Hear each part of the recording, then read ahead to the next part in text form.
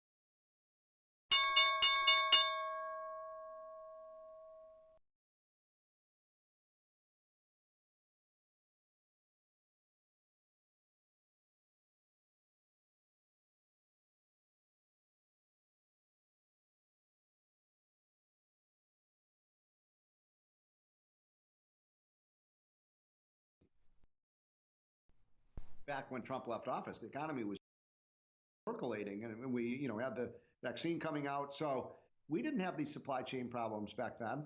And I think the supply chain problems are in large part, for example, we have supply chain problems with the oil and gas situation. Well, we have a president who very foolishly declared war on American oil and gas. That didn't make a lot of sense. And that's been a major contributor to the inflation problem, right?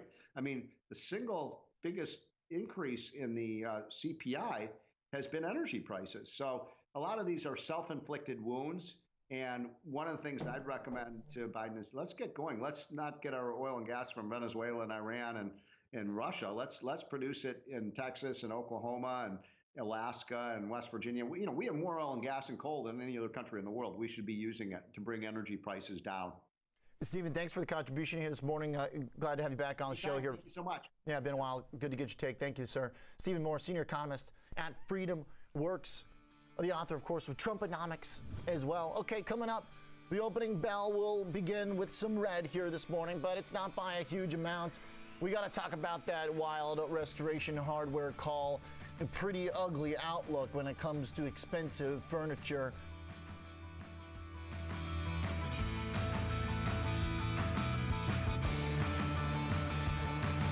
Trading isn't just a hobby, it's your future. So you don't lose sight of the big picture, even when you're focused on what's happening right now. And Thinkorswim is right there with you to help you become a smarter investor. With an innovative trading platform full of customizable tools, dedicated trade desk pros, and a passionate trader community sharing strategies right on the platform. Because we take trading as seriously as you do. Thinkorswim by TD Ameritrade. Trading has changed forever as a new generation of investors make their impact on markets. It's more important than ever to navigate through the frenzy of meme stocks, IPOs, and the next wave of tech. And that's where we come in, discussing strategies and example trades on trending names.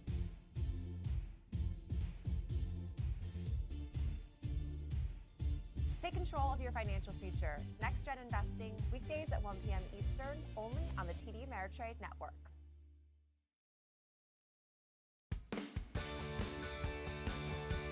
Okay, stocks are opening lower here, about 0.5% for the NASDAQ. We do have crude and gold higher in a reversal of yesterday's action. But crude, as Ben and I were discussing, did find buyers around $100 yesterday, so it's not going down without a fight.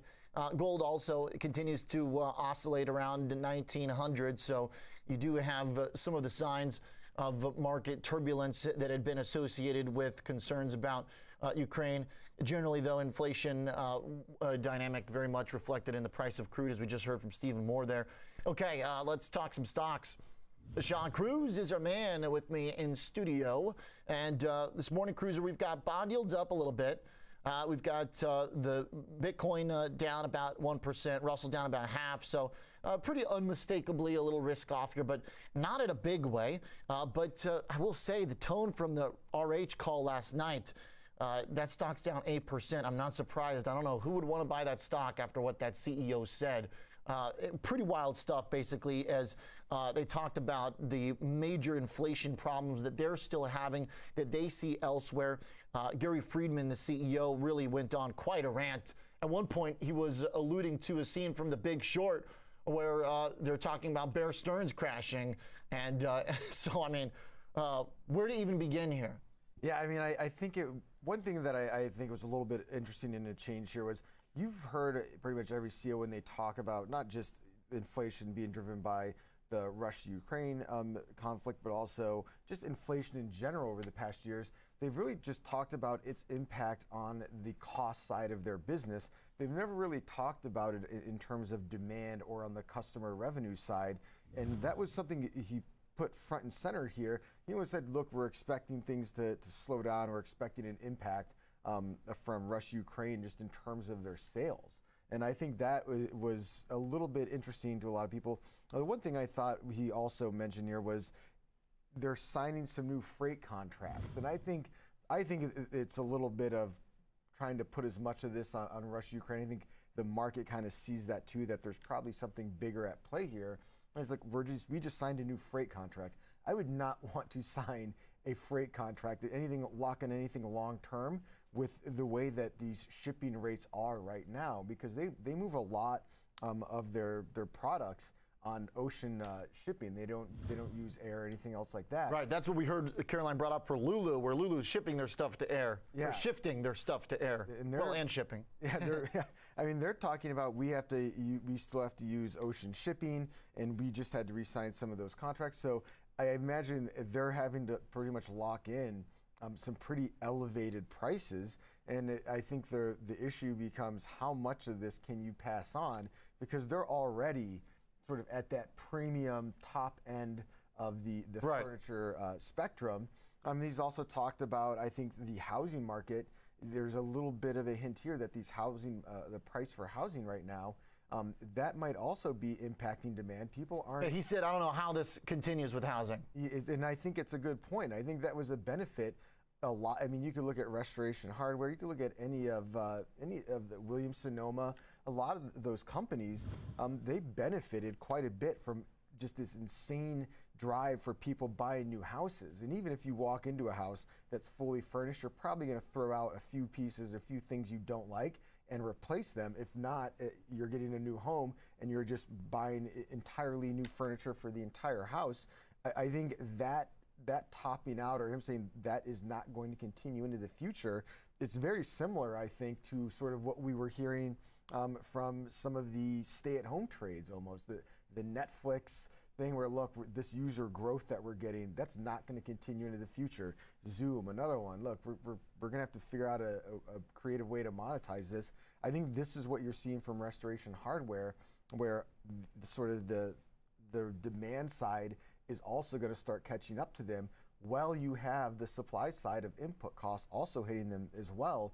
That's sort of a 1-2 punch for the company. And it's interesting, though, you're not seeing analysts cut them to underweight or anything. They're maintaining in most People cases. are selling the stock down 9%, but the analysts are remaining pretty calm. They are. They're cutting their price targets, but they're still maintaining them in many cases at overweight. And I actually thought that was a little bit interesting for them to do. But I am going to start looking at some of these previous levels and see if they hold. Right now they're down at about 350, but if you look, they're trading down towards some of those lows. Yeah. They're well off of the highs that we had seen up around 700. So the question becomes, does this create another leg lower, or was a lot of this already priced in? 52% off the high. And the CEO did say that he expects the stock to take a hit because of this. And your point, and I think the main point is, does he really, have a sight into the economy that is not obvious otherwise, or is he just trying to give reason for why the stock's down 50% and why they're unable to give a very confident guidance at this point? But there's a lot of ways to do that without citing the Big Short, talking about how housing is going to be unsustainable. I mean, that's his market, housing. You'd think we want to listen to this person. I also do, though, really find the housing point to resonate at this juncture. One of the worst performing groups we've seen has been home builders. Even with the lack of supply and the big comeback in the broad market, home builders have been stuck down near the lows. And the housing data, if you look at it on a historical basis, is very elevated. Price levels got the most elevated since the financial crisis, since pre-financial crisis in the housing bubble, but they have been cooling somewhat too. And it seems like all it really took was just a small tweak in interest rates for these mortgage apps to really dive and kind of hit a wall. Yeah, and it's not only that, you're seeing that impact refinances in particular. Yeah. And I was actually looking at some of the recent producer price data that we received, and they break out specifically the producer prices for home builders to build a new home. And those prices have absolutely skyrocketed. And so if you're looking at this from, I think, the standpoint that is maybe a little bit of an extension from what we heard from the Restoration Hardware CEO, it is you're getting hit with supply issues, supply shocks, in that it's getting incredibly expensive to source the goods you need, the materials you need to make your product. And now you're going to either have to choose to pass that on to the consumer, which will result in lower demand to some extent, or you have to start taking that on the margin and profitability side of the house, and that's going to impact your earnings per share. So you're trying to figure out the sensitivity there and how to right size that so you, at the end of the day, you sort of minimize the damage that you're going to do, but you do have to pick top line, bottom line, or some mix in between. Yeah, okay.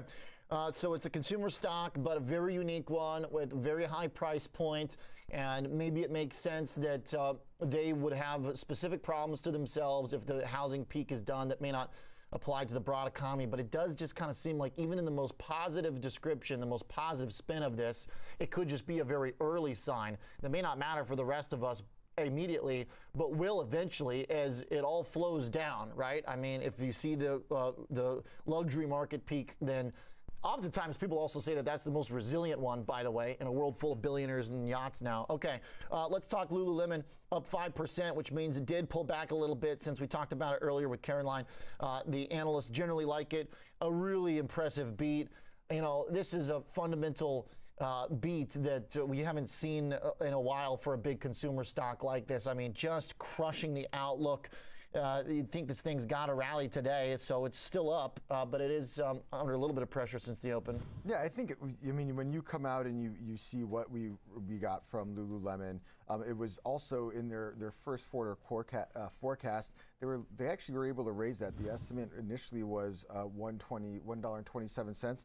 They actually came out and said they see that coming in as at $1.38 to $1.43. Revenue they also see coming in above. So when you're guiding above what the analysts were expecting, that's good news. And you have a sizable share buyback alongside that. That's also something you're going to like. But I think there's a question of how much is being priced in here. And they're saying, look, it's going to be more difficult for them to improve on margins. It's going to be more difficult for them to really start growing faster, or growth's going to start getting into some problems as well. They start capping out here. So I think this isn't maybe this report wasn't as good as we initially expected, but they just don't see, maybe they see this as being about as good as it gets, and that's one thing that's coming to question. The other thing is when you're starting to make changes to your business, and you just talked about that, where you're looking at shipping, and they're starting to have to play around with shipping, that shows that cost is really going to start to hit the business as well, and that once again calls into question, profitability. Is this as good as it's going to be able to get, at least for the near term? But the stock's made a pretty big recovery. If you think about it, it wasn't very long ago we were down. We were wondering if we were going to push lower to $250 a share. Now we've rallied back up. We're right at 370, which was sort of an interesting point before, where the stock had sort of chopped sideways in briefly before it took off higher. So I'm going to be interested to see if 370 holds. If they are able to break through that, or if that continues to be maybe a little bit of a cap on the upside for the share price. Okay, so great earnings, but possibly some technical problems still in this chart, because Lulu did, to your point, to have a lot of buying activity around 380. That was a spot where the chart found support for a long time. So it's got a long ways to go, but as good of a number as you could ask for. I mean, if this is not a winner, this week when we close out on Friday, then perhaps this market is telling us that it's run out of a little bit of gas here. Okay, let's take a look at a few others. I think the Chewy's worth a couple minutes because it's down 13%. And even with all of the pet ownership and the push to e-commerce, they can't make this thing work right now. Market's not a fan. You're seeing some pretty big price target cuts here. Wells Fargo and Jefferies and JP Morgan, Goldman Sachs, Evercore, all lowering the price targets. And some of these are lowering them by a big amount. Even the team at Wedbush, they used to like Chewy. They don't anymore. Nobody really wants a piece of this. It seems like, is this company going to be around in a year or two, or is this just going to all be done on Amazon? I think that is the question here, and I think a lot of one analyst, I think the word they used was a sobering outlook. That's never what you want to hear from a high multiple company that was sort of basically seen as a tech-like valuation on, what at the end of the day is a consumer product. But I think it's going to be something where, is this just a little bit of a delay where they work through some things and right-size everything, or are they really going to have to maybe see that valuation come in a little bit? For investors, it's a question of, do you want to hold on to this and ride this out, or do you want to move on to something else but keep an eye on it, and if things start to improve, then you come back in? Yeah, okay.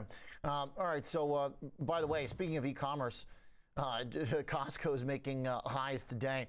We're going to discuss that with Mr. Michael Keeley in a moment here later on in the show. So there is some winners in the retail space, but it's more like Walmart. The e-commerce stuff generally has been having some trouble. Chewy, though, really specifically is almost like a Zoom in terms of its COVID, favoritism. A stock that did really, really well during COVID, but now everyone's really kind of questioning whether or not it actually has a unique business model, just like they're doing with Zoom Video too, because it's not like retailers are doing that bad. I mean, you do have a big rally over the last couple of weeks in Amazon. And as I mentioned, Walmart and Costco are sitting at or near highs. So the Chewy definitely stands out as a pretty big disappointment here.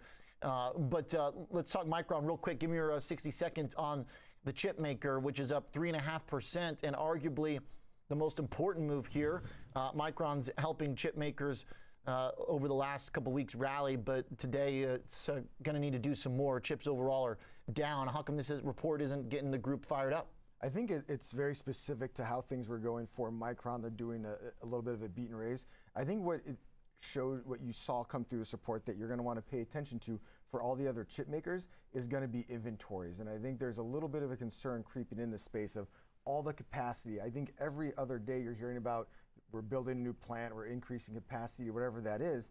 I think investors are a little bit worried we're going to go back to where we were a few years ago when there was actually oversupply in the chip space. And the chip makers just couldn't win because there's so much supply out there. And in this report, they actually talked about their inventory is going to be something they really focus on, and that is they're going to be trying to cut inventory, which if you think about it, everyone out there right now is trying to get as much inventory as they can, it seems like, to meet demand. They seem like they're taking a very pragmatic approach to managing that inventory, and I think that is going to be an item that's going to be scrutinized for these chip makers across the board, is how well they're managing their inventory so they don't end up in another oversupply situation. Okay. All right. It's all about inventory management, basically, right now, and the costs associated with it. If you're Lulu and you can get through it from a consumer side, your stock's up. Restoration Hardware stock down, and Micron doing pretty well here, as it seems like they do have some control over their fate, even despite all the problems with the supply chain. Okay, up 3%. Thanks, Sean. We got a jump. Appreciate it, sir. Good stuff here on the movers this morning. All right, let's get away from some of the earnings stuff and the short term and talk big picture for another group that did so well during the pandemic stay-at-home period, but is not really taking part in the recent comeback rally.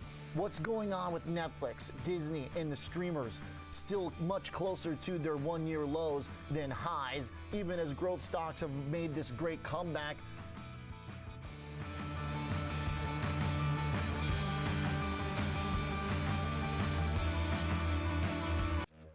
Whether you're an experienced investor or just getting started, TD Ameritrade offers a webcast that's right for you. Are you an active trader? Our active trading webcast series is designed to help you develop a deeper understanding of technical analysis, options, futures, and more. Best of all, you can ask questions by chatting directly with an education coach. It's interactive learning at its finest. Tune in live or watch on demand. Head over to tdameritrade.com/webcasts and start learning today.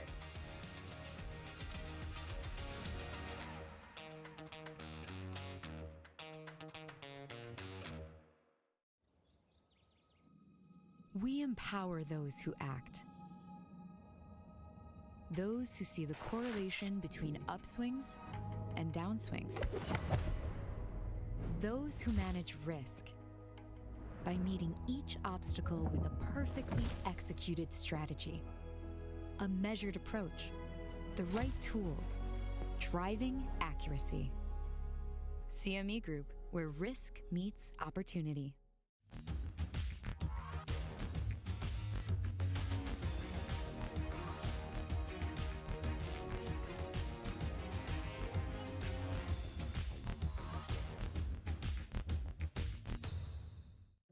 When traders tell us how to make Thinkorswim even better, we listen. Like Jack. He wanted a streamlined version he could access anywhere, no download necessary. And Kim. She wanted to execute a preset trade strategy in seconds. So we gave him Thinkorswim Web. Because platforms this innovative aren't just made for traders, they're made by them. Thinkorswim by TD Ameritrade. I'm Jenny Horn. Here's a few of this morning's movers to kick off the trading day. Goldman Sachs started coverage on Block at a buy with a $173 price target. The analyst said Block is well positioned to benefit from Cash App's growing monetization from new product features, while enjoying ongoing user growth from the network effects of people-to-people payments. He also said the recent acquisition of Afterpay should generate synergies and integrate Square and Cash App ecosystems through new customers and merchants. Bank of America reiterated its buy rating on Apple, noting that iPhone demand remains strong. The analyst said recent media suggests Apple plans to produce 20% fewer iPhone SEs next quarter, given the ongoing geopolitical tensions. While these reports may lead some investors to think there is risk to demand, the firm believes iPhone demand remains strong based on current trade-in prices. And Loop Capital reiterated McDonald's as buy, saying that survey checks show how McDonald's comps are exceeding expectations again. The firm said per their contacts, same-store sales were up roughly 5% in first quarter, including 4 to 5% growth over the last 5 weeks, despite facing significantly more challenging comps during the end of March. This has been your TD Ameritrade Network Market Update. Now back to Morning Trade Live with Oliver Rennick.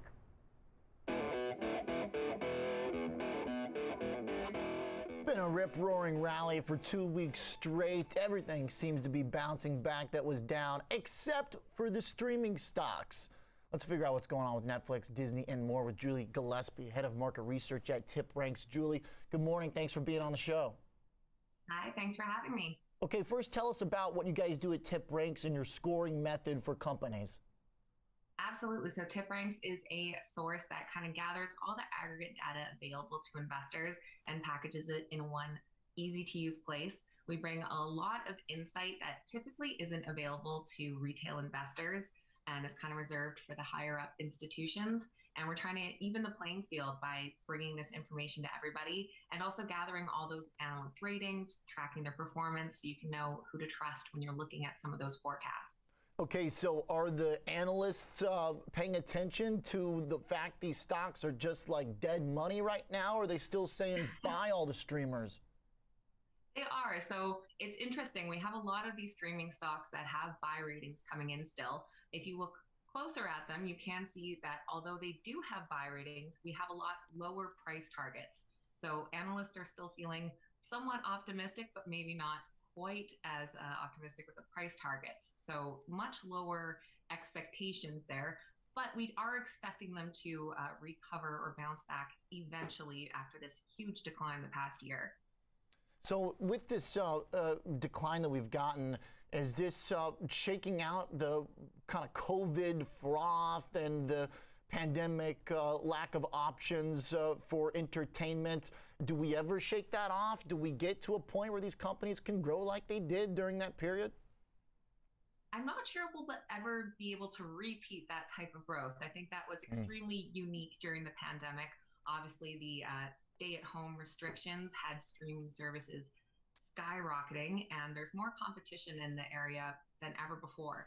So coming out of the pandemic, we saw that huge drop-off. And of course, 2022 has been a rough period anyway, especially for high-growth, kind of tech-focused stocks with inflationary pressures and global uncertainties. So it's been a rough time. But I think from here, maybe we find that base, we see a bit of consolidation and start a more slow and steady growth story moving forward. It's interesting that analysts are even more bullish on Discovery than Netflix at this point. I mean, Netflix divided in half, right, with analysts 18 buy, 15 hold and sell. That's pretty rare, especially for a big growth favorite for so long. This Discovery love, and even Disney too, where does that come from? I mean, I thought Netflix was the king here. I know, and Netflix was obviously the first mover in this space and has a huge portion of the market. But I think now we're kind of wondering where that growth story goes from here. They have 222 million subscribers, and those new additions of subscribers seems to be slowing down. So I think people are a bit concerned on what the actual total addressable market is and how saturated it can get with all of this competition. I mean, 85% of households have a streaming service, and the average household has 4.5 streaming services. So we're seeing people jump around a lot more between these companies. So new companies coming in like Disney Plus and Discovery with the big merger happening, a lot of new exciting content. People are checking out the competition, and it might be harder for Netflix to maintain that massive position that they have. Hey, what about Fubo? We can't forget that one that is supposedly very disruptive. It seems like they've been putting out great numbers every time we have the CEO on the show. He's more excited than ever about the biz, but the stock also still down in the dumps. Do analysts think they have their own kind of path to chart here? Yeah, analysts seem very bullish about this one. When we're comparing a lot of the streaming stocks, like you said, Fubo's been hit hard. Obviously, they're a newer company, a bit smaller. So with the uncertainties in the market, they took a big hit, being down over 66% over the last 12 months. But analysts are giving them a 100% potential upside. And Fubo, unlike some of the others, are more focused on the sports streaming as well, and will be introducing their sports book, so a sports betting platform soon too. So that definitely helps differentiate them. But they're down a lot from their previous highs. So that room for recovery, I think, is large. Brutal. Okay. We're going to trade and put on some positions with the analysis in mind. Thanks, Julie. Appreciate it. Yeah, thanks for having me. All right, let's get Tom in here and let's take a look at Netflix versus Disney. All right, Tom, so the Netflix analysts right now have kind of given up hope compared to some of the other streaming peers. So you've got a less positive trade on Netflix. You're kind of doing a range-bound trade, a neutral position? Yeah, implied volatility is still elevated, Oliver, due to the pullback that we've seen over the last 6 months since our last earnings report, where they guided significantly lower than the street expected. So that, along with the implied volatility hikes that we've seen in the overall market, makes option premium pretty rich here at this point. So I just looked at a neutral strategy that's relatively short term, only about 15 days till expiration, where I don't think that Netflix is going to go down significantly or up significantly. It's going to stay in a range, and I'm going to be able to take advantage of positive time decay or theta. So going out to the April monthly cycle in Netflix, I'm going to sell a put spread that's out of the money, the 365, 360 put spread, $5 wide, and then against that, I'll sell the 410, 415 call vertical. So those two verticals create a short iron condor. I'm collecting roughly about $2 credit on it. That's the most I can make. But it also, by doing a neutral strategy like this and selling out of the money verticals, I widen out my range where I'm profitable on this. And the break evens on this trade are about 363 on the downside and about 412 on the upside. So you see that nice wide range of about $20 to the downside.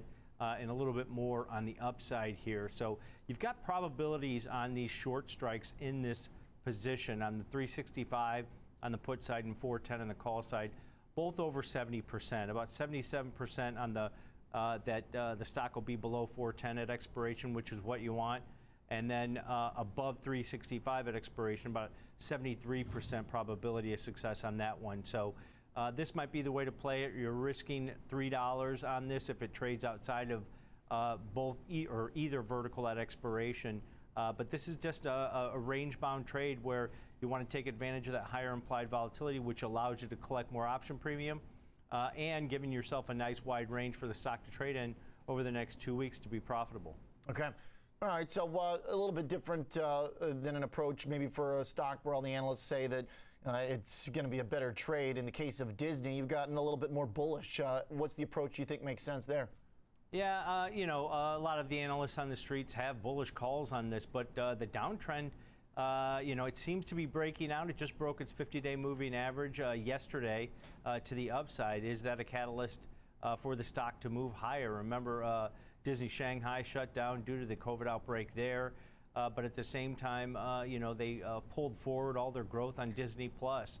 There's a lot of positives because people are moving away, and we saw this from Restoration Hardware. And Wayfair got downgraded today. People are moving away from big purchases and looking at travel, and who's in the mix there is Disney. So I looked at something a little bit more aggressive for Disney. If you're bullish on it, you can buy the shares. It's $142, right? That's a big capital-intensive outlay. But I looked at a longer dated call vertical as opposed to buying the shares here, going out to the June cycle, so giving myself about 2.5 months until expiration on this, where I'm going to buy an in-the-money, slightly in-the-money call, the 140 strike.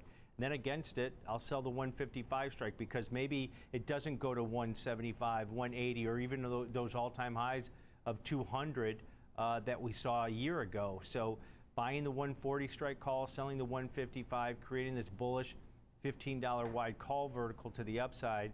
If I pay roughly about a $5.90 debit for that, that's going to be my risk in at $590 per spread. But that spread can expand to $15 if it's above 155 over the next 79 days. That's only 2.5%. That break even is only 2.5% above the current share price at Disney. So this might be the way to play it if you're bullish on it, but you're giving yourself a little bit of duration here on nearly 80 days until this expires. So it's conservative, but it's still aggressive at the same time, where you expect the stock to go up, but you don't need it to go up to 160, 170 to get max profitability on this one.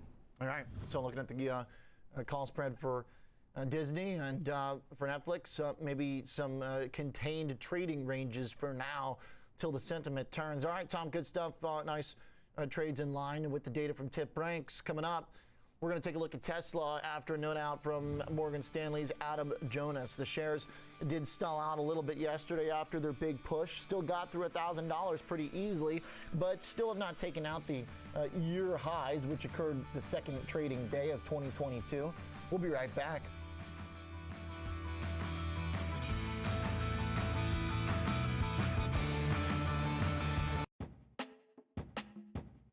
Let's walk through charts, one of the most commonly used features on Thinkorswim. Start by going to the Charts tab and entering a ticker symbol. Select Time Frame to adjust time intervals or to favorite a time frame. Select Style to change the appearance of the chart.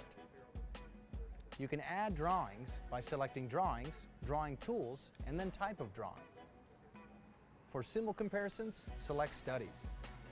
This also gives you access to hundreds of pre-built studies, including a number of classic patterns. The grid icon lets you view multiple charts at once. You can even initiate a trade from the Charts tab. Just right-click anywhere on the chart and select either buy or sell.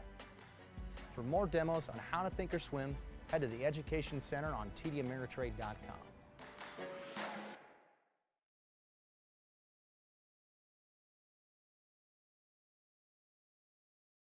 It's a 13-hour flight. That's not a weekend trip. 15 minutes to wait for it. I'm gonna take off. Now, you downloaded the TD Ameritrade mobile app so you can quickly check the markets? Yeah, actually, I'm taking one last look at my dashboard before we board. Excellent. And you have Thinkorswim mobile? So I can finish analyzing the risk on this position. You two are all set. Have a great flight. Hey, thanks. We'll see you. They're getting so smart. Choose the app that fits your investing style. When traders tell us how to make Thinkorswim even better, we listen. Because platforms this innovative aren't just made for traders, they're made by them. Thinkorswim Trading from TD Ameritrade.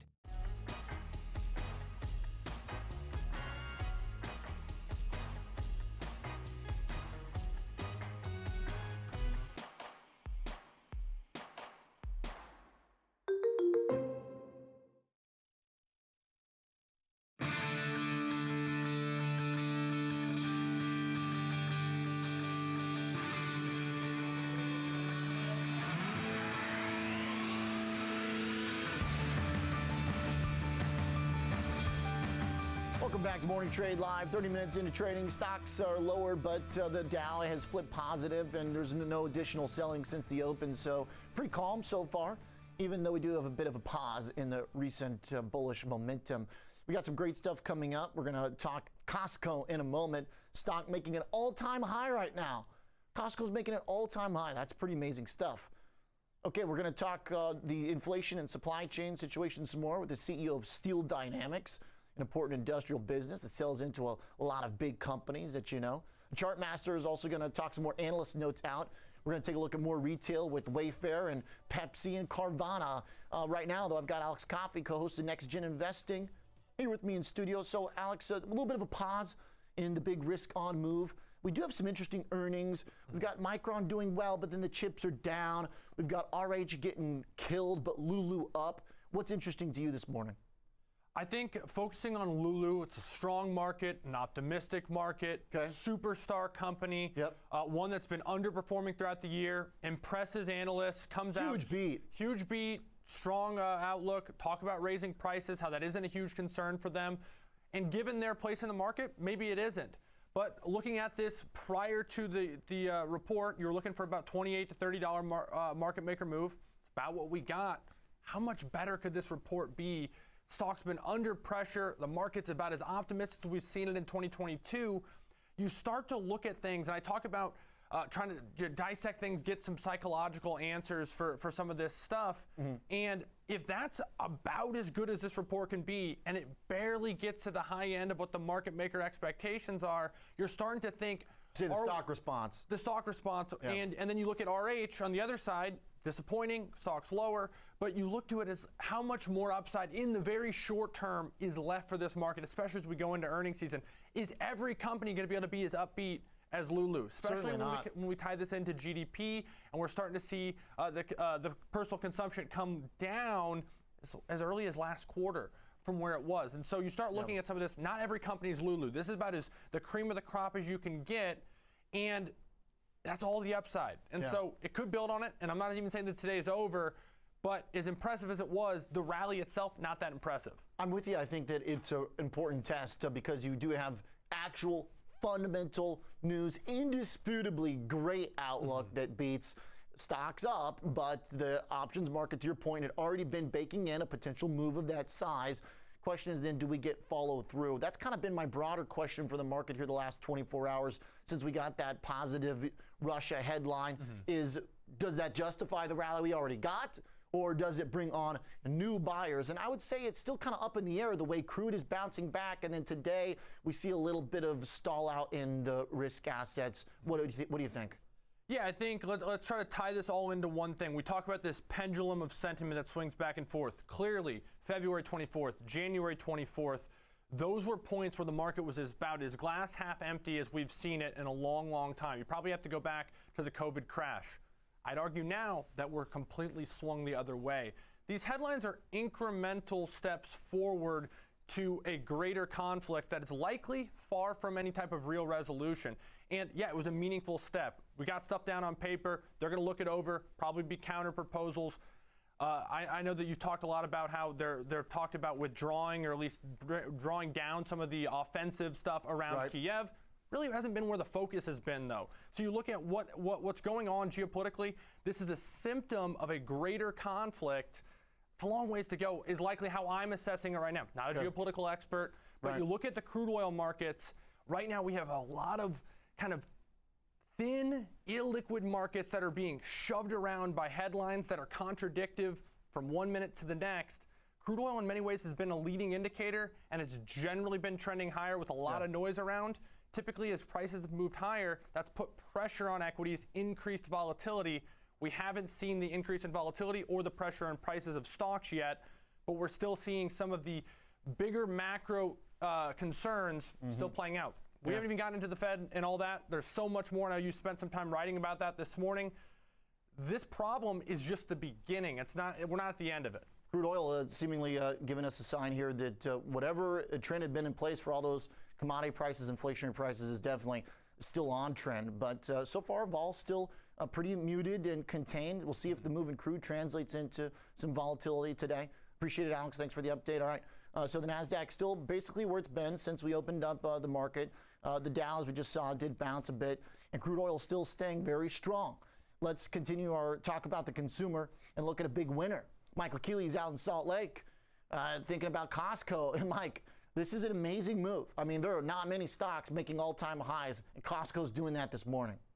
That absolutely catches one's attention here, Oliver, is the all-time high aspect of this and the real recovery off of this pullback that the shares have incurred. I wanted to hit this on two prongs because you've got analysts that are, producing bullish theses on Costco and what's the backdrop on that. The first prong that I wanted to hit was discretionary expenditures.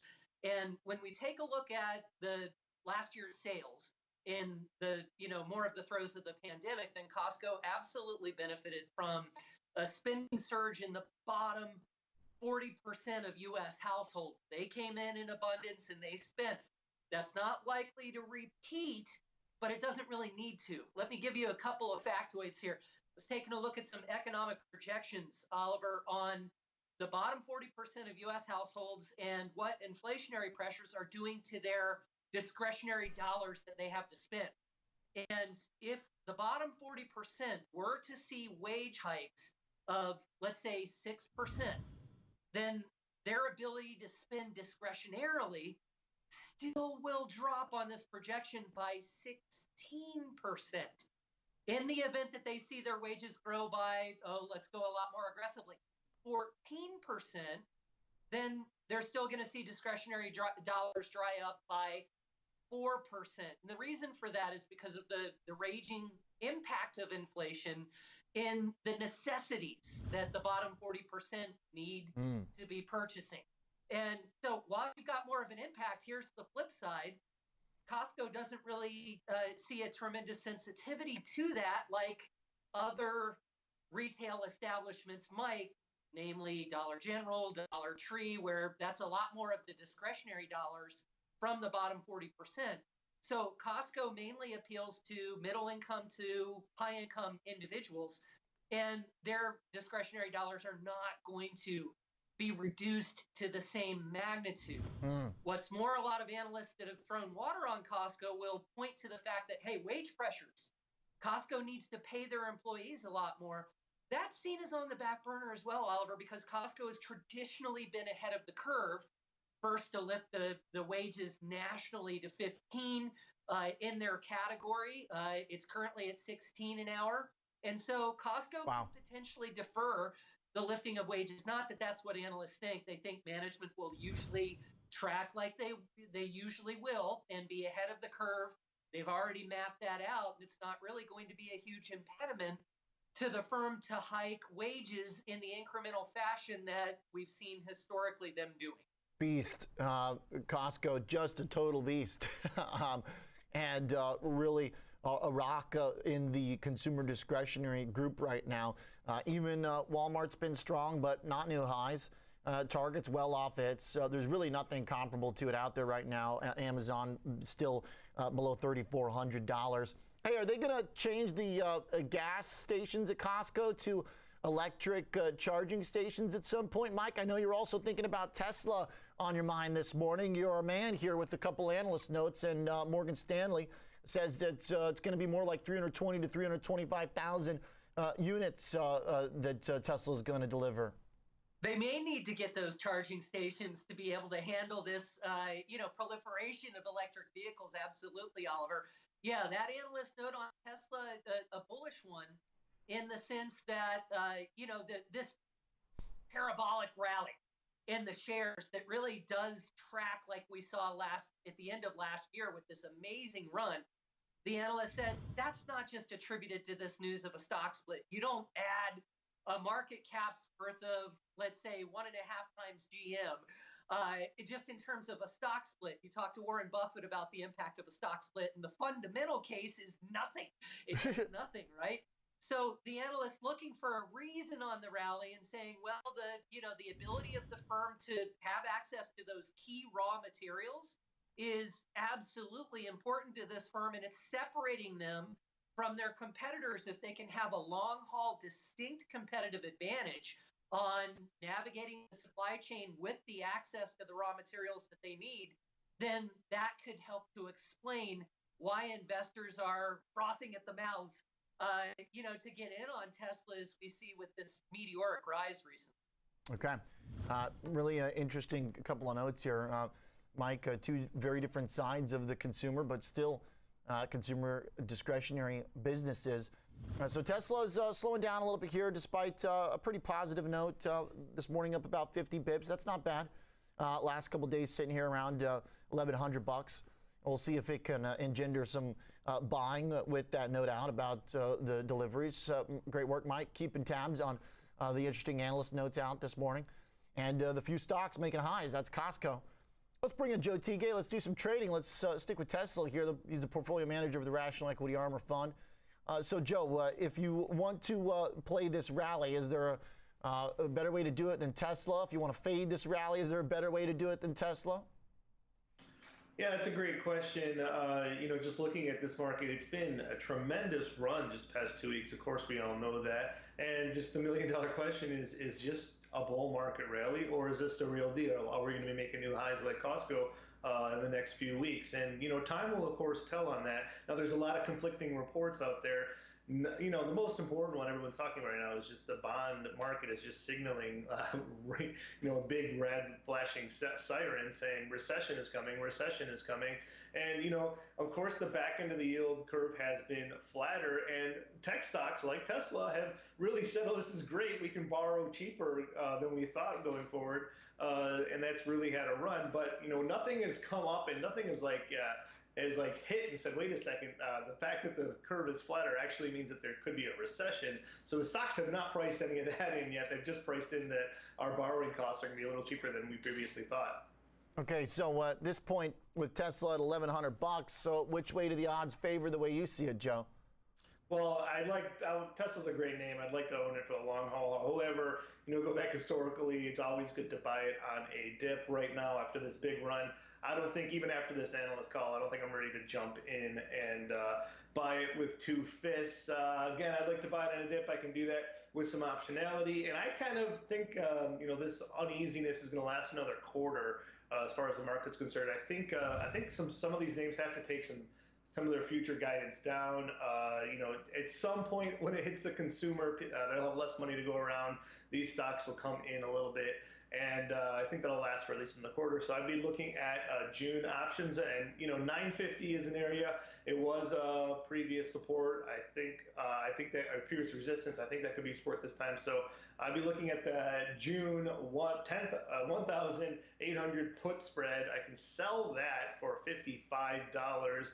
Essentially getting into Tesla at 945, which, up here at 1100, I think that's a much more attractive do. And by the way, if Tesla continues going higher, I at least get to collect $54 for my struggles. Okay, so nice. All right, so even if you don't get to buy it, then you collect some income and you wait another day for a cheaper version of Tesla. So you're not too eager to buy it at $1,100, but you drop 150, maybe it suddenly gets appealing again. Yeah, well, naturally, yeah, that's 10% lower. Of course, that's way better than where we are now. But just in general, I don't think Tesla's going to be too different than the rest of the market. It might continue higher. The market might continue higher. I'm not necessarily, a fortune teller. However, I do like to take some chips off the table at times. I do like to manage the risk. Obviously, that's what I do. And for me, there's just some uncertainty. I think it makes sense to, when I'm trading stocks right now, to have some protection on. All right. Okay. Appreciate it, Joe. Thanks for the trade, selling the put spread on Tesla here as the stock is firming up alongside the NASDAQ now within about 20 bips of neutral for the session. Thanks, Joe, portfolio manager of the Rational Equity Armor Fund. When we return, let's talk about another business whose stock is trading near the highs. That is Steel Dynamics. After a huge run in the last month and a half, a few days where the trade has cooled down a bit, but being in commodities and particularly the steel trade has been a big one in 2022. Let's find out if it can continue with this chairman coming up next.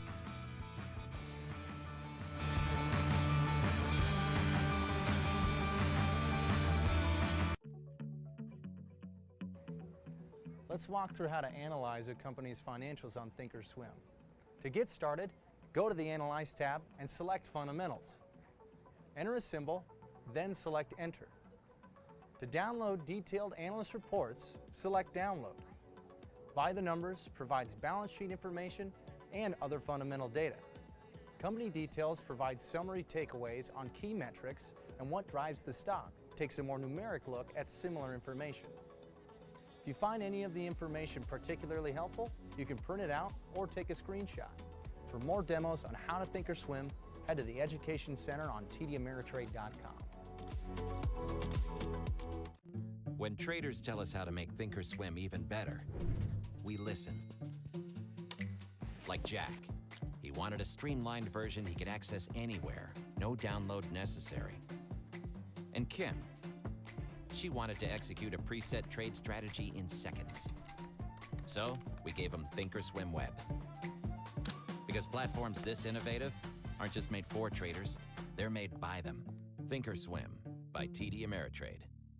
Technical traders, the chart master is in the building. Trends, support and resistance, key patterns, and technical indicators. The chart master has your live technical analysis throughout the trading day, only on the TD Ameritrade network. Trading has changed forever as a new generation of investors make their impact on markets. It's more important than ever to navigate through the frenzy of meme stocks, IPOs, and the next wave of tech. And that's where we come in, discussing strategies and example trades on trending names.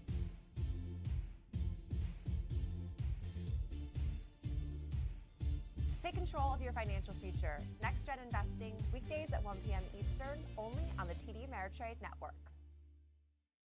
Technical traders, the chart master is in the building. Trends, support and resistance, key patterns, and technical indicators. The chart master has your live technical analysis throughout the trading day, only on the TD Ameritrade network. Whether you're an experienced investor or just getting started, TD Ameritrade offers a webcast that's right for you. Looking to improve your portfolio management skills? Our portfolio management webcast series breaks down key concepts like retirement planning, income generation, ETFs, and more. Best of all, you can ask questions by chatting directly with an education coach. It's interactive learning at its finest. Tune in live or watch on demand. Head over to tdameritrade.com/webcasts and start learning today.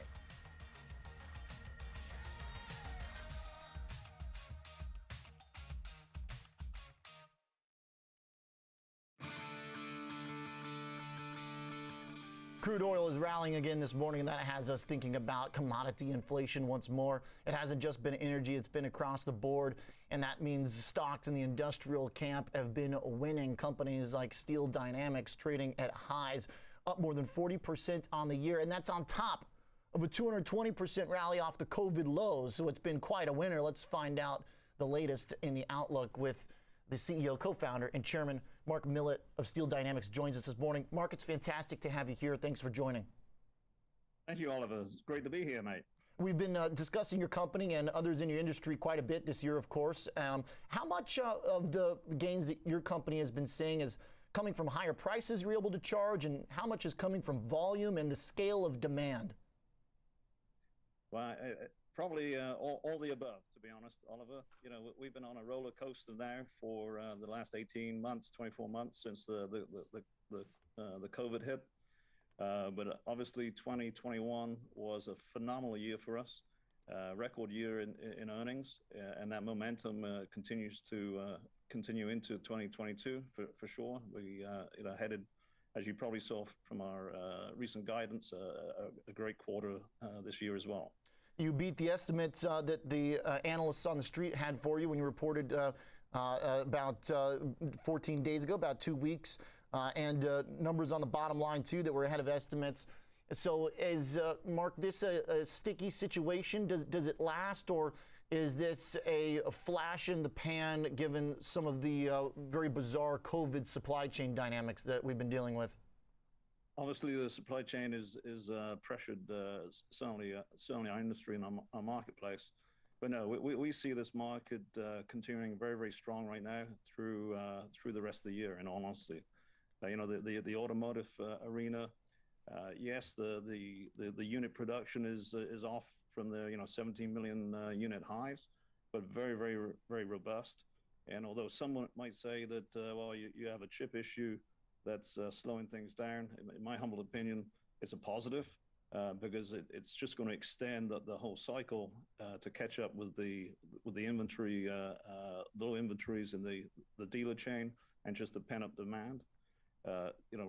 Non-residential construction, incredibly strong. Our fabrication units are booked out through the next 10, 11 months, and we see that remaining good. The increase in energy prices, energy markets are returning as well. And then you have the potential positive impact of the infrastructure bill. So we see a very, very, very strong market in 2022, which should support pricing. And what's the big driver right now in terms of your customers or industry specifics? I know that there's a lot of steel that goes into and products that go into automotives. That's been a great market here during COVID. People buying a lot of cars. Where does it show up the most? Is there anything that stands out as being the primary driver on a sector basis that needs your products? To be honest, often no. I mean, it is strong right across all markets for us. We are very fortunate strategically. We've diversified our product mix. We have the largest portfolio of products in the U.S. today, and we also diversify across all markets. So we're 20% into automotive. We're just in non-residential construction, HVAC, appliance across the board, and we're seeing strong demand across all those sectors. There was a pretty alarming conversation by a furniture maker last night in the restoration hardware earnings. Housing, another area that is going to bring demand for steel, the construction, the sites, the machines that are used too. Do you have particular insight or thoughts on what's happening in housing, Mark? Well, again, we see it through our lens. And again, appliance, HVAC arena, still very, very, very strong. The supply chain is short. I don't know whether you've tried to order a refrigerator anytime recently, but they're still 4, 5, 6, 7 months out for lead times, and we just see that sort of supply chain crunch continuing the rest of the year. Given that guidance that you gave in the last earnings, a lot of confidence. We hear it from you here too, the confidence in the outlook for the growth. But with some of these big moves that we've seen in the housing market and some of the other industrial demand components over the last several months, is there a risk that it unwinds? And how do you manage inventory in that situation? Do you still have to keep things pretty lean here given the volatility of some of these moves? Or do you feel comfortable that even if there is some slowdown, that inventory will still be, steel doesn't go bad, right? It's not like you're holding food. Well, for us, Oliver, we tend, in the most part, to produce the order, in all honesty. We keep a very, very, very, very tight inventory across both raw materials and finished product. And so in this up market, it's a good position to be in. We can, and we keep our order book lead time very, very short. So in an upward trending market as we see today, we can benefit quite substantially from that. We also looked at your shareholder-friendly activity that you're executing, dividend expansion, buyback as well, with that strong cash flow being returned to investors. It does make us wonder, are there other uses? Do you have M&A in mind? Do you have potential other businesses that you see that now that you've had this type of growth that might make sense under your portfolio? Is there any interest in spending in that way, Mark? Well, as you point out, we've been very, very blessed. Our sort of diversified business model allows us to have the best financial metrics in our industry through the cycle in good times and bad times. We have a very strong cash generation capability, again, through cycle, and it allows us a very balanced sort of cash allocation strategy. So yes, you've seen over the years a positive dividend growth. We just had a big bump this first quarter, recognizing that the step function cash generation capability coming on from our Sinton facility, which is starting up a $2 billion, 3 million ton a year facility there. That should add $400 or $500 million of EBITDA to our earnings going forward through cycle. Share repurchases, we announced an extension of that program for this year as well, and massive amount of organic growth within our company, and the pipeline of M&A opportunity is very, very strong as well. Hey, Mark, lastly, on the labor side, is the workforce sufficient for the changes that you're making, the demand that you're seeing? Or how big of a role does hiring play now, and do you find it easy to hire the experts that you need, or are you experiencing labor tightness like other industries? We see some labor tightness, but on our steel operations, our level of pay tends to be much higher than others in the region. So last year, our employees were steel employees were about $110,000 type jobs, and because of the record earnings, we distributed about $365 million of profit sharing. So they had a massive year last year. That filters out, and we tend to be a preferred employer within the markets we operate. Mark, thanks for the details. Looking forward to following along with your story more closely with you going forward. Appreciate you joining us. Thanks for having us. Thank you. Absolutely. Bye-bye. Yeah, very helpful. Mark Millet's the co-founder and chairman and CEO at Steel Dynamics. Up more than 40% on the year. A couple down days here this week, but one of the few stocks sitting near the highs. Commodity Connections, that's where you're most likely to find the winning companies in 2022. Coming up, Chartmaster is going to take a look at technicals in Wayfair, Pepsi, and Carvana. Be right back.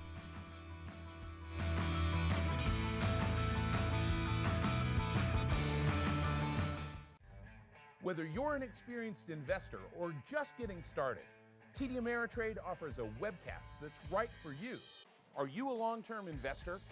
Our investing webcast series breaks down different investing styles, including growth, value, income, and more. Best of all, you can ask questions by chatting directly with an education coach. It's interactive learning at its finest. Tune in live or watch on demand. Head over to tdameritrade.com/webcasts and start learning today.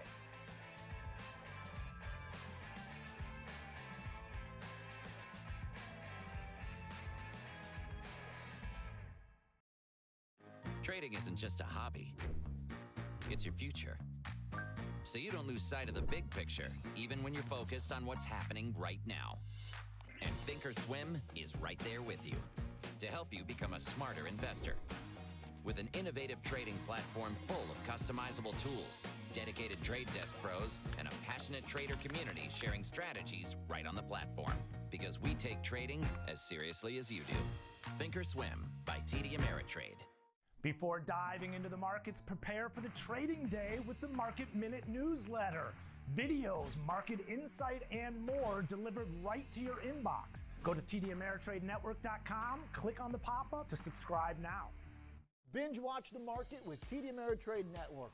The dollar, interesting activity. So now I did some deep research into this. People are out of the house and engaging with the U.S. economy. Tune in 24 hours a day, 7 days a week on tdameritradenetwork.com and all your favorite streaming services. You can also take us on the go with our CarPlay-enabled iOS app and our audio-only podcasts. TD Ameritrade Network, available anytime, anywhere, on any device.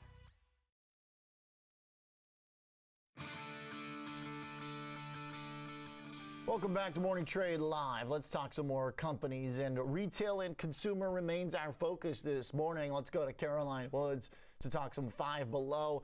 Been a good trade, Caroline, during the complicated period that we're in to go with the lower cheap priced goods, but it hasn't worked for several months here. Did the earnings change any of that? No, they didn't. It was a mixed report. Five Below down about 2.4% right now, 2.5%, which actually just a few minutes ago it was down over 4%. So cutting those losses in half, but down nonetheless. Earnings per share actually beat expectations by a penny, but revenue missed. Also gave a disappointing forecast. So let's get into the numbers. EPS came in at $2.49 versus the estimate of $2.48. Revenue missed, though, $996.3 million versus a $1.01 billion forecast. In terms of Q1 outlook, Five Below is expecting revenue to range between $644 and $658 million, which is below estimates. Comp store sales should come in flat to down 2%. Meanwhile, earnings per share are expected to come in at 54 to 62. I actually should check that. It says 54 to 62 cents a share, which is well below of Wall Street's consensus of 89 cents. Looks like they actually gave a pretty big range there. Yes. The company said this outlook reflects construction delays driven by the pandemic, of course, in terms of their stores, as well as inflation headwinds. And it looks like those headwinds could be here for a while based on Five Below's full year outlook, which also came in shy of estimates. Annual net sales should come in between $3.16 and $3.26 billion. EPS could range between $5.19 and $5.70 a share. Meanwhile, analysts were hoping for more like $5.85 a share, so a big miss there. They're planning to open about 160 new stores and predicting flat to 3% increase in comp store sales for the full year. Should also note that Five Below is having an investor day today, so we'll see what else the company has to say. But shares right now down about 2.2%. Okay, the dollar store Five Below trade is maybe run its course, I guess. Still well above where they were pre-COVID, as these stocks did great last couple of years. But doesn't seem like the earnings is going to be the one to revive bullish energy here today with a few of those disappointments. Okay, Five Below down a little bit more than 2.5%. Caroline, thank you very much. Caroline Woods coming to us from New York. Let's talk some more about retail and the consumer. In the chart of Wayfair, there's a downgrade on the e-commerce trade, Ben. And this one's gotten real beat up, and it is back to its pre-COVID high. It's been there for about 4 weeks, so doing worse over the last 2 years now compared to some of the discounters. Yeah, for sure. But I'll tell you what, Oliver. I mean, there's perhaps a bright spot on the horizon for Wayfair as it finds maybe a little bit of consolidation here. You know, you talked about the fact that it's getting nearer at those pre-COVID highs and at those levels right here around this 116 mark or so. It's been kind of building this symmetrical triangle or pennant, if you will, a little bit more extended into a pennant. It's got a ways to go to get to the apex, but it got a nice move outside of that pennant formation yesterday, perhaps trying to break out, gapping back down into a gap down rally into the middle of the pennant on this downgrade this morning. But that breakout potentially, if it can gain some traction, back out to the 129 mark and then perhaps up to the top of this triangle at 143. That 143 level from a technical analysis perspective really kind of becomes the turning point, because that's the next kind of significant higher high here. If it breaks down, the base of the triangle's down around the 106 mark, but long-term sentiment certainly rising. It's not out of oversold yet. Intermediate term sentiment rising to a slightly higher high here this morning, not quite yet up into overbought. So again, suggesting that perhaps there's a little bit of room to move here between now and where that earnings announcement is a couple of weeks out from now. And that occurs just after the apex of this triangle. So perhaps in an area where there's some decision making to be made on the part of buyers here. Okay. So maybe there's a little bit of a bullish potential here finally in this stock. Yeah. And it certainly looks like that. Of course, that's not a guarantee, right? I mean, it's running up against these diagonal resistance levels as it is this morning. no guarantee that it's going to break out. And just like we saw yesterday, no guarantee that a breakout will see follow through. So that kind of becomes the critical mass here for Wayfair. Okay. A lot of other stocks quickly ripped higher this past month, but in this case, Wayfair's strength has been a much less impressive version, right? It's been less selling and higher lows, not higher highs, just some compression of the bearish momentum. It's kind of gotten pinched a little bit by bulls, at least dabbling around 100 to 120 bucks. But I mean, this is a pretty bearish note out by the analysts saying that inflation will put a damper on their sales growth. Laura Champagne from Loop Capital saying it's a sell. There's not a lot of sells out there. We hit 3 for Netflix earlier, but still pretty hard to come by. So 3.5%, given your chart, it's not the worst response, really. It's not like this report is sending it down to any particularly notable level. Correct. And again, that's where this kind of symmetrical triangle comes into place, because it gives some clear technical boundaries around which investors perhaps make decisions. And you think about what their product mix is, and a lot of that is furnishings and home goods and those types of things. And if home sales are slowing down, perhaps this is the perspective, and maybe this is the turning point for that as well. Okay. Wayfair chart getting kind of interesting, maybe for a potential bounce back if we can get that triangle to resolve higher. Let's talk a little bit of e-commerce with Carvana, Ben. It looks a lot similar to Wayfair, doesn't it? It does. Really, the only difference in terms of technical perspective is the shape of the triangle. This becoming a little bit more in Carvana a descending triangle above that 105, which just simply means that the horizontal line, or the lower support level, is horizontal as opposed to diagonal. So it's making roughly equal lows, or has been. It's made a higher low in this context. You get a little bit of a gap down rally again today. Price target cut down to the 130 mark, which was a significant price target cut from the mid 300s back down to this 130 level. But starting to perhaps see a little bit of a bounce perhaps up to that 146 diagonal, then the top of this descending triangle around the 166 mark. The breakdown could lead it back down to that horizontal at 105-ish. But long-term sentiment, much like in Wayfair, starting to rise a little bit in oversold. Intermediate-term sentiment, though, kind of hooking back up just a bit above the mid-range level, suggesting that buyers may be holding it at this point kind of in the middle of this range. Okay. All right, so in this case, we're not quite getting the same higher lows that we got in Wayfair. Carvana actually looks quite a little bit weaker on a relative basis. Just a little bit. I mean, again, it's a matter of technical semantics here in terms of the shape of that pattern.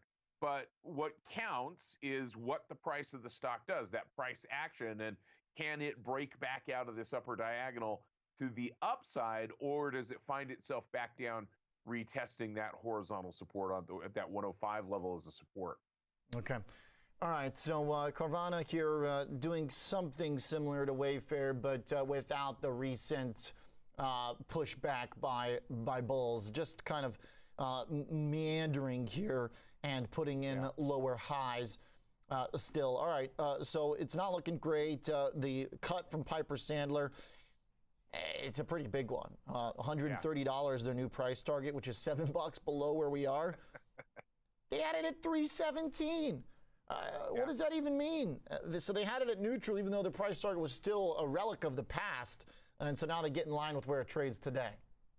Yeah, and I think sometimes they are a little bit slow to catch up, and I think there's reason for that. They don't want to appear wrong. In fact, if the price of the stock does turn around, but at the same time, when you see a big cut like that, that tends to have some negative impact on the price movement, as we're seeing kind of attenuating this upward movement that had been in place here in Carvana. Okay. Another price target cut, not quite as dramatic, but notable in the consumer staples category. JP Morgan cut the price target on Pepsi down by about $5, so not a big deal. Still looking for a high in this stock. Ben, this comeback in Pepsi is getting pretty impressive the last 2 weeks. It has been. I mean, this has been a very strong run. We've seen similar strong runs in consumer products, or at least consumer staples, and elsewhere. But boy, I'll tell you what, very nice move, very consistent bullish candles up off of that support bounce at the 153 mark.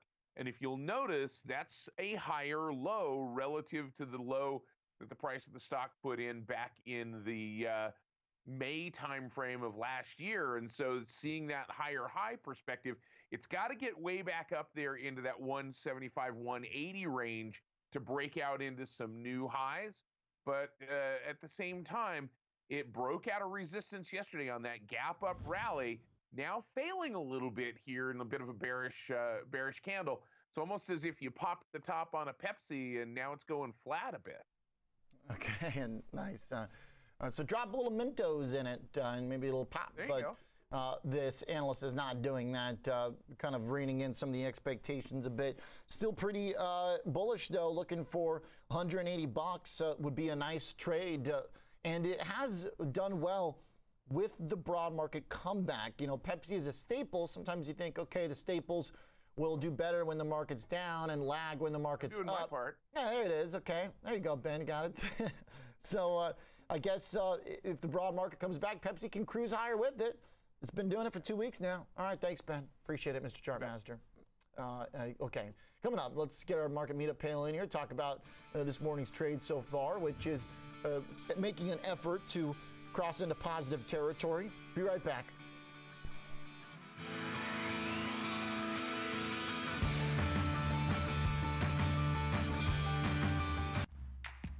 Many traders may be willing to take on additional risk in pursuit of aggressive growth in their portfolio. More power to them. But if you're looking for a less risky alternative, you might want to consider checking out our income investing course. In the income investing course, you'll explore investing strategies designed to generate regular income and preserve capital. First, we'll delve into risk and return preferences. You will learn about the different ways to allocate a portfolio and create a payment schedule. Then we'll take a deep dive into the assets commonly held in income portfolios: dividend stocks, bonds, equity REITs, and cash. You'll also learn about routines for managing a portfolio over time. Along the way, you'll watch videos, take quizzes, and perform paper trades to practice your new skills. So if you're looking for an edge, consider your education. Head to the Education tab on Thinkorswim for the income investing course and a whole lot more. Binge watch the market with TD Ameritrade Network. The dollar, interesting activity. So now I did some deep research into this. People are out of the house and engaging with the U.S. economy. Tune in 24 hours a day, 7 days a week on TDAmeritradeNetwork.com and all your favorite streaming services. You can also take us on the go with our CarPlay-enabled iOS app and our audio-only podcasts. TD Ameritrade Network, available anytime, anywhere, on any device. We empower those who act. Those who see the correlation between things above and things below the surface. Those who navigate risk by meeting every turn with a heightened awareness of what's possible. Constant assessment. Determine the best position. Catch the perfect wave. CME Group, where risk meets opportunity. Ben Lichtenstein here with your TD Ameritrade Network Futures Market Update. It's been a volatile week for crude oil, and it's only Wednesday. The focus this morning is shifting from ongoing talks between Russia, Ukraine negotiators to OPEC. They're meeting to determine production levels this week. Today they said we can expect first quarter stockpiles, a build of 600,000 barrels per day, down from 1 million barrels per day forecasted earlier. We just heard from the EIA in their weekly report. They said crude inventories fell by 3.4 million barrels. Expectations were for a draw of just 1 million. Gasoline inventories declined as production fell. The WTI is up around 3% at 107.50. The indices this morning are giving back some of the gains we saw yesterday and the move up to begin the week, with Russian negotiators saying talks have been constructive, sending the NASDAQ back above 15,000, the Russell through 2,100, and the Dow to 35,000 plus, but struggling this morning as a sense of realism sets in as the Pentagon confirms while there has been some movement by small numbers of Russian forces away from Kyiv, they see this more as a repositioning and not a withdrawal. The ES, the NASDAQ, and the Russell, as well as the Dow, all down around 1/10 to 1/3% this morning. So nothing major, but lower on the day. This has been your TD Ameritrade Network Futures Market Update. And now back to Morning Trade Live with Oliver Rennick.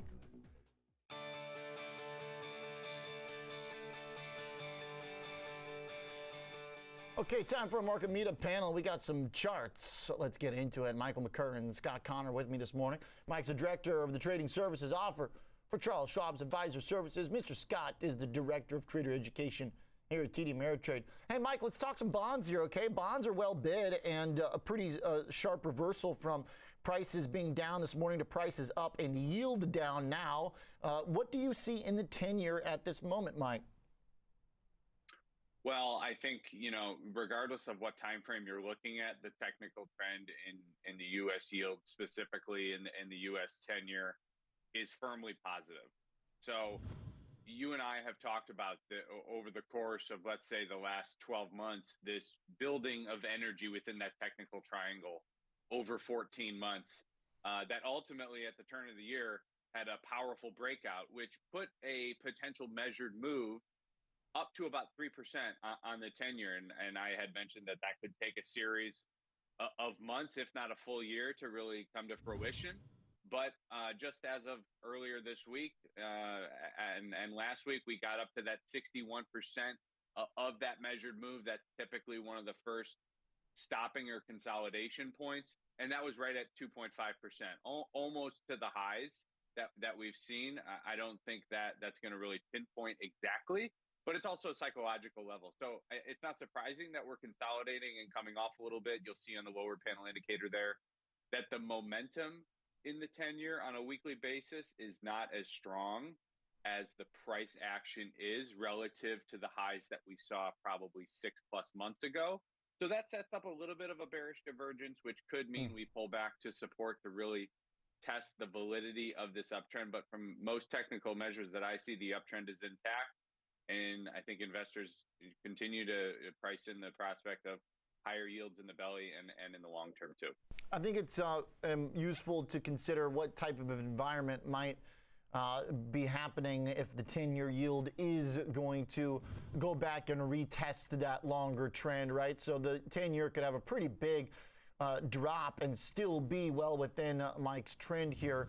Scott, thinking about what might be happening if that is happening. So let's do a hypothetical here where the 10-year maybe needs to go back and test some of those big breakout levels around 2% or something like that. Do you think that's an environment in which stocks are happy because the yield has cooled off? Or, should we look at the last 2 weeks where the yield was ripping higher and stocks loved it? Do we only get a bond rally if stocks are coming off? What do you think that relationship looks like right now, Scott, thinking about yields versus the stock market? Because it's gotten pretty confusing. No, absolutely. It's a head scratcher right now because one of the biggest moves that Mike was just pointing out that we've seen recently in just the last 3-4 weeks, going from 1.75 up to 2.5. But yes, you're absolutely right. The last 2 weeks, actually 2.5 weeks now, the market's rallied. So it is a bit of a head scratcher, but I think that what that reflects is the market is actually already sort of factoring in, if you will, higher interest rates, right? So the yields, I think, is already part of the market. It's being discounted. And I think there's going to always be fluctuations because we have this continuous flow of news and opinions from all the Fed members. I think we heard another one today. It was Harkin who said, it's probably time to have a 50% hike here to try to tame inflation, and maybe that they're a little behind the curve.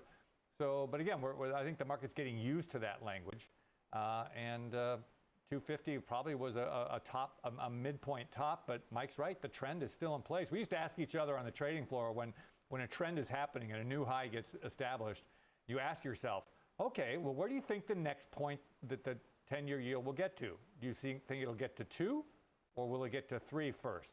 Which do you think it'll get to first? I think there's probably a lot of people who are started trending towards the 3 instead of the 2 right now, particularly with the language from the Fed. But yeah, market seems to be okay with it. I think a lot of it obviously has to do with the pace. I think this pause right now around the 250 low, maybe drop down to the 2.25, kind of just reconsolidate. I think the market's okay with that. If it were to continue to run like it has the last 3 or 4 weeks, I think that might scare equities a little bit, Oliver. Mike, what do you see? Well said, Scott. Mike, what do you see if we do get a move back down? Let's say the 10-year tests 2%. What do you think type of environment causes that? What do you think would be happening in stocks based on the charts you're looking at? It would probably be, in my opinion, related to risk off at this point. But I frankly, at this point... I think so too, by the way. Okay, good. Well, minds think alike, so wink, wink. I think it's more likely that it finds support ahead of 2%, probably around like 215, 220. Going back down to 2 is a very substantial move that I think you would need material changes in the outlook that we have today that we're presented with to get back down to 2. But I think it's more likely that we fade down from here than we continue up, just given the velocity of the move that we've seen. It calls for a cool off, very similar to the equity markets that we have today. The move that we've seen over the last 10, 14 days since the March Fed, the scribes soothed investors' expectations and reset their expectations for what to expect. That was the bullish catalyst we needed. But I think that's a cause for a cooling off as well at the level we're at right now, in my opinion. Just looking at near-term breadth. Yeah. Okay. So I think that's the right way to think about it. It seems like, given the market's comfort with the rise in yield, that at this point, bond buyers might be most interested in stepping in if it looks like we're risk off again. The next couple of days are going to be pretty interesting here as we do have the Fed speakers that you mentioned, Mike, but also data too, culminating with the Friday's employment, as everybody seems to be pointing towards 50 bips. Scott, you think we should be paying attention to the numbers on jobless claims tomorrow and Friday's employment, or is the Fed already decided? Yeah, we do have to watch it, but right now, most of the numbers that we've seen, and including today with the ADP report, those employment numbers are coming in strong, pretty consistent, and I think the Fed has really kind of moved that to the back burner. As we've mentioned before, it's all about inflation now. We got the quarter-over-quarter price index with the GDP number this morning. You know, when it's sitting up there at that 7.1% rate, you know, that's where the focus is for the Fed. And if doesn't look like there's any near-term relief, if you will, on the inflation front. And I think that's what's going to focus most of their attention and drive a lot of their opinions, Oliver. Okay. All right.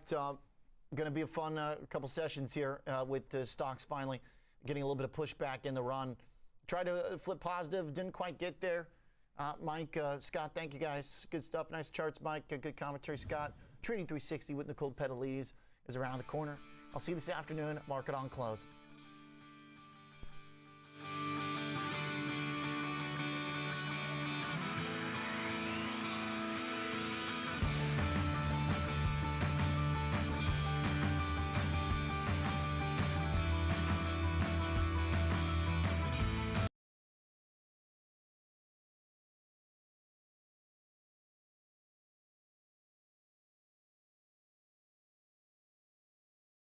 Getting started, TD Ameritrade offers a webcast that's right for you.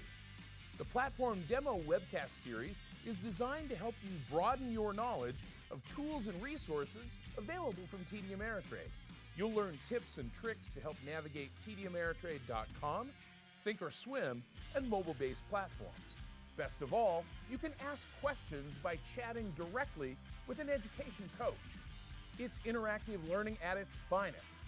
Tune in live or watch on demand. Head over to tdameritrade.com/webcasts and start learning today. I'm searching for info on options trading, and look, it feels like I'm just wasting time. That's why TD Ameritrade designed a first-of-its-kind personalized education center. Their award-winning content is tailored to fit your investing goals and interests, and it learns with you. So as you become smarter, so do its recommendations. So it's like my streaming service. Well, except now you're binge learning. See how you could become a smarter investor with a personalized education from TD Ameritrade. Visit tdameritrade.com/learn.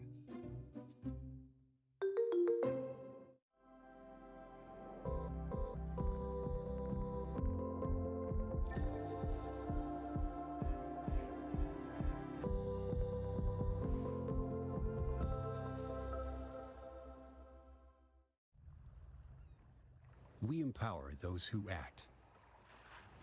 Those who see the correlation between things above and things below the surface. Those who navigate risk by meeting every turn with a heightened awareness of what's possible. Constant assessment. Determine the best position. Catch the perfect wave. CME Group, where risk meets opportunity.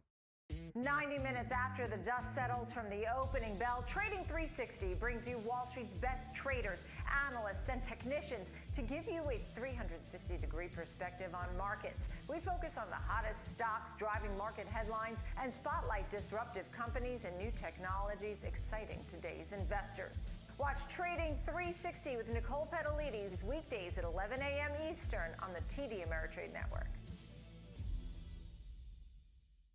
It's a 13-hour flight. That's not a weekend trip. 15 minutes Oh, away. wow, I gotta take off. Now, you downloaded the TD Ameritrade mobile app so you can quickly check the markets? Yeah, actually, I'm taking one last look at my dashboard before we board.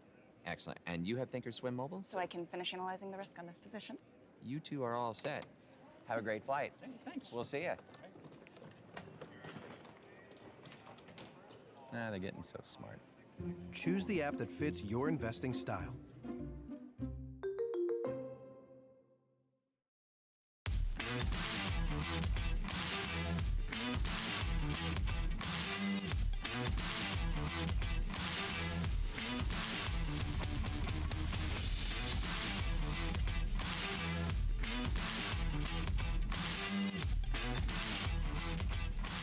Good morning. We are 90 minutes into the trading day. Welcome to Trading 360. I'm Nicole Petalides, live on the floor of the New York Stock Exchange. Thanks for being with us. Take a quick look here at the markets. We've had 4 days of gains, but today, can we make it 5? We are seeing red across the board as the Dow is down 22 points, 35,271. The S&P 500 down 16 at 4614. The Nasdaq down 84 at 15154, and the Russell 2000 down 9 at 2124 right now.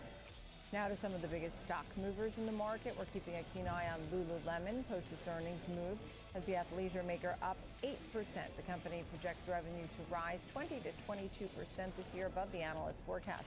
Additionally, Lululemon's board authorized a share buyback program of up to $1 billion. Citigroup raising the price target to $400 after the report. Micron shares mostly flat following an earnings beat. The semiconductor company posted nearly $8 billion revenue in its second quarter and forecast nearly $9 billion in expected revenue in the third quarter. Micron's CEO did say that he expects chip shortages to continue into 2023. And RH, formerly Restoration Hardware, announcing a 3-for-1 stock split in yesterday's mixed earnings report. The company said demand in 2021 was 49% higher compared to 2019. And Jefferies analysts upgrading RH to a buy from a hold, lowering the price target, though, to $560 from $634. And here's a look at Occidental Petroleum. It's ticking higher alongside crude oil as well. The analysts over at Raymond James lifting the price target to $85 from $60, maintaining a strong buy on the energy company. Shares of Occidental are up nearly 100% for this year alone. Let's take a look at the top futures products. People were noting that Bitcoin is positive for the year now. It is right now down 1.2% at 47,355. The U.S. dollar pulling back about 0.5% at 97.82. Gold futures up 1.2% at 19.41 a troy ounce. Crude oil 108.27 the barrel, up almost 4%. And the VIX at 22.10. Let's get some insights in the news shaping the markets. And for that, we welcome in Cooper Howard, Director and Fixed Income Strategist for the Schwab Center for Financial Research. Thanks so much for being with us. So we have a lot of economic data that I want to speak of, right? We got GDP, we'll have ADP, we will have the jobs report, but just the big picture about what we've been seeing on the yield curve. A lot of talk whether or not the 210 actually inverted, how big of a deal that is or isn't. Some people would like to look at something shorter, like 3 months versus the 2-year. Tell me your thoughts. You know, that's a good point, Nicole, and thanks for having me on. You are right. You had to look very closely and make sure that you got your microscope out to see that the 210 did actually invert. And I think that that's notable because a lot of people do watch it, and it has been a sign of a recession in the past. But what I believe is that the difference between when the 210 actually inverts and the time until we get the next recession, that has tended to lag, or that has tended to vary quite a bit. It's averaged about 12 months in the past, and it's varied between 8 months or even as long as 18 months.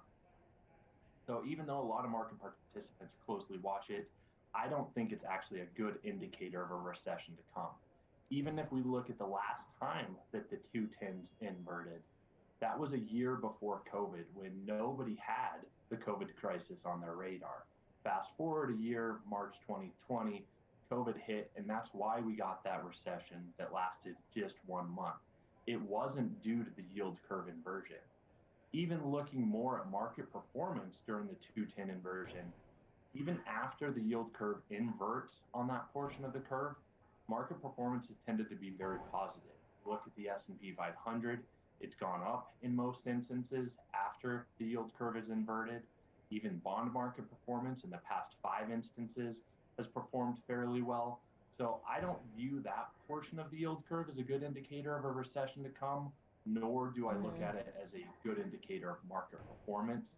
More what's important is that very short portion of the yield curve. The Fed's closely watching the 3-month, 18-month portion of the yield curve, and that's fairly steep right now. So it does show that that's more kind of the better indication of a recession to come, but that's not flashing red right now. Okay, so it's something that we could keep an eye on, but not worried about recession, at least here in the near term. That being said, how about the GDP numbers that we got this morning? When you look at that 7.1, what did you make of that? Because you're really going back, way back, looking at numbers like this. Tell me. Yeah, GDP tends to be a lagging indicator because it is a historical look back. What I think is more important to watch going forward is what's going to happen with inflation. And are we seeing some slowdowns in supply chain bottlenecks? Are we also seeing some of the demand side of things? And the reason that I'm more focused on that is that's going to largely dictate Fed policy. We know that the Fed's going to move very aggressively this year to try to tamp down inflation. Whether or not they'll be successful at doing that, that's another question. Right. And how far behind the curve they've gotten on that is going to be another question as well. But we do know that they are going to be moving very aggressively. Right now, the market's anticipating 8 25 basis point hikes. I would not be surprised if we get a 50 basis point hike before the end of the year in there sometime. Also looking at it, there's the balance sheet issue. That's going to occur. This year, we're probably going to get some form of roll-off, and that is another form of tightening right now. Right. What do you think of consumption? Because the consumer is such an important part, too. You know, I think a lot of people were talking about the consumption part of this. Yeah, by all indications, the consumer is in very strong shape. We have seen savings rates start to decline somewhat. So that's somewhat of a concern, especially as we look forward. But if we look at the labor market as well, which is another sign of kind of how the consumer is doing. Labor market, by all indications, is a very tight labor market. We saw that in yesterday's JOLTS report. There's more openings than there are individuals looking for jobs. So by all indications, the consumer is relatively strong. Concern, though, is where inflation is, especially energy inflation. That could take a bite out of individuals' incomes, individuals' overall spending. But if we look historically, the amount that consumers have spent on energy, that has been declining since the 1970s, but it is still somewhat of a concern that is out there. Yeah. You mentioned labor, and I want to dive into some of the numbers, the ADP numbers, a little better than expected, 455,000 jobs in March, right? A little more than expected. We have our monthly jobs report on Friday. What are you looking for here? Yeah, what we'll be closely watching is how many jobs are added. By all indications, it's expected to be a very strong labor report. We're expected to add about 500,000 jobs, as shown there on the screen. I'm also watching the labor force participation rate. That should tick up slightly, but it should still stay below the pre-COVID average of about 63.5%. So that's something that we'll be closely watching. But again, like I had mentioned earlier, by all indications, the labor market is very strong. So if we look at what that means for the economy and also what that means for Fed policy, I think Fed policy is more focused on inflation. By all kind of measures, they've probably met their mandate on the employment side of the coin. Great to chat with you. Thank you so much. Cooper Howard, appreciate it. Schwab Center for Financial Research. Thank you so much for being with us today. We appreciate it. Good luck there. Thank you, Nicole.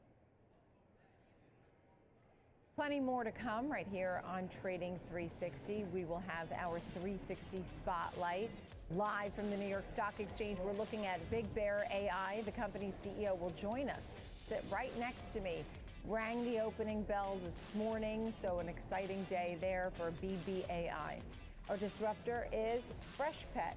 Day after Chewy's earnings report, and Goldman Sachs is bullish on Freshpet. George Solis will explain that and have an example trade. Our 360 round looks at payment space and fintech. We've seen those names running up. Find out what our panel likes. And up next, it's the big three. 3 stocks, 3 charts, 3 trades. Ben Lichtenstein goes through the technicals. Tom O'Brien, TFNN, will take us through the trades for Canopy Growth, Newmont Mining, and Pan American Silver. Keep it right here. Trading 360 continues.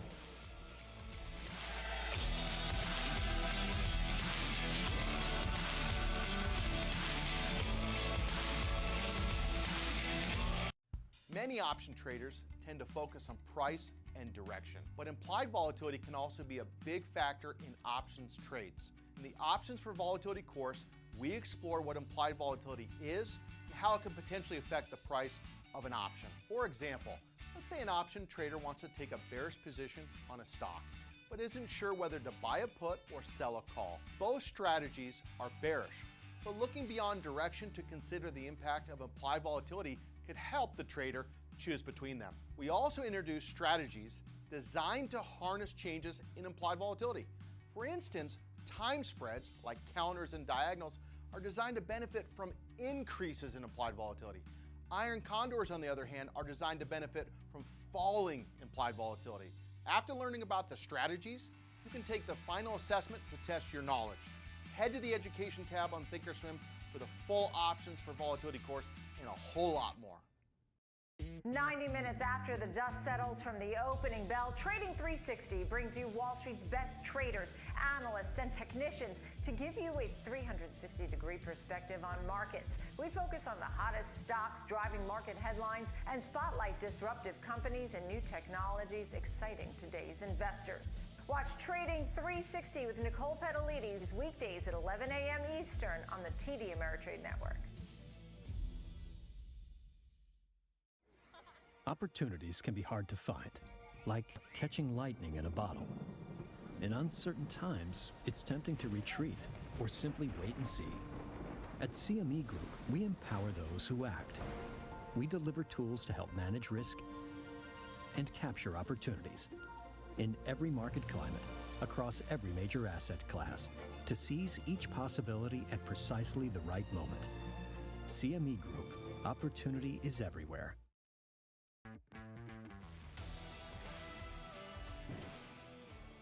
Welcome back to Trading 360. I'm Nicole Petalides, live at the New York Stock Exchange.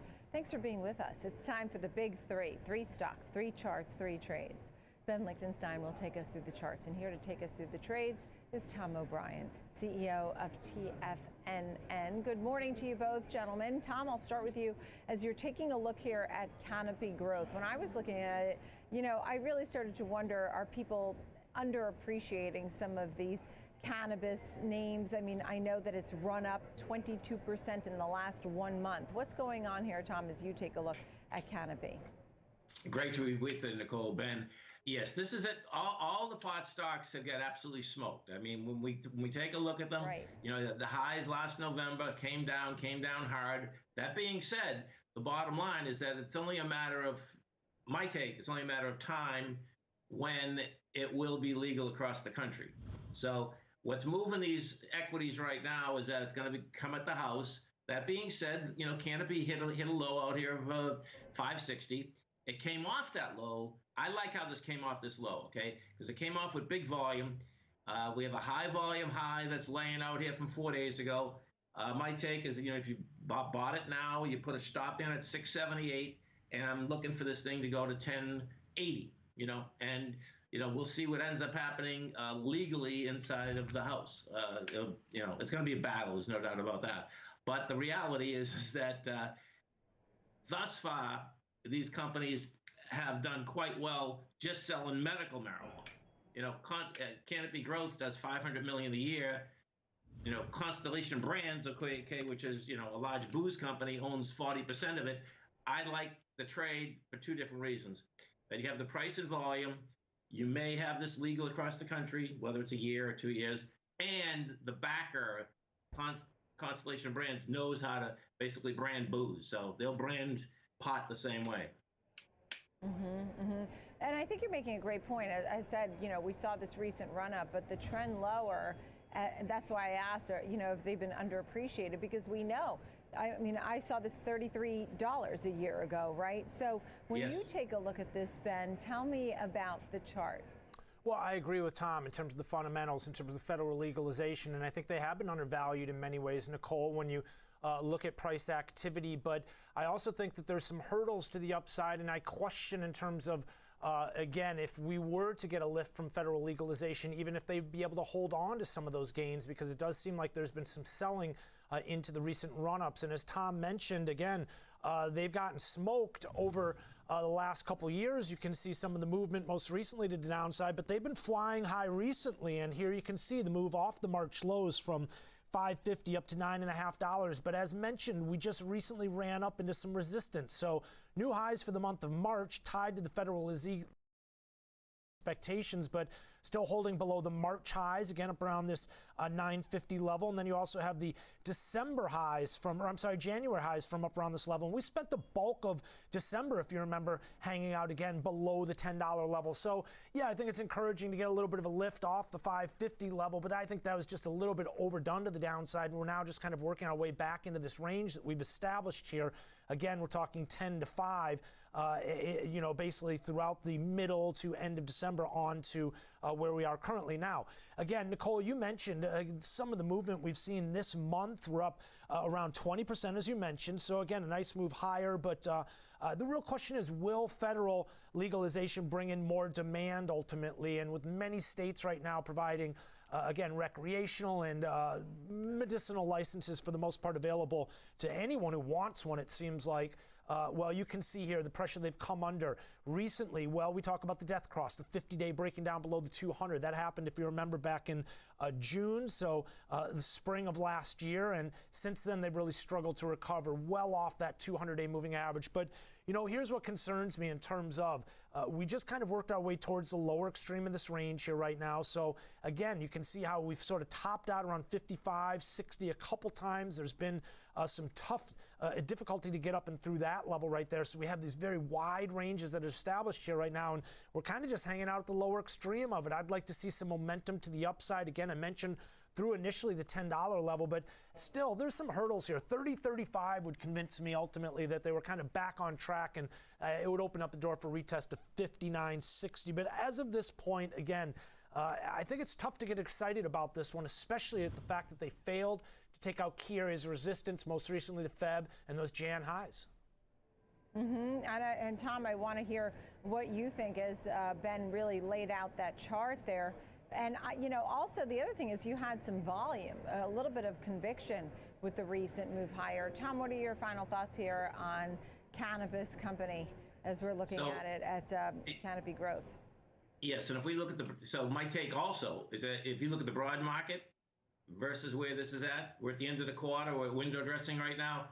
I suspect what you're going to see a lot of money start shifting, okay? The bottom line is that we know that the tech took a hit, came all the way back. Will bigger money shift into it? And I think that's what you're going to see. But we'll see how this shakes out. I think, risk-reward, it's a pretty cool deal. Yeah. Okay, good. Let's get to our next one, and that is Newmont Mining, a name that if you owned this stock, you'd be pretty happy. A lot of these commodity-related names have done very well, particularly with recent conflict. We've seen them jumping. 6 months is up 47%. It's off its recent highs of $80. Tom, your thoughts? So Newmont is the leader in the gold market. Bottom line, we're at highs. I expect that what you're going to see here is that you're going to basically break out. We've come up to highs, and if you take a look, Ben, at this monthly chart, it's pretty impressive. We blew away the $75.31. That was going back, that was the May 2021 high. That had 150 million. Well, we're already done 210 million. So my take there is that this thing's going higher. 95 is game. When you take a look, where we are in the gold market right now is this, okay? Most of these large gold companies will take gold out of the ground, meaning that you take it out of the ground, take the ore out of the ground, fix the ground again, like it's back to, at about basically 12 to 1400. When you have gold running like we do, bottom line, they start making money hand over fist. And then on top of that, what had happened on Monday is that the Bank of Japan turned around and says, hey, listen, we're not going to let the yen get weaker, okay? And that's a huge deal because there's a huge correlation between the yen and gold. So to me, gold's going to go higher. Newmont wants to break highs. And what has happened, the gold market is very volatile.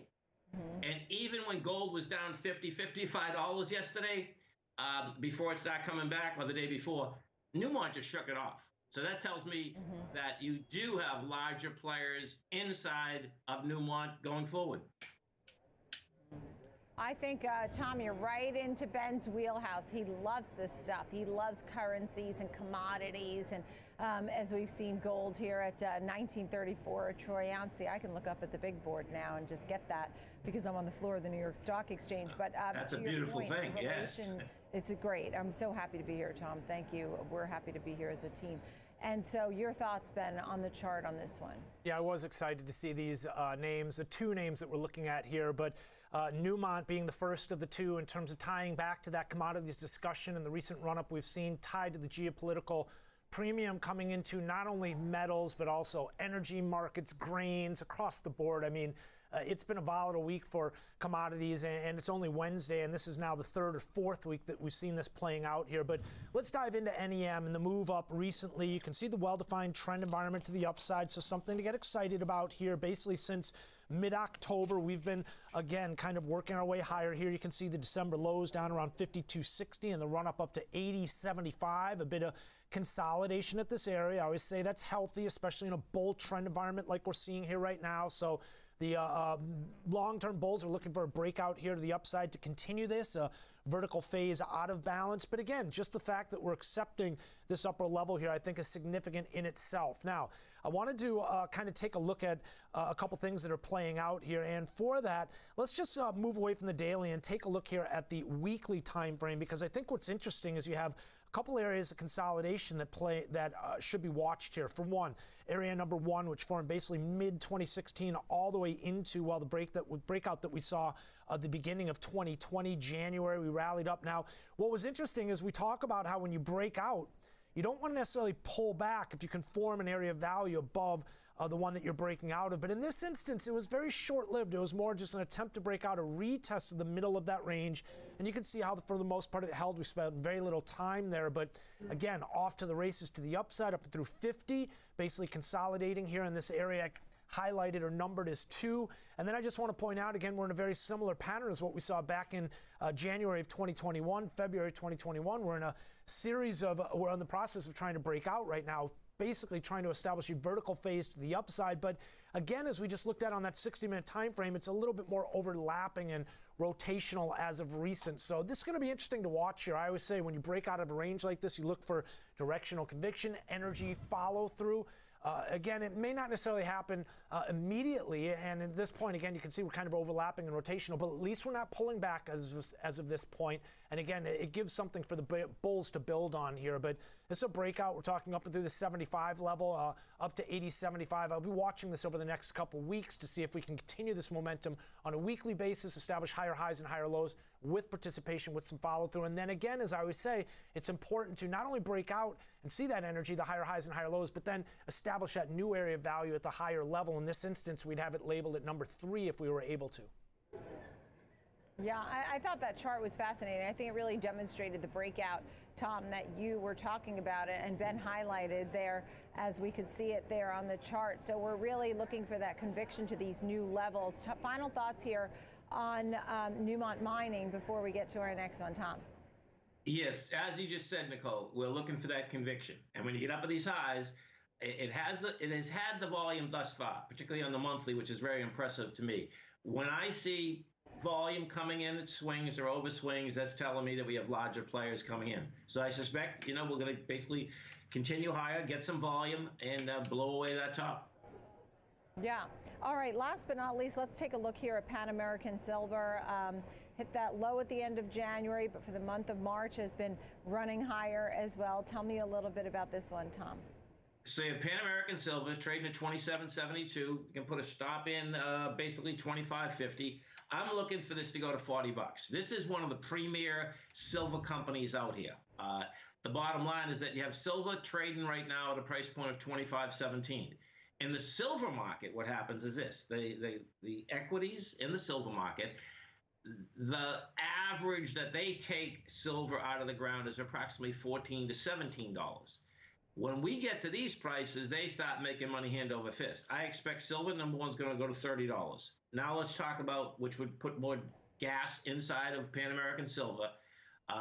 Silver, gold is volatile, but silver is twice as volatile. Okay, so it's a very tough trade when you're trading the commodity aspect of it. When you're trading the equity aspect, it's different. So what we have here, we take a look at it. Pan American Silver came down from $40, came down hard, came down to where it broke out from going all the way back in April of 2020, and came off that with good volume. And once you come off that with good volume, that's telling me we're going right back to the top of that range, which it's a defined trend line that we broke. And that the top of that range is $40.11. So that's where I see this thing going. Okay, and what do you think, Ben? You heard where he thinks it's going. Your thoughts on the chart? I think it's trying. It's going to be interesting to see if it can ultimately $30 well.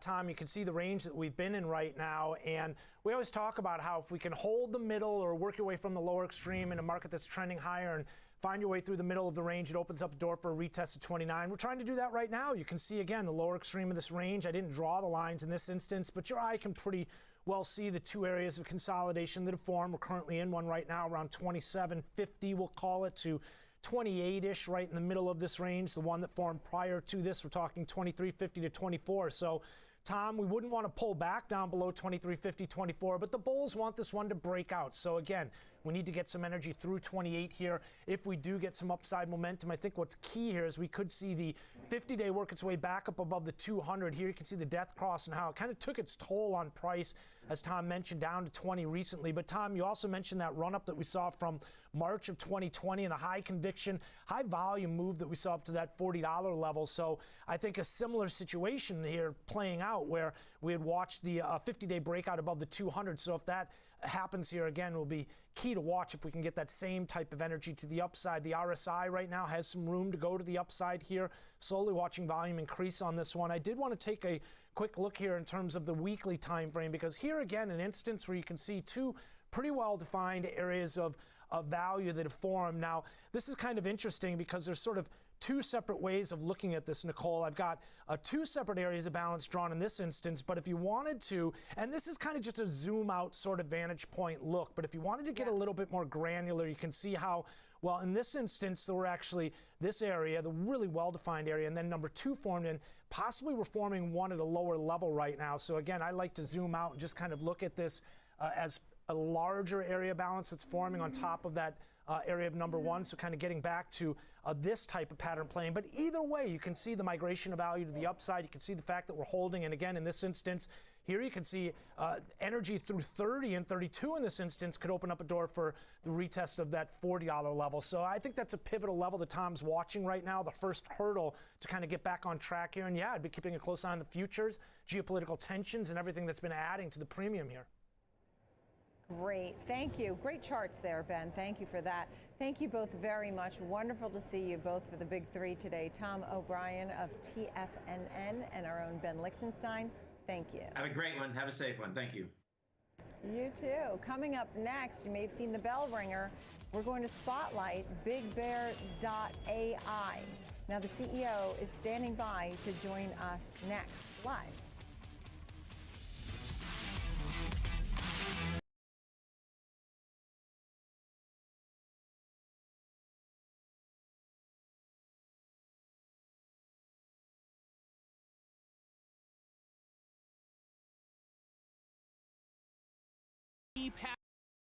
Patterns and technical indicators. The chart of technical analysis throughout the trading day, only on the TD Ameritrade network. Whether you're an experienced investor or just getting started, TD Ameritrade offers a webcast that's right for you. Looking to improve your portfolio management skills? Our portfolio management webcast series breaks down key concepts like retirement planning, income generation, ETFs, and more. Best of all, you can ask questions by chatting directly with an education coach. It's interactive learning at its finest. Tune in live or watch on demand. Head over to tdameritrade.com/webcasts and start learning today.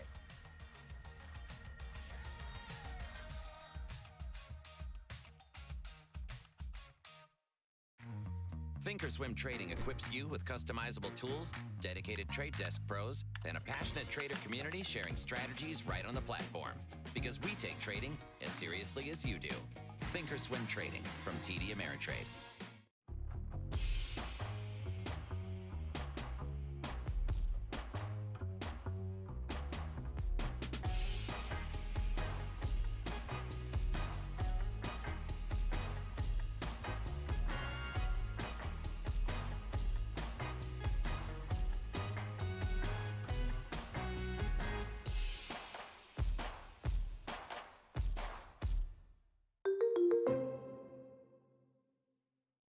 Oh, yeah, I gotta take off. Now, you downloaded the TD Ameritrade mobile app? Yeah, actually, I'm taking one last look at my dashboard before we board. And you have Thinkorswim mobile? So I can finish analyzing the risk on this position. You two are all set. Choose the app that fits your investing style.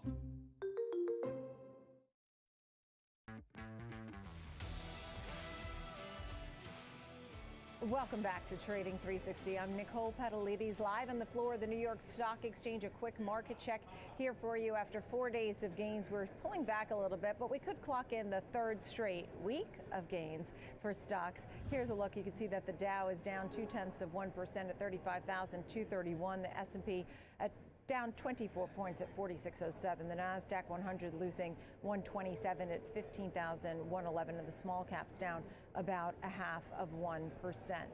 It's time for our spotlight of the day, and we're so happy to have BigBear.ai joining us live from the New York Stock Exchange.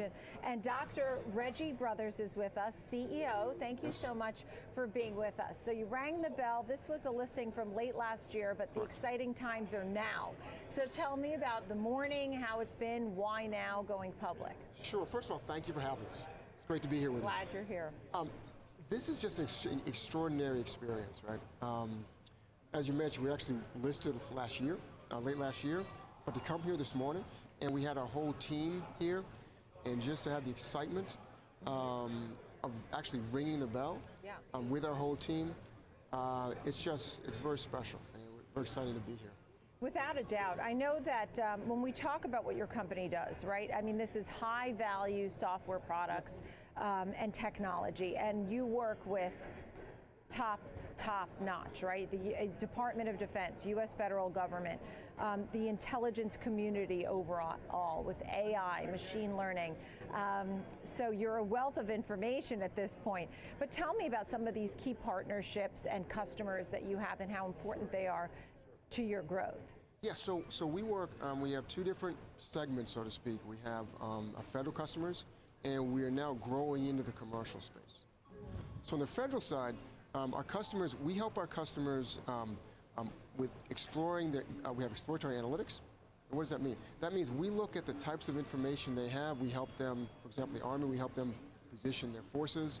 We help a variety of analysts do their work. In general, if I take a high level back, what we do, we help our customers make better decisions. Now, why is that important?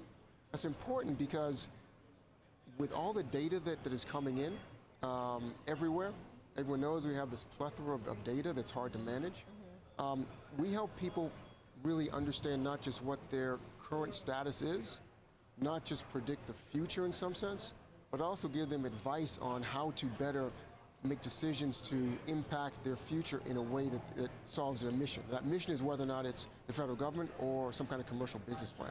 Right, and we had on, I'm sure, a friend of yours at this point, Mark Bell, yes, who had his listing here of Terran Orbital, was on with us. LLAP was the ticker symbol, and Mark Bell joined us here. Yeah. And this is all about satellites, and they are a customer of yours. And so when you say these critical missions and to have really key decision making that needs to happen based on this data, right? Another key customer of yours is Virgin Orbit, right? And so you're helping them in what way? Explain that a little bit. So for both Virgin Orbit and Terran Orbital, we're helping them in a number of ways. So if you think about what they're doing, they're putting satellites in space, right? So there's a manufacturing component to that. There's a sensing component to that. How does the person on the ground who's actually getting this sensor information, what's the interpretation of that, right? So we're helping in all of that. We're helping with the interpretation of that information, as well as we're helping with optimizing the manufacturing.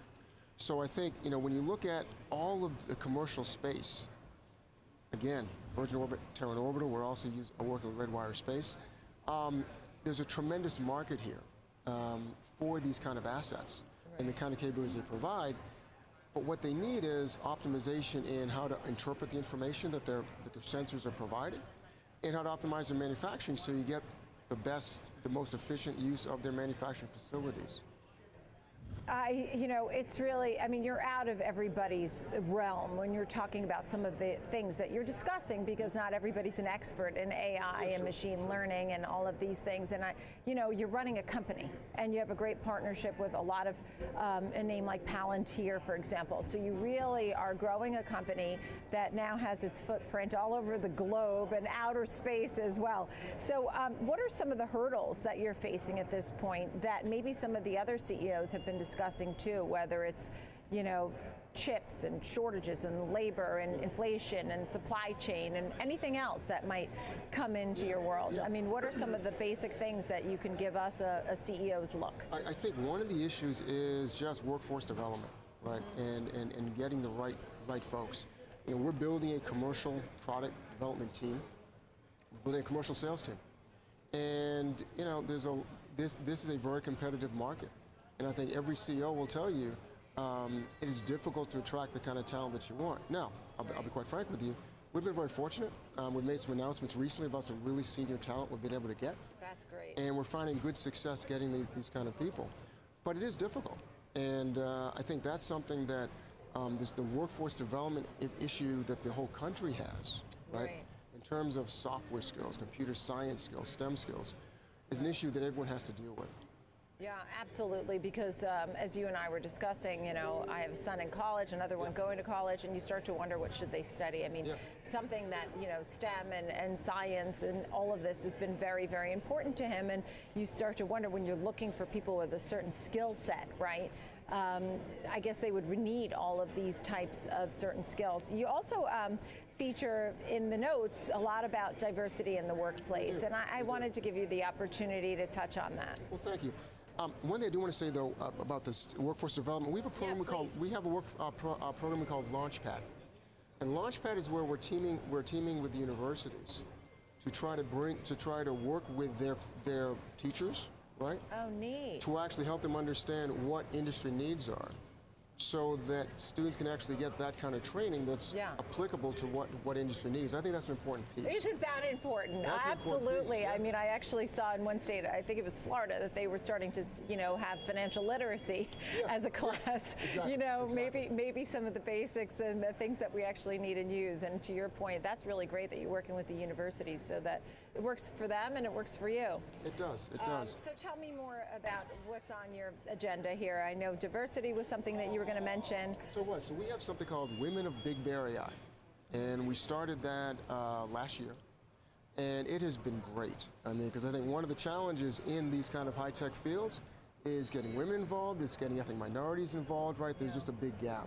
And so we've been having a really big emphasis on that in hiring and in training, because it's not just hiring, right? It's training as well. Sure. It's making sure people are prepared for promotions, that they get them and they can be successful.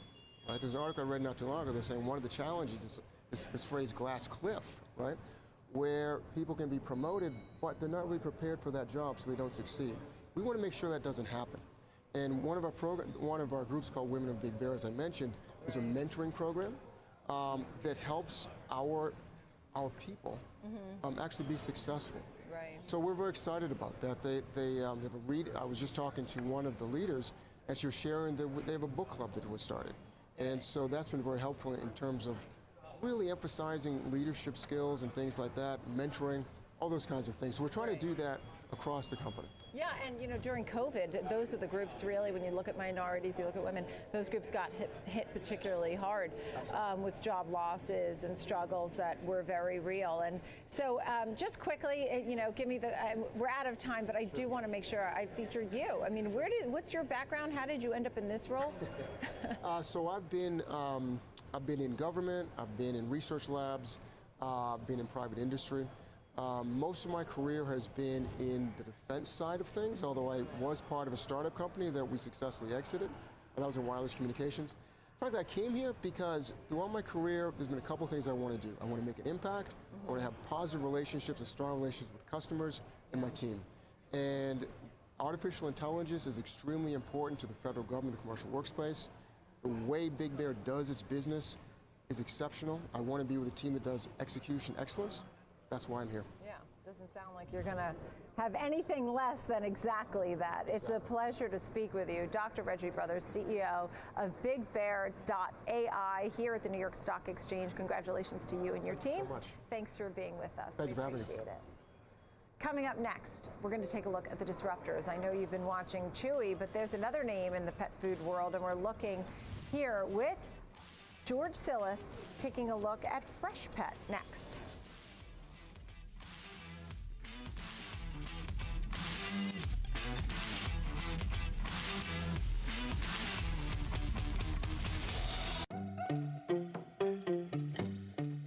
Watchlist can help you keep track of securities you're interested in. To add a watchlist to the left sidebar, select the plus sign, then Watchlist. When the default list appears, select the name box, then Create Watchlist. Enter a watchlist name. To begin adding securities, enter a ticker symbol in the symbol box, then select Enter. Continue adding all the symbols you want in your watchlist, then select Save. The existing list is replaced by the new one. You can also create watch lists from the Market Watch tab. After creating a watch list, you can add symbols to it from different locations across the platform. From the Charts tab, select the list icon and then Add to Watch List. From the Scan tab, right-click a security and then Add to Watch List. And that's how you make a watch list. For more demos on how to Thinkorswim, head to the Education Center on tdameritrade.com. Trading isn't just a hobby, it's your future. So you don't lose sight of the big picture, even when you're focused on what's happening right now. And Thinkorswim is right there with you to help you become a smarter investor. With an innovative trading platform full of customizable tools, dedicated trade desk pros, and a passionate trader community sharing strategies right on the platform. Because we take trading as seriously as you do. Thinkorswim by TD Ameritrade. Trading has changed forever as a new generation of investors make their impact on markets. It's more important than ever to navigate navigate through the frenzy of meme stocks, IPOs, and the next wave of tech. And that's where we come in, discussing strategies and example trades on trending names.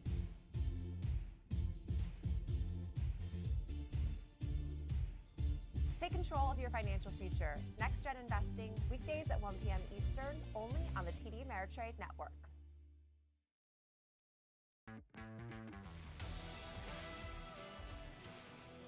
Welcome back to Trading 360. I'm Nicole Petalides, live at the New York Stock Exchange. It's time for the disruptors, and George Sillis is here with today's company, Freshpet, FRPT, and Goldman Sachs with an upgrade. Tell us all about this one, George Sillis.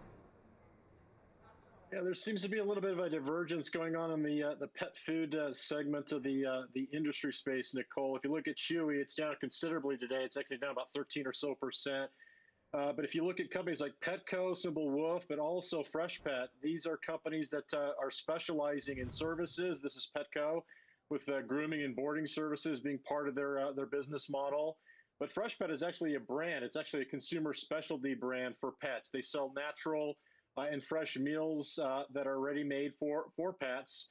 And one of the things about this particular stock itself, it's becoming very popular as a food category for pets. So it's a branded-based model, not necessarily an e-commerce platform like Chewy, which is competing with many other e-commerce players like Walmart and Amazon. In fact, Freshpet sells their products direct-to-consumer through their website, but they also sell on Chewy's website, as well as Amazon, Walmart, places like Kroger, which are, again, major grocer retailers across the world. They actually sell majority of their products in Canada, US, and the UK. But one of the things about the stock is on a year-to-date basis, it seems to be outperforming the other two names I mentioned, both Petco and Chewy, in the pet food category, up about 13% year-to-date, where you can actually see Chewy is down about 25%. So these are branded trends that can catch fire, and I think this is why Goldman Sachs is upgrading the stock. They actually see a lot of potential going forward from a struggle and getting over a lot of the struggles they had in the past, which were really manufacturing problems. Now, the analysts at Goldman actually upped their price target to 136 from 111, brought it up to a buy rating from neutral. They actually see some of the past production problems being ameliorated based upon some manufacturing and distribution deals that are going to help accelerate their product to market. But at the same time, based upon the popularity of the brand, pricing power is intact, and that expands gross margins. And of course, it gets a company closer to profitability. In the last 4 quarters, EBITDA margins for the name, despite 37% revenue growth, actually contracted by about 65%. But I looked at the forward EBITDA margins, and they're expected to grow by about 31%. I think this is perhaps what Goldman's analyst also sees, and 93% of the analysts that cover the stock have a favorable rating on the name as well. And it's amazing because there's a lot of love for this name, as you mentioned, with Chewy, after they talked of the earnings and supply chain issues and how this one's to the downside, and Goldman Sachs comes out and sees more than 30% upside on this one. Tell me how you would trade this. Yeah, so taking a look at the stock itself, it's really been basing all year. And in fact, on a year-to-date basis, it's up double digits. So it looks to me like it's close to a breakout, which is around the $111 area, which is around the February highs that the stock recently put in. So based upon that, based upon the upgrade and the momentum the stock has, one could put on a bullish trade, but put on a bullish trade which helps, again, use one call option to finance another. So we're going to look at potentially looking at a $110, $115 call spread, which means buying the May 110 calls and then selling the 115. Now, this is slightly out of the money. The probability of this expiring in the money is about 50%. So doing this trade or placing this trade, one is going to outlay about $1.50 per share. And that gives your break-even price to about $111.50 on the stock. Again, profitability on the trade is if the stock trades above 115 between now and expiration of 51 days, and that's again about $3.50 a share. So you have about a close to 50-50 chance of expiring in the money, but at the same time, your return is nearly double your risk because your return is about $3.50 versus $1.50 of risk. So again, the stock has to make a move, Nicole, between now and expiration. Hopefully it does. If you put on a trade like this, or one considers a trade like this, it trades above $115, and that's where max profit is achieved, about $3.50 a share. Got it. George Sillis, thank you for this one. A good one on our radar and up 6% today. Thank you for that example trade, too. George Sillis with today's Disruptor. Sure, Nicole. Thank you. Coming up next, our panel is ready to take a look at FinTech. The group's been moving higher along with technology. We'll look at names such as PayPal, Square, MasterCard, Visa. We've seen Bitcoin moving higher. How's that affecting this group? Much more next on Trading 360.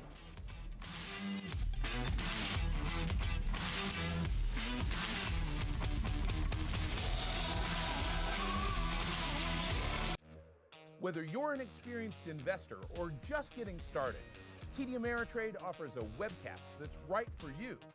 Are you an active trader? Our active trading webcast series is designed to help you develop a deeper understanding of technical analysis, options, futures, and more. Best of all, you can ask questions by chatting directly with an education coach. It's interactive learning at its finest. Tune in live or watch on demand. Head over to tdameritrade.com/webcasts and start learning today.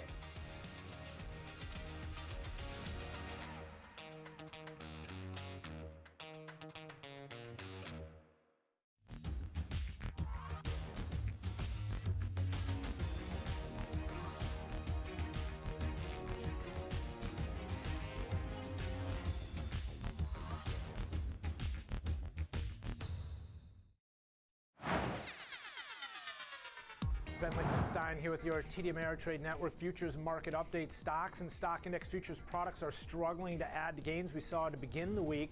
The ES is stalled out around 4,600 after Russian negotiators walked back yesterday's comments suggesting peace talks have been constructive. This morning they reminded everyone a ceasefire was not part of the discussions, and there's still a significant amount of work to do before one is part of the agreement. Ukraine negotiators want full peace across Ukrainian territory before any final agreement. The ES, the NASDAQ, and the Russell are negative on the day by about 0.5%. Rates are inching back up some today. There's been a lot of attention on the yield curve here in the U.S. as it's been flattening and briefly inverting. Yesterday, the 2-10 spread, something we haven't seen since 2019, went negative into the midday trade, and after some mixed eco data earlier this morning, the TYX is at 2.46. That's the 30-year. The 10-year is at 2.35. The 5-year at 2.45. ADP said private payrolls increased by 455,000. Our final look at GDP showed, fourth quarter levels a bit below expectations for 7.1. They came in at 6.9%, and they were well above the prior reading of 2.3. This has been your TD Ameritrade Network Futures Market Update. Now back to Trading 360 with Nicole Pedalese.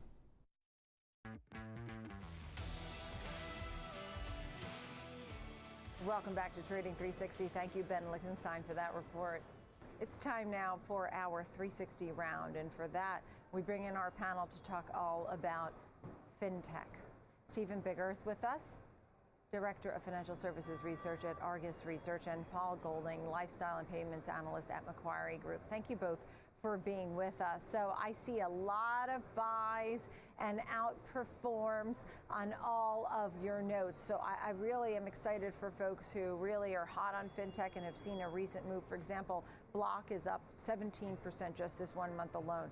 So Stephen, I'll start with you. I know you have a buy rating on these names: PayPal, Visa, MasterCard, and Block. Tell me a little bit about why and which names really stand out to you.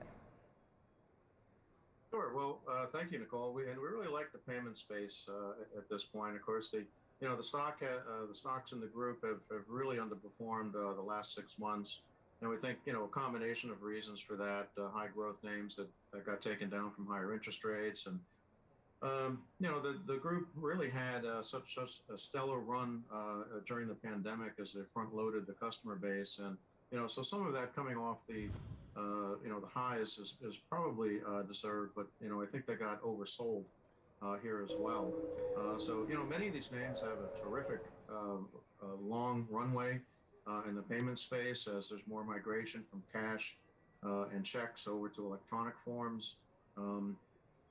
Customers taking advantage of benefits with credit cards, for example, as they get travel rewards, cashback programs, and the like. You've got new innovations in the space like buy now, pay later. So it's just a long runway of growth ahead for these names, even if the next 6 months to a year maybe show slighter growth, again, because they front-loaded a lot of that growth during the pandemic. Mm-hmm. And Paul, as I was going through your notes, I see a lot of outperform ratings on these names as well. And you're talking about some of the strong trends, but some of the comps being tough because of stimulus prior, but the growth is there. Tell me some of the names that you're featuring here and why you like this space. Yeah, thanks, Nicole. We like the space broadly as well, to echo some of Stephen's points. We also think there's a lot of growth runway ahead in terms of structural changes with how cash is sort of falling out of favor and liquid discretionary holdings are moving towards digital wallets. But I think in terms of the fintech space, specifically PayPal's and Square's Block, we really like the new product lineup in terms of how they're innovating to concentrate more funds in their digital platforms. And that drives ARPU and that drives greater engagement. So you think about something like Block's Cash App Tax product, which could see, in our view, significant utility for consumers during this tax season. That's a driver of engagement. In our view, that's also potentially a driver of net new ads. So we like that aspect of the space. They're taking the opportunity with this increased engagement, increased accounts from COVID pull forward, and innovating with new products to retain that engagement. And on the card network side, we like the scale. We see them continuing to innovate as well, underpinning many of these new platforms that are capitalizing on the crypto trend and other longer lasting things like digital identity, which could grow the TAM in terms of users globally. Yeah, and Paul, just to confirm, you have a 180 target on, I was about to say Square, Block, right? And looking at PayPal, the target there is 215. Is that correct? That's correct. Part of the movement in Block shares was, in our view, some fear that the somewhat structural rebasing of the guide from PayPal would have spillover in terms of what Block would report. And so on the result, Block made up a lot of what it had given up in terms of just the guide being relatively stable in our view. And so there was a big jump there. And so some of that room to the target has been made up from that. And then just both names have been moving up, as trends on a macro basis have gotten a bit better for tech. Yeah, and Stephen, we've been seeing more spending, pent-up volume. People want to get out there. We've had this conversation now, gentlemen. Both of you have talked about cash moving to digital wallets and some of those types of things. Stephen, you have PayPal at 150, MasterCard, I think, at 420, or is that MasterCard or Visa? And Square at 161. I also wanted to get, Stephen, your thoughts on buy now, pay later. And is that something that is worth discussing at this point? Well, I think it's and it's one of the innovations. Obviously, we put in the camp of fintech, and it has taken off to some extent. I think the worry I think for most analysts is that it's not really been through a credit cycle. You get a lot of folks that might buy now and not pay later. So there's not this the same type of credit check that takes place as you would normally for credit cards and other lending. So it's a bit of a concern as we go the early stages and go through a credit cycle here. But I think it has it certainly gotten much more widespread customer adoption, and we're seeing it on more platforms now. And I think the growth trajectory is still pretty strong for several years here. Yeah, and Paul, just quickly, give me a few seconds on the Bitcoin exposure. Is that important? It's important in so much as greater utility and commerce can drive more engagement on these platforms, which drives greater ARPU, which feeds the flywheel. And any digital form of currency or holdings in terms of liquid assets can improve ARPU and monetization for these fintechs. Wonderful to see you both. Thank you, Stephen Biggar of Argus Research, Paul Golding of Macquarie Group. Thank you both very, very much. That's going to do it for us here, Trading 360 every single weekday at 11 a.m. Eastern, live from the New York Stock Exchange. I'm Nicole Petalides. Thanks for watching. I'll see you at 2 p.m. Eastern time for the watch list. Keep it right here. Fast Market is next.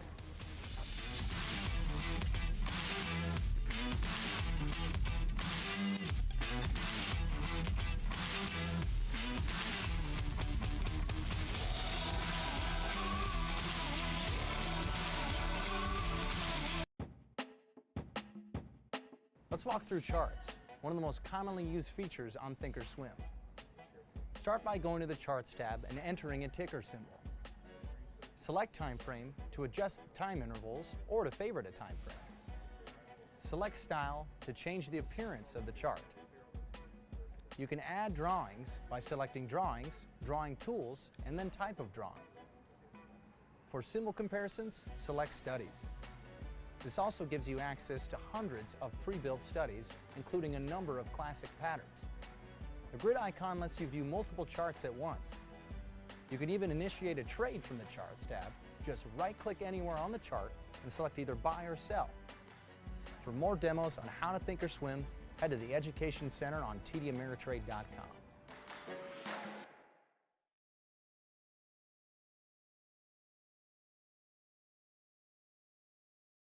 It's a 13-hour flight. That's not a weekend trip. 15 minutes to Oh, board. wow, I gotta take off. Now, you downloaded the TD Ameritrade mobile app so you can quickly check the markets? Yeah, actually, I'm taking one last look at my dashboard before we board. Excellent. And you have Thinkorswim mobile? So I can finish analyzing the risk on this position. You two are all set. Have a great flight. Hey, thanks. We'll see you. Ah, they're getting so smart. Choose the app that fits your investing style. When traders tell us how to make Thinkorswim even better, we listen. Because platforms this innovative aren't just made for traders, they're made by them. Thinkorswim Trading from TD Ameritrade.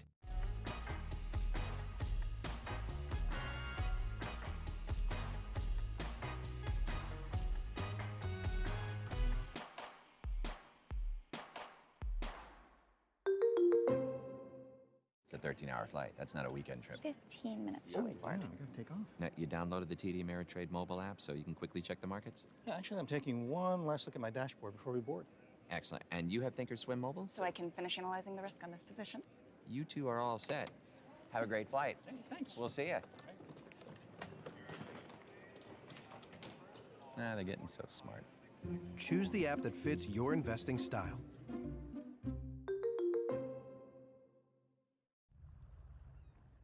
We empower those who act.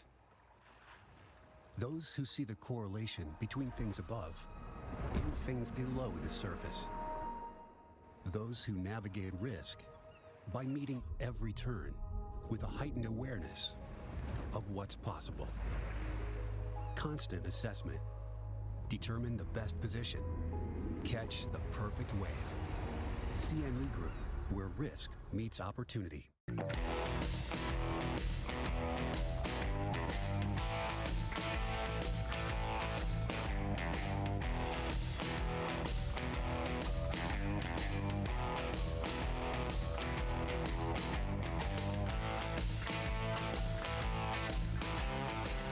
Good afternoon, traders, and welcome to Fast Market. I'm Tom White, and we've got a great show lineup for you today, including discussions and example trades in Netflix, which is weak again today, and the VIX, which settled at over 2-month lows yesterday.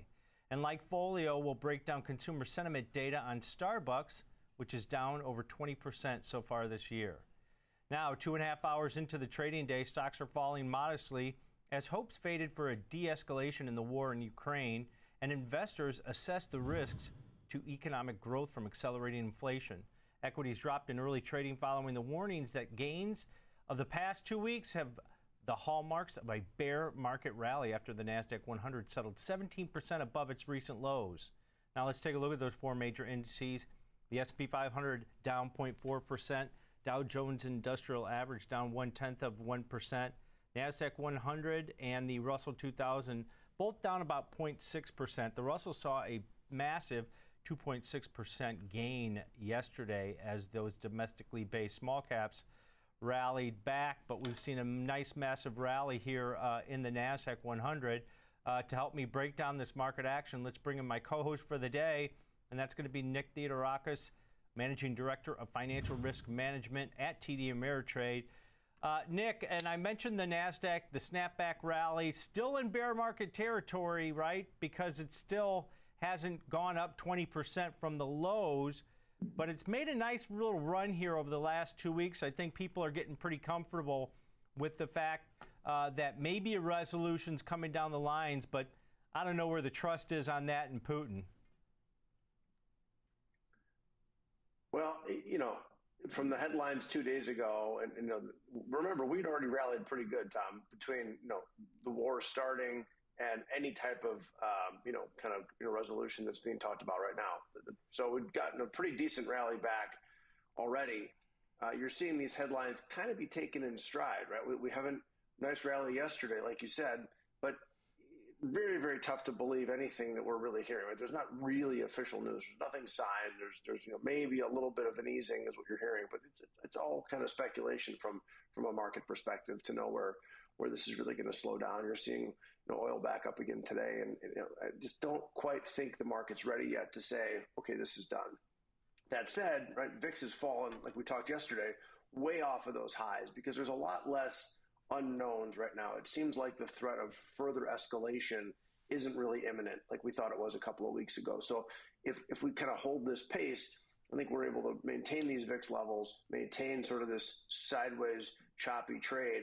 And I think really at this point, if this news is digested and the markets remain forward looking, we're really waiting on earnings kicking off in a couple of weeks. I know we're still in earnings season, but we got another month basically, then we start to hear about the March quarter. So I think we're in this kind of limbo state, and earnings I think are going to be the next big catalyst if the sort of geopolitical headlines remain a little bit low, because if this is all digested, now we're going to start to hear about what inflation is really doing to all of these companies. And now that it's being digested, the Fed's really leaned into this. What are companies going to come out and say in this next quarter? So I think we could possibly be entering a point here where we have a little bit of a headline lull, which markets like, right? VIX comes down and all that kind of settles in a bit. So we'll wait and see on the bear market rally, or if this is really a rebound for real, to your point. But I think if headlines settle, there's a chance we could see some decent stability here, just given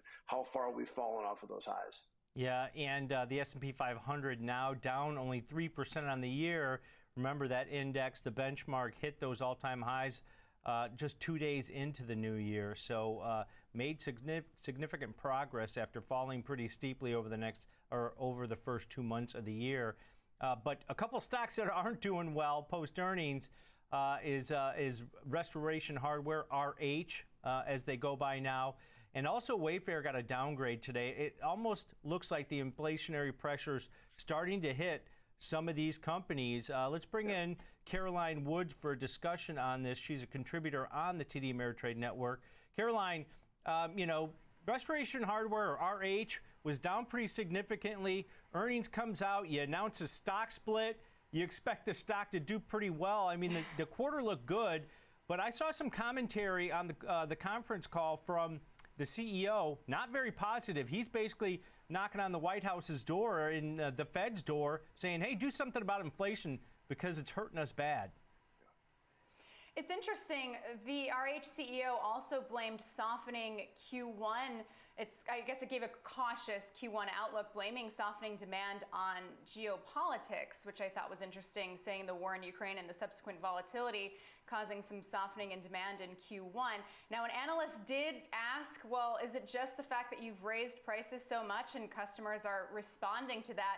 And he basically admitted that he doesn't really know, but he thinks it's temporary. And if it's not temporary, he said he'd have to revise down estimates. But let's talk about the fact that Jefferies upgraded the stock regardless of some of these concerns, upgraded to buy from hold. Says the market sell-off offers a rare entry point into the stock. It's down about 12% today at $338 a share.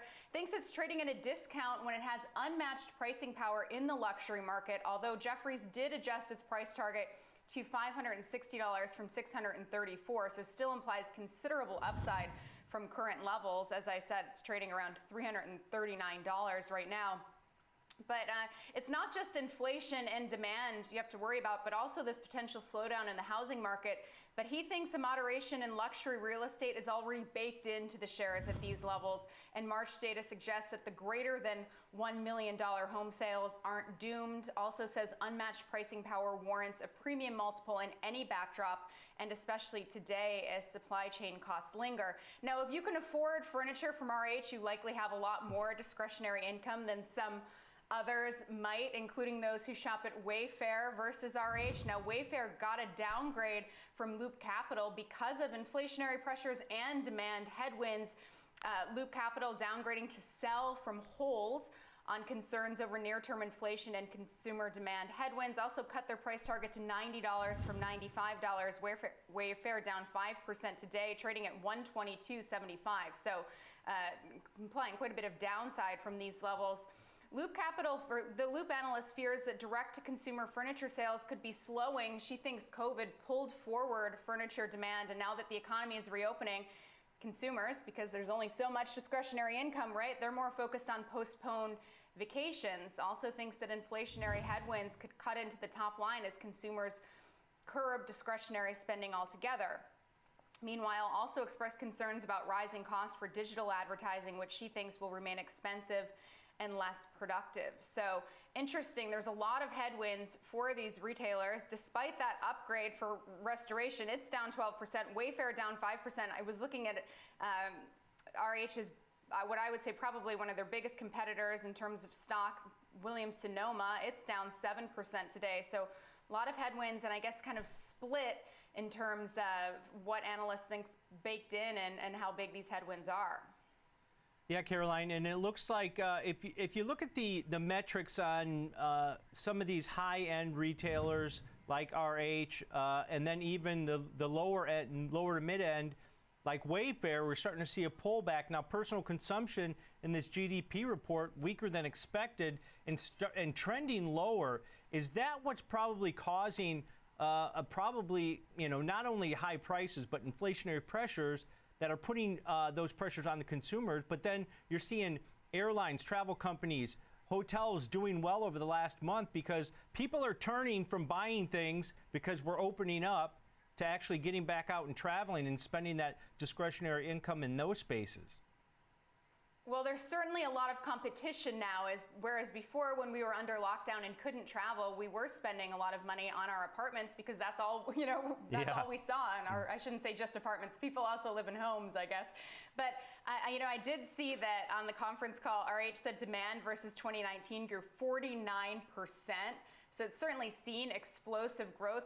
The Loop analyst also saying Wayfair, has seen it pull forward. So one would assume that based on consumer spending habits, it could be taking a cut from what they would typically spend at home. I think that also it's, I looked at the Census Bureau data and we saw furniture sales decline by 1% in February. So it's not huge, but it still is a decline versus an uptick. So I think obviously we'll learn more as the months go on. But at the end of the day, with inflation at record highs, and aside from the uber rich, there is only so much discretionary income to go around. So somebody is going to get hit. If it's not going to the gas pumps, is it going to go to travel or is it going to go to a new couch? We'll see. Well, I've got a new house to furnish, so I hope those prices start coming down relatively quickly. That would be awesome. All right, all right. And I'm going on vacation. There you go. I'd like to do that too. All right, Caroline, thank you so much. That's Caroline Woods, a contributor on the network here. Nick, I kind of wanted to get more deeply into that as far as the data goes. ADP, another solid jobs report here on small businesses and private industries here. So that's confirmed, right? The Fed knows that.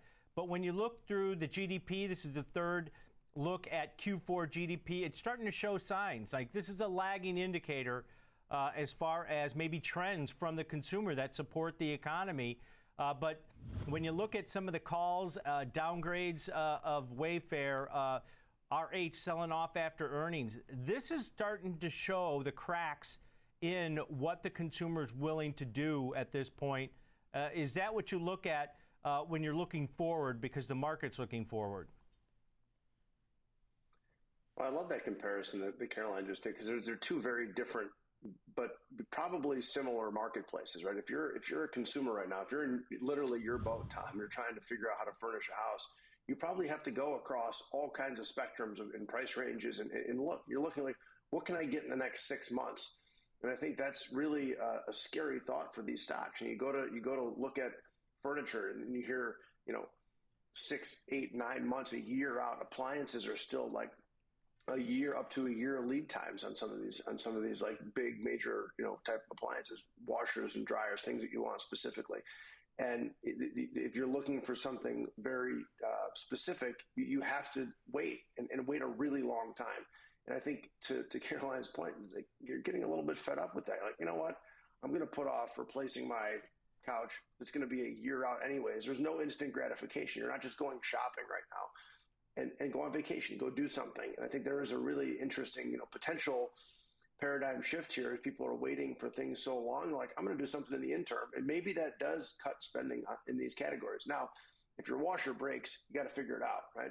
But there's this interesting balance of, you used to be able to buy things. Amazon sort of trained us all to expect something the next day. Right. And now it takes an incredible amount of time to get some of these things, right? Weeks, months, a year for an appliance, like insane compared to what we were used to. So how that blends in with sort of the consumer's mentality over the reopening that's occurring now, I think is going to be absolutely fascinating to watch across tons of sectors and industries, and will yield volatility like this. RH is down 55% from its highs. So some amount of, pulling it forward is baked in for sure. So we'll see.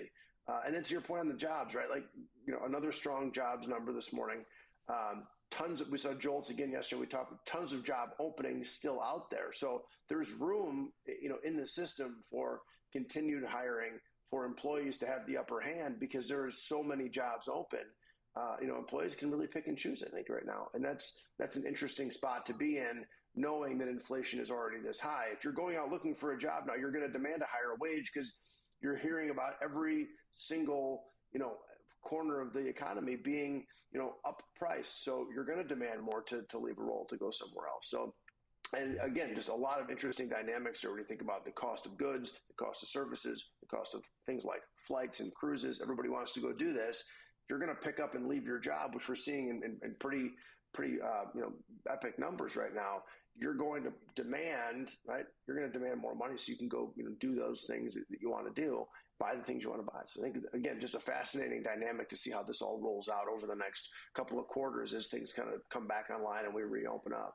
Yeah, and 1.8 jobs open for everybody that's unemployed. So that kind of reiterates the strength in the jobs market. And that's why a lot of people aren't expecting a recession to take place here, Nick. But we've got we got a chart of the NASDAQ 100. It's right at its 200-day moving average.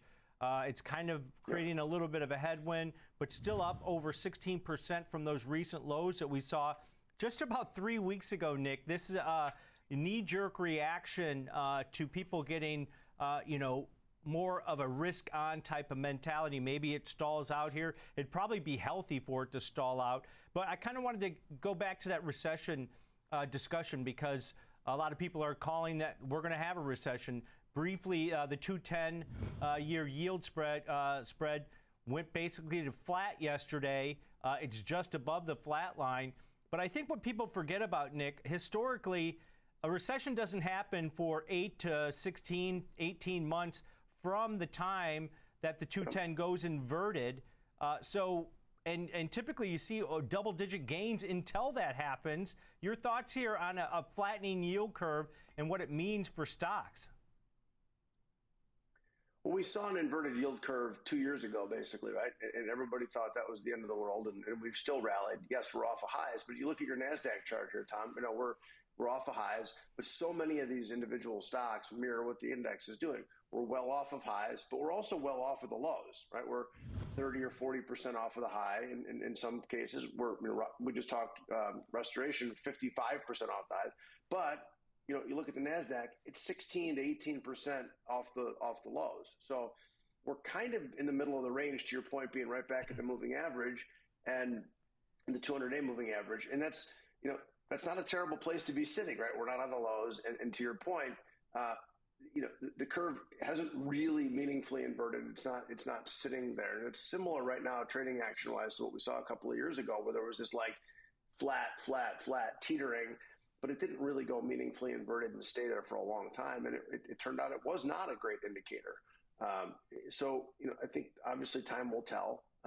But to your point, just because it's inverted, or if let's say it meaningfully inverts tomorrow, it doesn't mean we're in a recession then or in the next 6 weeks or anything like that. It tends to be a much longer time period for all this stuff that we're constantly talking about here to filter through the economy, right? You've got to see this inflation really take hold. You've got to see the Fed really slow down the economy, and then that all has to go wrong, right? The Fed knows what they're trying to do. So obviously trying to stave off and stop and completely eliminate a recession is the goal, right? And they want to do that by keeping that job demand strong, keeping wages up, but bringing pricing pressures down. Well, that's easier said than done, but all that's going to take, to your point, 6 to 12 months, I think, to really filter through and know how we come out of the other end of this. And just because, last thing I'll say, we enter into a recessionary kind of realm, doesn't mean we have to stay there long, right? Their actions could slow things to a point, but then you could see that kind of spring back relatively quickly depending on how this is all digested. So a long period here to wait, but to your point, it doesn't mean that markets are going to tank tomorrow just if the curve inverts. It's a mental thing, it's a sentiment, yes, but it doesn't mean the economy is really dynamically changed just because that inversion happens. Yeah, and I think the Fed and the Fed members are expecting or hoping, maybe more than expecting, a soft landing if we do continue to see inflationary pressures. Nick, we've got oil up nearly 4% today. Inflation continues to rear its ugly head here, putting pressures on every part of the economy when oil's above this $100 a barrel level. But one area that's not been affected maybe by this and got kind of an upgrade today, and just real quick, Nick, I want to hit on the sector. Goldman Sachs came out with a couple notes on Block, SQ, the old Square, and also PayPal, and these stocks have just been beaten down over the last 6 to 9 months here, and they're saying maybe it's a reprieve, that consumer integration and application of these cash apps and Venmo are going to continue to pick up, and maybe these stocks are oversold. Your thoughts real quick here on the fintech space, and Goldman predicting maybe a rebound here because they initiated both with buys.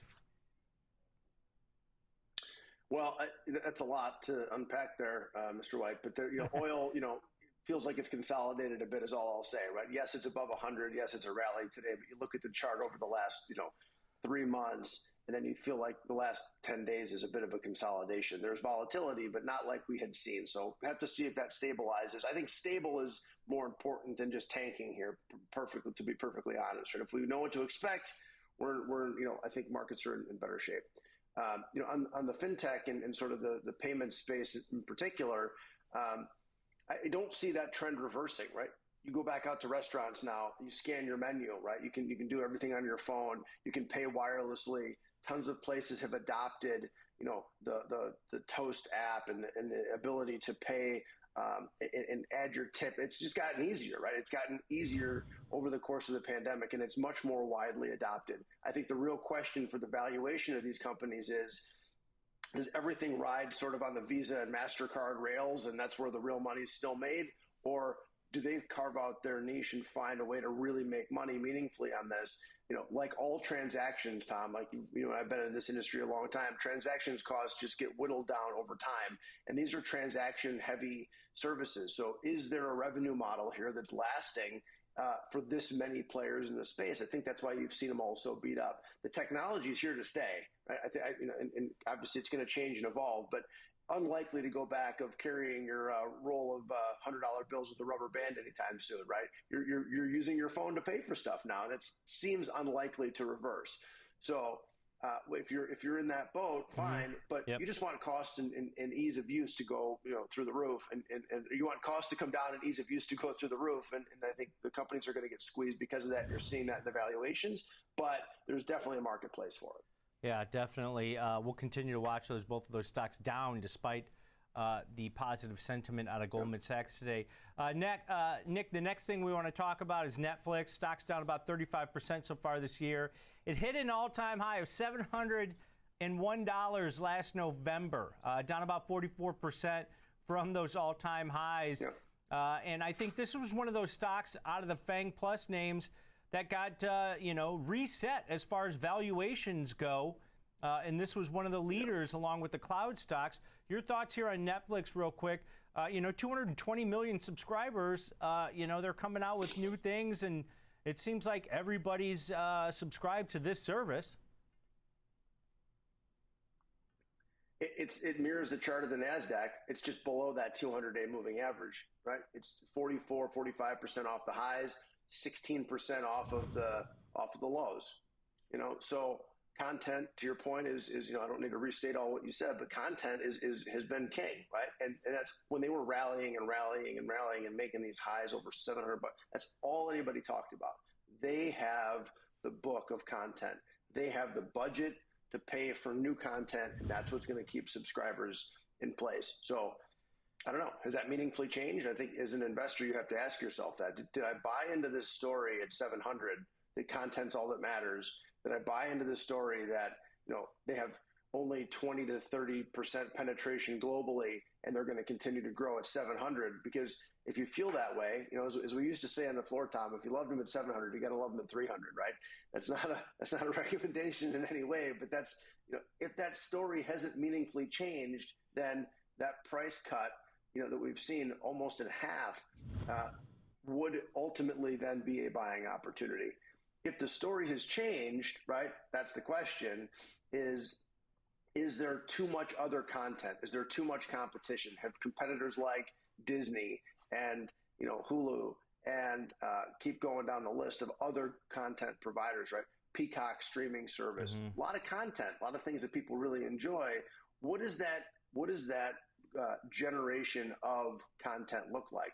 We saw Apple win an Oscar, right? There's that wasn't even a possibility 2 years ago, and we know Apple's poured tons of money in there as they approach again a $3 trillion valuation. Almost unlimited spending possible from them. So there's other big players in the space that really want to make a mark here. Netflix seems to still have that content edge in producing shows that people really like, but if you believe that's dynamically changed here, then maybe this much of a sell-off is right. If you still think that they're the leader for all those reasons you did when they were up like that, I think the stock is certainly a steep discount. Global penetration to me is going to be the biggest thing to track, right?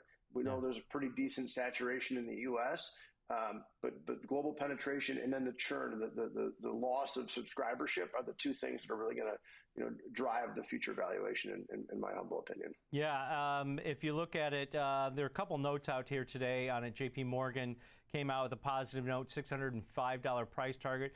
But then Benchmark noted that Deloitte did a survey out yesterday, worrisome churn and switching among younger demographics. So there's concerns. There's a push and pull here. Some people have some underweight ratings on it, some overweight ratings. JP Morgan's positive. Cowen's pretty positive on it. But we'll have to wait and see as far as the sharing of passwords, because that's a big concern. That could also provide another revenue stream for them if they start putting the hammer down on people that share their passwords. But going into an example trade here, Nick, we're going to look at something that's relatively neutral and short term for Netflix. And I looked at just going out to the April monthly series here, Nick. So short term, 15 days till expiration. Implied volatility is still in the upper 1/3 the range that we've seen over the last 52 weeks. So we still have elevated volatility, but I kind of want to avoid that earnings event also, which this short-term strategy does. So I looked at going out to the April monthly series, selling in an iron condor, where I'm going to be able to collect a decent amount of credit for the amount of risk that I have on this position. The strikes on it are selling the 410 call, buying the 415 call, and then against that, on the put side, selling the 365 put, which is about $20 out of the money to the downside, and then buying the 360 put. So $5 wide short iron condor, where I can collect roughly a $2 credit. That gives me $3 in risks outside of 415 to the upside and 360 to the downside.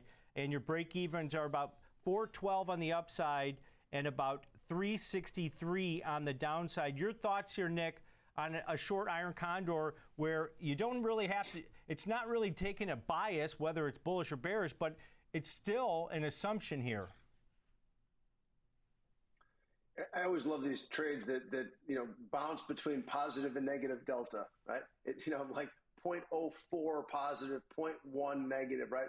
That means essentially zero delta. And what I mean by love is just it is the definition of neutral. You're right in the middle of that range already, and you're looking at this example trade saying, I don't think anything's going to happen meaningfully between now and April expiration, right? There's no earnings, there's no news. There's a couple of, to your point, there's a couple of, analyst updates out over the last couple of days. Like that news is baked in. You're basically saying, hey, this thing is going to be sideways between now and when an event's priced in. And I think that's just a great lesson to me in terms of option trading is you can find ways to take advantage of that sentiment. And the iron condor is just a classic example of pick that range. You could skew it one direction or another if you chose to, but you're getting a $2 credit on a $5 spread, right? And because that volatility is relatively elevated and you completely define your loss, the only thing you got to watch for, right, if there's any kind of adjustments, because you do have a bit of time in this. There's about a 7 theta on this, just a little bit, and obviously short gamma because of that. So as you approach your strikes, you're going to pick up some deltas in the wrong direction. So if you want to adjust, fine, but sideways, and a little bit of time here gives you the ability to weather a pretty decent move and still be still remain delta neutral. So we talk about these strategies a lot. So not a ton here to unpack in terms of news and a strategy that tries to take advantage of that. Yep, positive time decay or theta on that one. It is a short Vegas strategy, so you'd like volatility to either consolidate, like the stock you want to consolidate, or to fall back maybe towards the median over the last 52 weeks if it does start to consolidate. But it's at a key point at the 50-day moving average, far below its 200-day moving average. As Nick noted, it's been almost cut in half since those highs of about $701. All right, great example, great look at an example trade here in Netflix for a neutral strategy. But coming up after the break, Nick and I will be joined by Andy Swan from Lightfolio for a discussion on Starbucks. Fast Market will be right back after 2 minutes.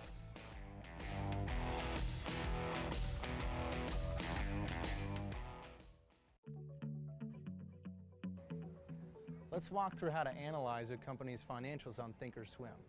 To get started, go to the Analyze tab and select Fundamentals. Enter a symbol, then select Enter. To download detailed analyst reports, select Download. By the Numbers provides balance sheet information and other fundamental data. Company Details provides summary takeaways on key metrics and what drives the stock. Takes a more numeric look at similar information. If you find any of the information particularly helpful, you can print it out or take a screenshot. For more demos on how to Thinkorswim, head to the Education Center on tdameritrade.com. When traders tell us how to make Thinkorswim even better, we listen. Like Jack. He wanted a streamlined version he could access anywhere, no download necessary. And Kim. She wanted to execute a preset trade strategy in seconds. So we gave him Thinkorswim Web. Because platforms this innovative aren't just made for traders, they're made by them. Thinkorswim by TD Ameritrade. Technical traders, the chart master is in the building. Trends, support and resistance, key patterns, and technical indicators. The chart master has your live technical analysis throughout the trading day, only on the TD Ameritrade network. Trading has changed forever as a new generation of investors make their impact on markets. It's more important than ever to navigate through the frenzy of meme stocks, IPOs, and the next wave of tech. And that's where we come in, discussing strategies and example trades on trending names.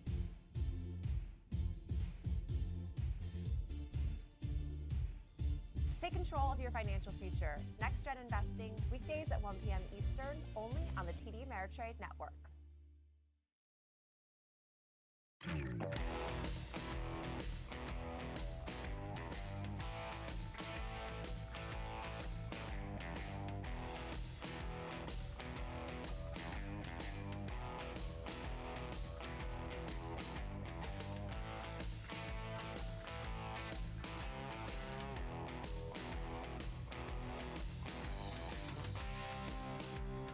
Welcome back to Fast Market on the TD Ameritrade Network. I'm Tom White, joined by my co-host for the day, Nick Theodorakis. But let's bring in our next guest for our cash tag segment, and that's Andy Swan, the co-founder of Likefolio. Thanks for joining us, Andy.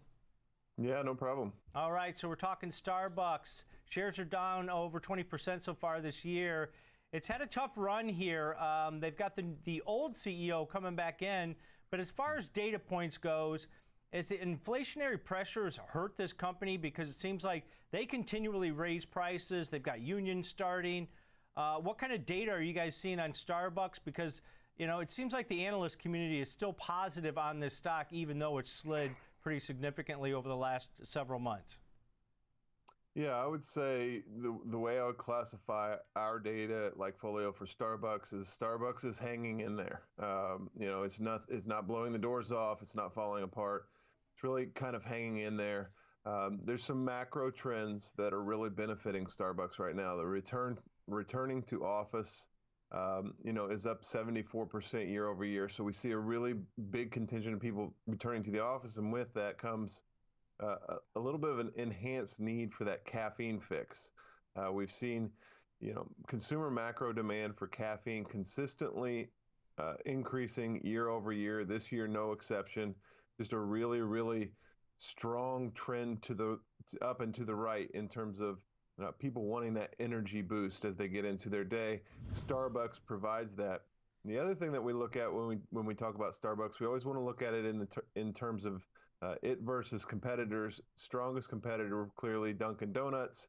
And I was actually surprised to see Starbucks beating Dunkin' Donuts from the perspective of demand growth as well as consumer happiness. So they're delivering on both metrics better than their competitor, which is always a positive. And so, you know, overall, I think, you know, Starbucks has taken a haircut stock price wise that probably needed to happen. It got a little ahead of itself.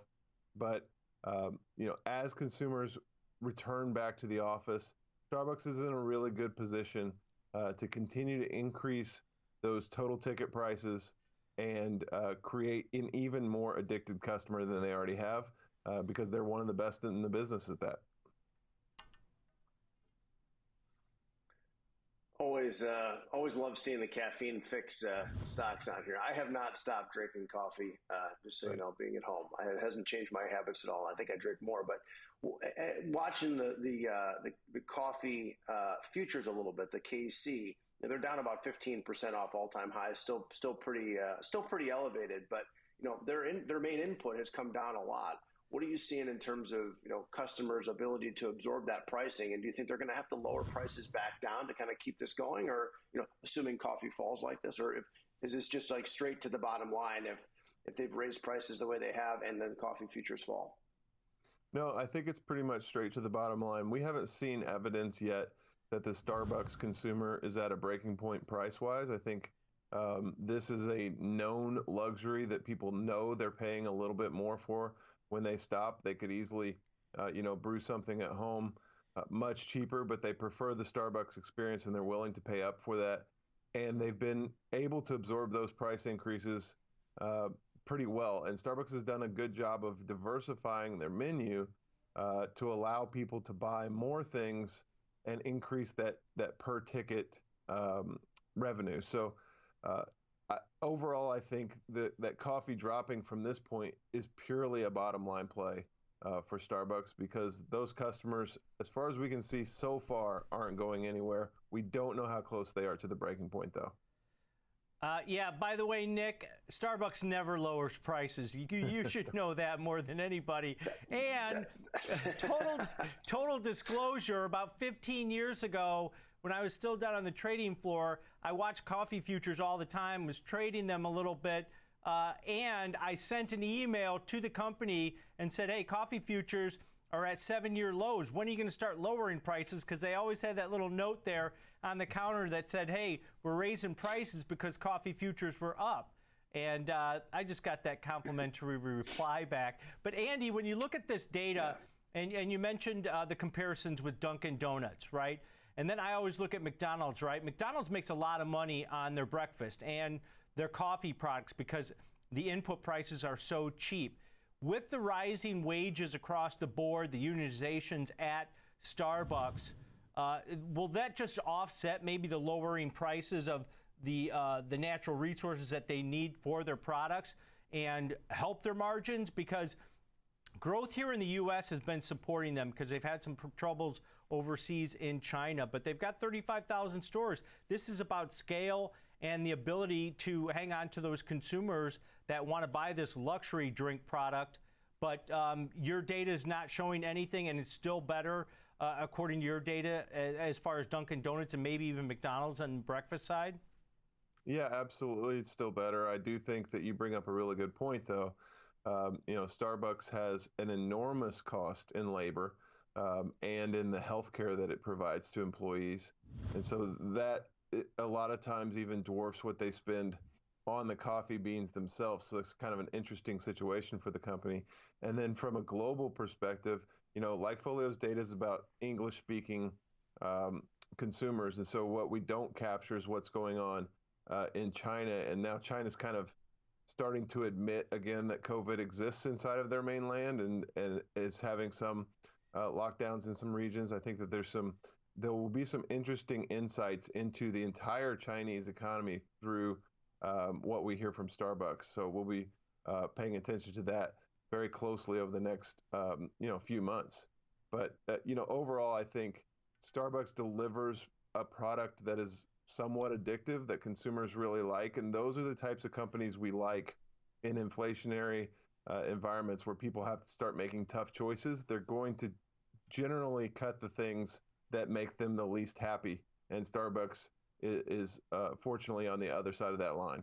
Starbucks definitely does make me happy, especially when I'm tired, like today. But Andy, if you looked at this and the discount that you're seeing in the shares is down 22%, so your data's pretty bullish on this name, especially after the slide that we've seen. Yeah, I would say it gets more bullish every dollar that the stock price drops. Overall, we're kind of neutral on the company, but neutral can be good in an environment like this. And so this is one that I put on my watch list and say, if you get a throw the baby out with the bathwater type of market event, Starbucks is one of those names I'd want to pick up in that situation. Definitely, and I think a lot of people did about 3 weeks ago when this stock got under $80 a share. That's for sure, because it's had a nice month, nice rebound of about 5% so far this week alone. All right, Andy, great stuff as always. Hey, thanks, guys. All right, that's Andy Swan, the co-founder of Likefolio.com, joining us, breaking down the data on Starbucks. Nick, I got my caffeine buzz from Starbucks this morning a couple times. Stock, as I mentioned, down about 22% so far this year. Implied volatility over the last couple weeks has really fallen sharply. So option premiums come in a little bit. When you look at an example trade here, I know you looked at maybe buying a call vertical. I'm adjusting the strikes for you here because the stock's basically flat on the session now. So tell me how you want to look at this for an example trade. They've got earnings in about a month and a half. Yeah, so looking at your first example trade, Tom, I thought just to have a different conversation here, because yesterday we somehow brought the same exact style unknowingly. So maybe we're connected some other way here. Who knows? But this is an earnings play, but earnings aren't until May. and May 3rd, I believe, is the date. May 3rd. So going out to the May weeklies expiring on the 6th of May, you're buying earnings volatility, which is really right now pretty much in line with with the rest of the vol. So you're seeing about a 29, 30 right in their vol, a little bit of a premium going out that 1 week further. It's a 31 vol, but they're basically in line. And what you're doing is you're definitely giving yourself time. That's a 37-day to expiration trade. And I was looking at buying the 93.95 call spread. So I appreciate you adjusting that down. Right, it doesn't matter where you are. I was looking to pay about 80 cents. You can move your strikes as the stock moves, but your positive delta, right? You're looking for the stock to grind higher, and you get this benefit from an increasing volatility going into an earnings week if that happens, right? So you have it doesn't always happen, doesn't have to happen, but these options would have 2 days after earnings. So you don't necessarily have to wait for that event, because now you have that sort of shock type risk, that event occurring while you have this spread on.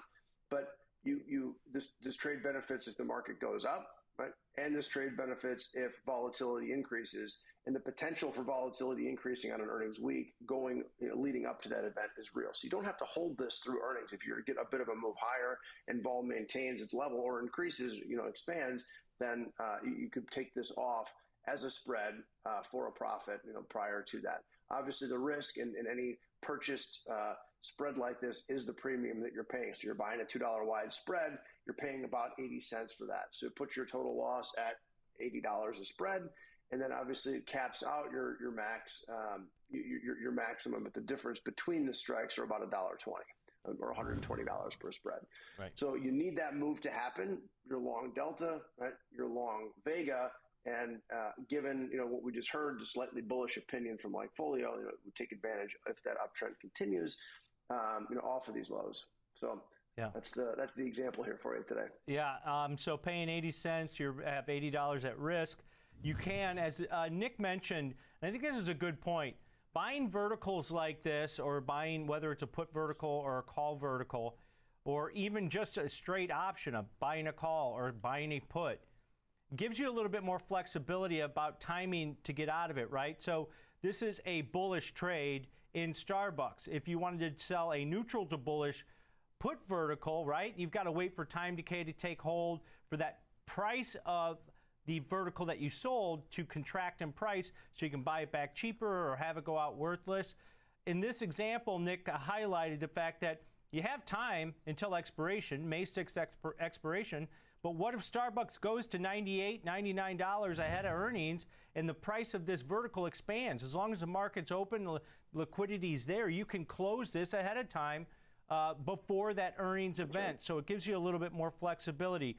You do have $1.20 in risk, or in potential reward on this trade. The risk is what you pay for this vertical, that break even, 93.80 to the upside in Starbucks. And as I mentioned, buying verticals in a lower implied volatility environment will cost you less as far as the option premium that you're paying for that directional vertical. Now, going back to the Netflix short iron condor that we sold, you want higher implied volatility to collect more option premium when you're selling strategies like that. But in this example, you want volatility to be lower, so you're paying less of a price. But good risk reward setup here for a bullish stance based on that Likefolio data, which is relatively positive. All right, great example trade here to cover here, Nick. But coming up after the break, we're going to take a look at the VIX, which settled under 19 yesterday for the first time since mid-January. Fast Market will be right back after this short break.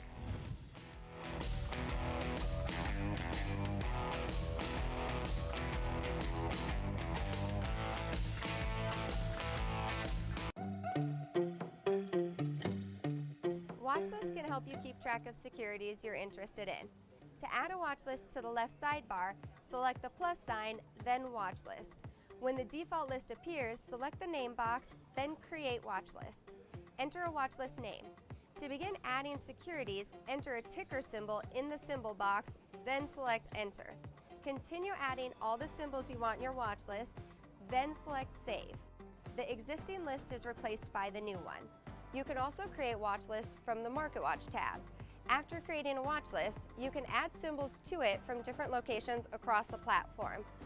From the Charts tab, select the list icon and then Add to Watch List. From the Scan tab, right-click a security and then Add to Watch List. And that's how you make a watch list. For more demos on how to Thinkorswim, head to the Education Center on tdameritrade.com. Trading has changed forever as a new generation of investors make their impact on markets. It's more important than ever to navigate through the frenzy of meme stocks, IPOs, and the next wave of tech. And that's where we come in, discussing strategies and example trades on trending names.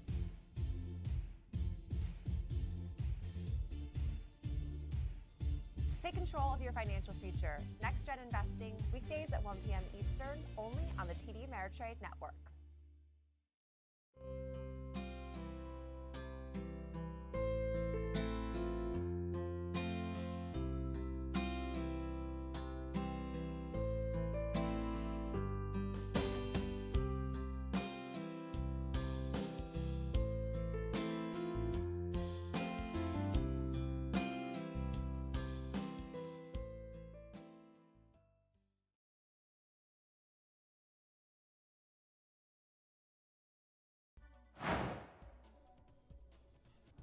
Lichtenstein here with your TD Ameritrade Network futures market update. Gold is up over $20 from yesterday's close and $50 from the lows we saw Tuesday. It traded down to $18.93 after Russian negotiator Vladimir Medinsky said peace talks with Ukraine had been constructive, but gold rallied sharply to 1943 this morning when he reminded everyone a ceasefire was not part of the discussions and both parties are still far from an agreement.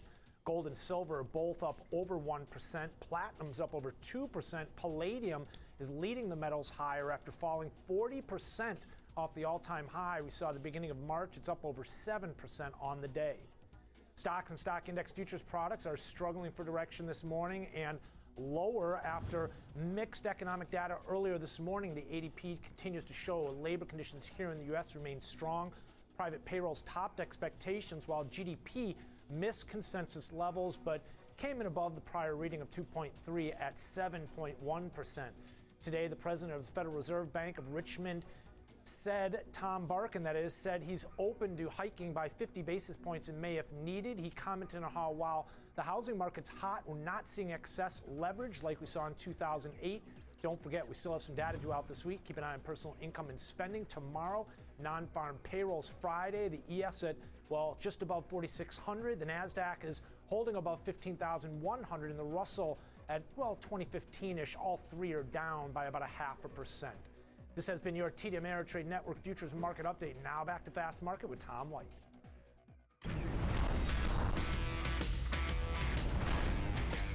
Welcome back to Fast Market. I'm your host, Tom White, along with my co-host for the day, and that's Nick Theodorakis.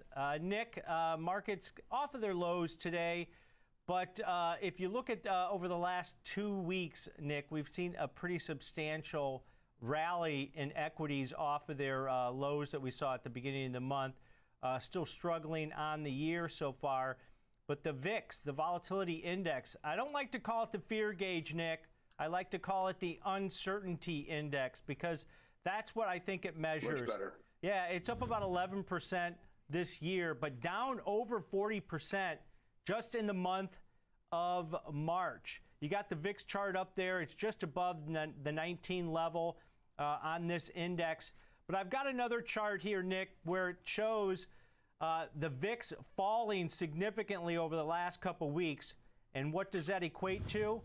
A rally in the magenta line on the chart there shows that the S&P 500 has snapped back and is only down about 3% on the year. So it's reflective, right? The VIX goes higher historically when equities go lower. Nick, give me your breakdown on the VIX and how investors and traders should look at this because it's a gauge, right? You can trade options on the VIX, but you can't trade the VIX product because it's just an index. Give us a breakdown real quick on the VIX and what it means for traders and investors. Well, Tom, we could spend an entire show talking about this and probably have a great conversation and get into all the technical details. And, I think it's just a fact. We talk about it all the time, right? What does it really mean? And I agree with you. It's a level of uncertainty. There's just a few key things I always say, right? Uncertainty can go in either direction, right? It doesn't necessarily mean that a high VIX and we're going to sell off further. What the VIX is doing, what the VIX is taking into account, the normal VIX price is the 30-day S&P options, and I think we both stood in that pit at some point in our lives, right? The SPX pit, and it's taking the prices of those options that market makers are bidding and offering, and calculating that into a level of willingness to buy these options, essentially, right? And typically, the price that you're willing to pay is determined by lots of factors, right? But people scramble to buy protection when the markets are going down, typically, right? We always say we don't see those crashes to the upside very often. So when the price of volatility goes up, you have to pay more for options, calls and puts, right? But typically that VIX is influenced by the skew of those puts, and it's influenced by the fact that people are buying protection to the downside.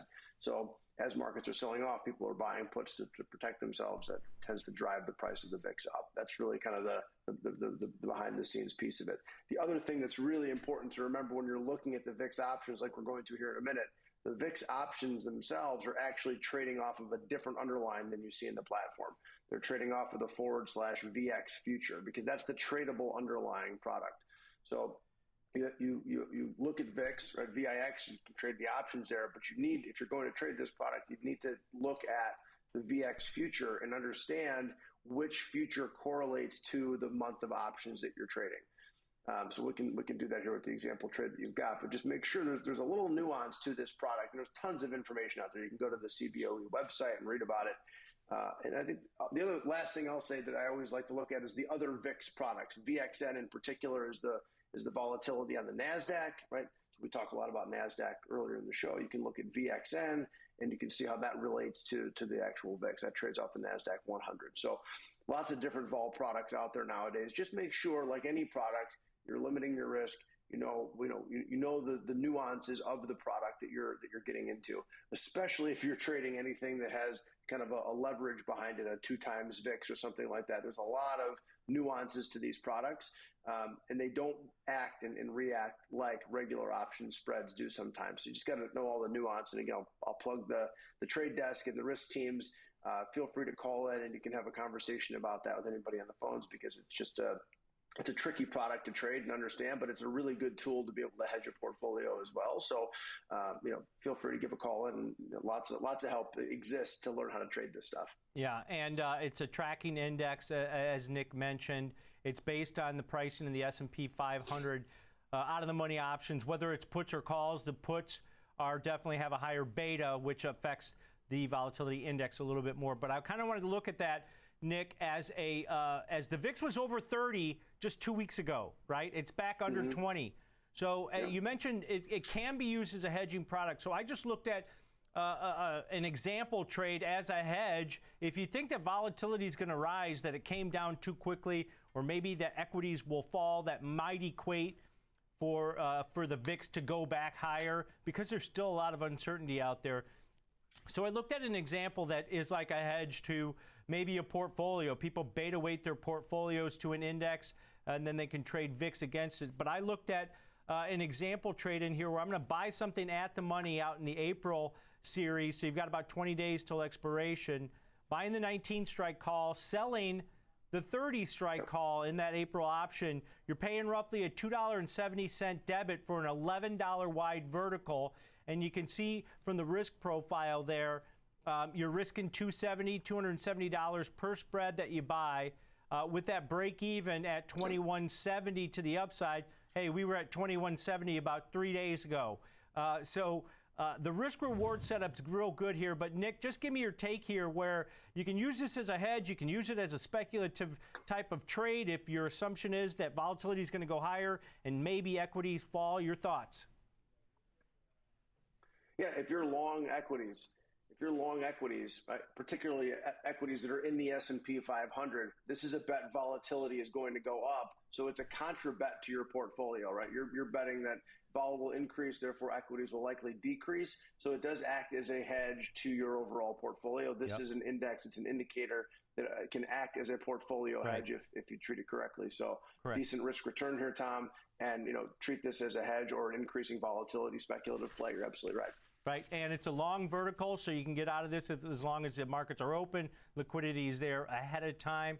So definitely a way to look at this. If you think that volatility is going to rebound, your assumption is that it's going to go higher, this may be one of the ways that you can look at the VIX as a tradable product as far as options go. All right, great stuff. As always, Nick, have a great day. That's going to do it for Nick and I today here on the TD Ameritrade Network and Fast Market. Stick around, though. Next Gen Investing is coming up with Alex Coffey and Jenny Horn.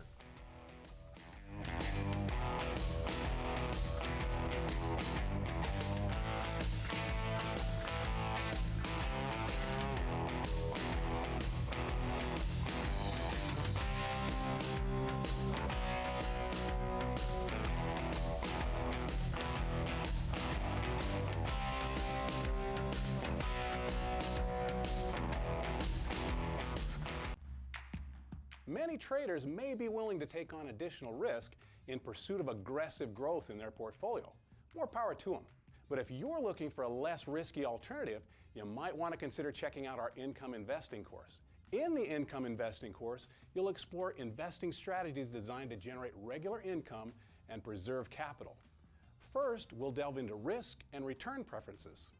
You will learn about the different ways to allocate a portfolio and create a payment schedule. Then we'll take a deep dive into the assets commonly held in income portfolios: dividend stocks, bonds, equity REITs, and cash. You'll also learn about routines for managing a portfolio over time. Along the way, you'll watch videos, take quizzes, and perform paper trades to practice your new skills. So if you're looking for an edge, consider your education. Head to the Education tab on Thinkorswim for the Income Investing course and a whole lot more. Binge watch the market with TD Ameritrade Network. The dollar, interesting activity. So now I did some deep research into this. People are out of the house and engaging with the U.S. economy. Tune in 24 hours a day, 7 days a week on TDAmeritradeNetwork.com and all your favorite streaming services. You can also take us on the go with our CarPlay-enabled iOS app and our audio-only podcasts. TD Ameritrade Network, available anytime, anywhere, on any device. We empower those who act. Those who see the correlation between things above and things below the surface. Those who navigate risk by meeting every turn with a heightened awareness of what's possible. Constant assessment. Determine the best position. Catch the perfect wave. CME Group, where risk meets opportunity. We empower those who act. Those who see the correlation between upswings and downswings.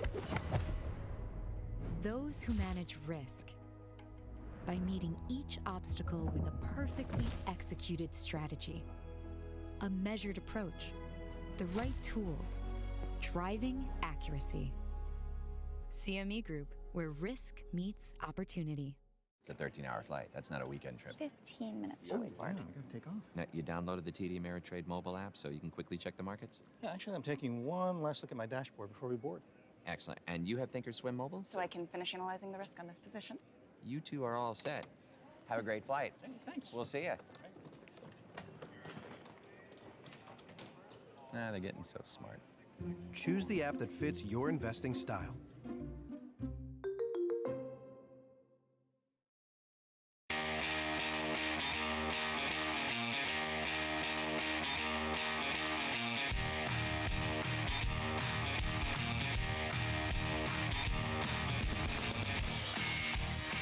Happy Wednesday, good afternoon, and welcome to Next Gen Investing. I'm Alex Coffey alongside Jenny Horn. Jenny, it is Wednesday. It is the second to last day in the month of March. We're almost through quarter one.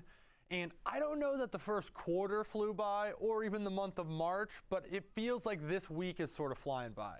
I feel like the whole month of March has really flown by. I can't believe it's almost April 1st, although the weather would not have you thinking that, as it is very rainy and cold in Chicago today. A very dreary Wednesday. We're also seeing the 4 major indices in the red, but one thing I have been paying attention to very closely, Alex, is that VIX falling below 20 after it was over 30 a month ago. Yeah, upticking a little bit here today as it creeps back towards 20, but 2 consecutive days closing below that level. I saw it in the 18 handle for part of yesterday as well, so we'll see if that trend can continue. Bonds catching a little bit of a bid, obviously crude oil bouncing back as well, so we'll see how things shape up. Gold bouncing back. Kind of a quiet day, though, nonetheless, so far, but tons going on underneath the surface. A ton of earnings reactions today, as we've seen a pretty sizable swing following that Lulu report, as well as Micron and RH. But we will get to all of the micro stories today, going through our upvote and downvote segment. Following that, we will chart and trade our upvotes.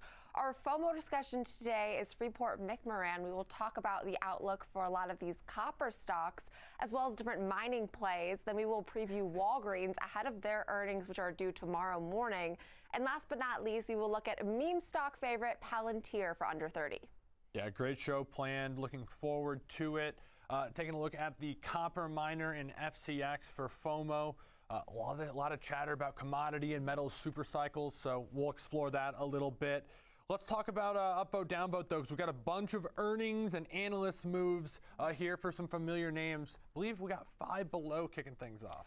5 Below, which I would just like to say that because of inflation, and actually this was happening pre-inflation, that it's no low. So these dollar trees are just not what they used to be, but they did just report their 4th quarter earnings this morning, and they saw some weakness really following very disappointing 2022 guidance and 4th quarter earnings that failed to please what I would say are very high expectations. So they now are forecasting their 1st quarter revenue to be between $644 and $658 million, assuming a flat to 2% decrease in comps.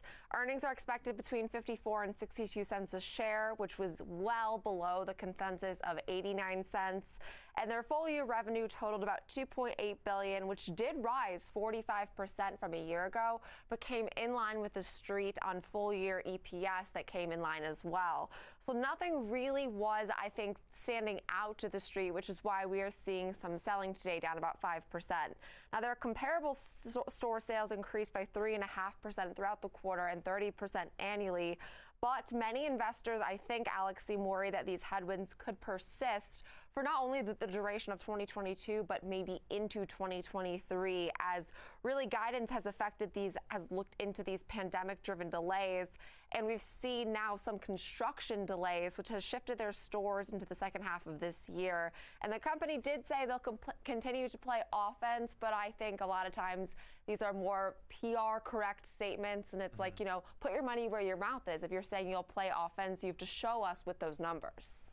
Yeah, this is a tough one because on one hand, it's a discount retailer. If times get tough, these are kind of the stores that you think, okay, we're going to try to pull back spending somewhere. Maybe we'll be a little bit more responsible. We'll go to those discount stores. But it's cost push inflation. And I know you have the caveat, Jenny, of it's like 10 below sometimes and 15 below. Their name is 5 Below. The premise of the store is that it's $5 and under. If prices start getting more expensive, margin compression, when you have a cap on your prices, it's a little bit tougher. So a little bit more to explore here. Already seeing personal consumption expenditures come down a little bit as early as last December for the last quarter. So interesting conversation. I'm going to say upvote.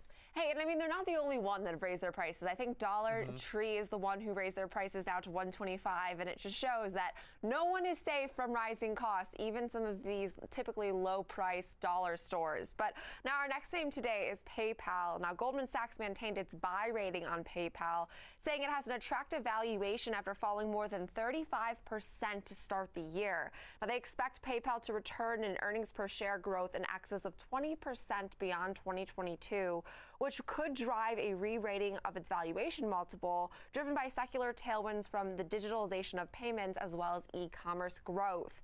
This will also offset some headwinds following this year, as this firm expects product initiatives and improving monetization at both Venmo and PayPal. PayPal is one that has seen, like this analyst highlighted, a good degree of selling this year, down 36%, but has seen some degree of recovery in the month of March, up about 8%. So we are seeing some sort of relief, but PayPal and Block alike have seen a very brutal start to this year, Alex, and they both have pretty similar charts, and they're pretty painful, I'd say. Yeah, no doubt about that. It's been kind of a long road lower from the beginning to middle parts of the summer of last year for a lot of these stocks, PayPal included. However, it's actually doing okay today, so that's interesting, with the overall market been very strong lately, pulling back a little bit. PayPal pretty resilient, up small today. I'm going to say downvote, though, just because you talked about there's been a huge recovery. It doesn't really even put much of a dent into the sell-off, but I think there's a lot of questions still to be answered for, is this, maybe a bear market rally? Is this a snapback? Or are we actually seeing true, genuine recovery here in a name like PayPal? I think it's a good start, though, to see it green with the overall market red, even after this big move, but we're still going to say downvote today. A downvote today, even though this is one we often discuss as those, Venmo, those peer-to-peer, I would say parts of these businesses have been super interesting, as well as Block's Cash App, another interesting aspect of that company. But our next name today is Wayfair. Now, Loop Capital downgraded Wayfair to sell from hold, saying that direct-to-consumer sales are slowing. This was actually part of a broader downgrade note where this analyst said that organic sales are trending lower for direct-to-consumer companies across the board as people venture out of their homes and into businesses more often. Wayfair is seeing weakness today, also down 5%, but down 36% this year, over 14% this month, not seeing the rebound that a lot of these names did see in the month of March. And also, Wayfair doesn't really know, I think, where to get its footing. Now, I have to say, Restoration Hardware is trading lower today. It could be pulling down this name as they both operate in this furniture retail space, but Wayfair was one of the highest flyers. I almost put them in the category of like a Chewy during the pandemic, being solely online. They benefited from the fact that they didn't have to deal with really reduced store traffic, at those physical brick and mortar locations. But since then, they cannot catch a bid, Alex. It has just been a good degree of selling since the economy has normalized. I don't think Restoration Hardware or RH and Wayfair are all that comparable in terms of price point, even style of the shopping experience. But I think it's very hard to argue that it's not moving in sympathy with RH in response to that earnings release, particularly given so much of the grim nature of the RH report was in the words from the company's leadership themselves in terms of the outlook going forward. So I'm going to say downvote, but this is, to me, a very important story, and you can see the ripple effects taking place. Yeah, I would say the closest they're correlated to an RH is the fact that both names trade somehow in tangent with whether it's the housing economy or the equity market. So in that sense, the products are comparable. Yes, but yeah, in the terms of probably the average consumer going to a Wayfair versus an RH, one being very, very high end, one being very modestly priced, I would say it would attract a different consumer. I agree, Alex. But last but not least, our retail theme, we're sticking true to it, is Costco. Now, Oppenheimer raised its price target on Costco to $620 a share from $580 with an outperform rating. This follows a virtual call with Costco's senior management as the analyst said he walked away incrementally more positive on Costco's shorter and longer term prospects. This analyst believes the company's business model remains extremely well positioned for the current environment, given a strong value proposition in a highly inflationary backdrop, its thriving fuel business, and reopening tailwinds in categories like travel and apparel. Costco, a bright spot in these markets today, Alex, and I do have to say, I have had people send me pictures of Costco's recently where their line for gas is wrapped around the block. So I think they're marginally cheaper in terms of gas price, but right now in this current economy, it's doing very well for them. No doubt about it. I think that this is an example of how not all retail is created equal. One, this is a very staples-driven store with some discretionary within it. You can get some new clothes. You can get other things there. Pretty interesting stores if you've ever been inside one of their warehouse stores. But obviously, energy, a big piece of what they're selling, and of course, food.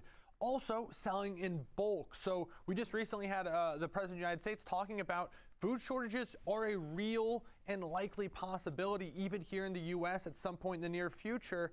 If that's the case, buying in bulk is going to become a very common thing, like it or not. In a place like Costco, that is their wheelhouse. And so also throw in the fact that you have to pay for the membership that already kind of entices you to want to use it. So a lot of things going well for this company right now in spite of the uncertainty across the board. I'm going to have to say upvote. Upvote, I mean, Costco is one of those very interesting companies. Like you mentioned, you can buy staples and discretionary items. The only place where you could buy an engagement ring as well as book a cruise. You can do pretty much everything at Costco, which is why I think there is such a loyal consumer to that company. But to tell us more on both of our upvotes today, those being Five Below as well as Costco, is Rick Ducat, TD Ameritrade Network contributor. Rick, let's start things off with Five Below. That is no longer solely Five Below. It very much irks me, but we do know that these lower cost retailers are ones that tend to be, say, more defensive in times of economic downturn. Yeah, that's a really good point, too. And looking at the chart, we're up about 13% off the yearly lows. But that may sound impressive, but we're also down about 40% from the yearly highs on August 25th to those lows. So it's been a rougher picture overall for this name. Implied volatility, relatively low today, fell off very sharply after earnings, which is to be expected. 8,000 some options traded today, a little over 60% calls. The biggest trade I saw was a long call spread, plus 482 April 1st, 165, 172 calls at a net debit of 269. So almost 1,000 total options, making up about 12% of the total market today. And they're looking for about a 9% move up for max profit by the end of the week. So it's a tight time frame on this one. Rick, I think both these companies, Five Below and Costco, are very interesting, particularly given their divergence as of late. I have never been to a Five Below. I've only been to a Costco a couple times. I've heard good things about both, and I've enjoyed my experiences at Costco. How about yourself? Any experiences at either one? And what is the chart and options activity saying in Costco? Yeah, I've been to both. I thought a sign that the pandemic was improving was that Costco started giving free samples again. That was my little anecdotal observation. But about 19% up since the start of this most recent run up on January 24th. 30,000 options traded, 70% calls, so overwhelmingly more interest on that side of the market. Not a lot of big trades or anything particularly noteworthy, but I did see some notable strikes in terms of volume and open interest for the monthly expiration. On the call side, 530, 550, 560, and 585. On the put side, 535, 545, and 550. I'm a little bit outraged at both of your lack of enthusiasm over Costco. It's like the best alcohol you can buy because it's cheap, but it's high quality. But we will dive more into the technicals on both Costco and Five Below coming up next. Rick will be sticking around. Alex and myself will also be right back with Next Gen Investing.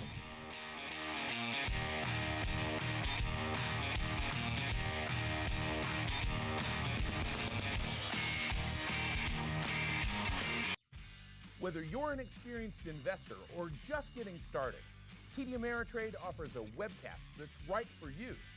The platform demo webcast series is designed to help you broaden your knowledge of tools and resources available from TD Ameritrade. You'll learn tips and tricks to help navigate TDAmeritrade.com, Thinkorswim, and mobile-based platforms. Best of all, you can ask questions by chatting directly with an education coach. It's interactive learning at its finest. Tune in live or watch on demand. Head over to tdameritrade.com/webcasts and start learning today. I'm searching for info on options trading, and look, it feels like I'm just wasting time. That's why TD Ameritrade designed a first-of-its-kind personalized education center. Their award-winning content is tailored to fit your investing goals and interests, and it learns with you. So as you become smarter, so do its recommendations. So it's like my streaming service. Well, except now you're binge learning. See how you could become a smarter investor with a personalized education from TD Ameritrade. Visit tdameritrade.com/learn.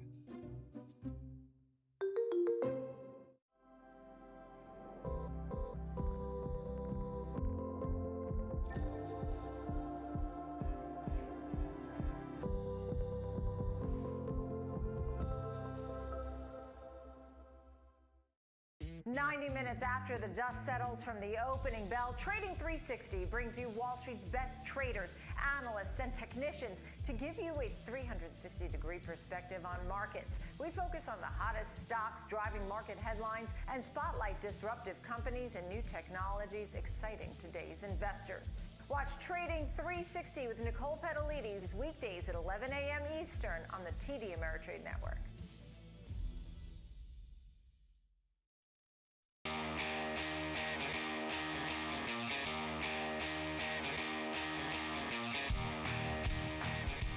Welcome back to Next Gen Investing. I'm Alex Coffey alongside Jenny Horn. We're still joined as well by TD Ameritrade Network contributor and charting specialist Rick Ducat. We're going to go through the upvotes, Jenny. Both retail names, one post-earnings, one making, I believe, a new all-time high. Roaring, one a little bit under pressure. We got five below the discounter, which we've talked about. There might need to be like an asterisk in their logo. It's not all five below anymore. And then Costco, the membership style warehouse club, I guess is the best way to put it, in terms of grocery, gas station, anything you think of. They probably got it there. So Five Below was one we used to talk about on Fast Market all the time because it has a very, very loyal consumer. That's the one part of that I would say Five Below takeaways. I recall us discussing really how loyal the person who goes to a Five Below is, which is obviously a strong point. So maybe you think that raising prices for Five Below doesn't really impact that consumer that's going to go to Five Below anyway. But Rick, it's concerning right now when you see these earnings come in disappointing. Their full year guidance was very disappointing. And it seems like some investors are worried that the recovery for Five Below as things normalize with the economy isn't coming as soon as people had hoped. So now fears are renewed, I'd say, in Five Below. So from a technical standpoint, tell us what you see from a chart, because I do have to say this move today is pretty, I would say, notable. Yeah, it is definitely down over 5% today. And right now it's looking like it's more of a doji. And by that, I mean we're roughly at the same price we opened at. So there wasn't any really overall movement today other than the gap down we saw from yesterday. But looking at the chart here more closely, the first thing that struck me was point A. And on this chart, I decided to include our our standard deviation channels, which are based off of our linear regression line in blue there.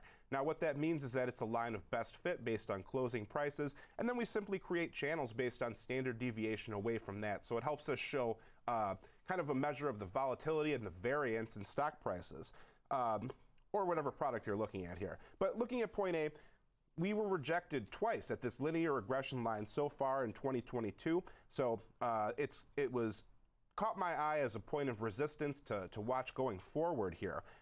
We also stopped short of those previous highs near about 178 on our most recent move up. That was another sign of, maybe not great activity for the bulls. Looking at point B, we have a shorter term uptrend here off of those recent lows that I mentioned in our intro segment. But looking at point B, we are slipping below that today. I mean, it's seeming like we're putting up a bit of a fight here on the part of the bulls. It's not really a convincing breakout yet, but it is starting to slip below this short-term trend line that we see here. And look at the standard deviation channels themselves. They're pointing downward, suggesting that the overall picture for this is more bearish than bullish in terms of the price movement.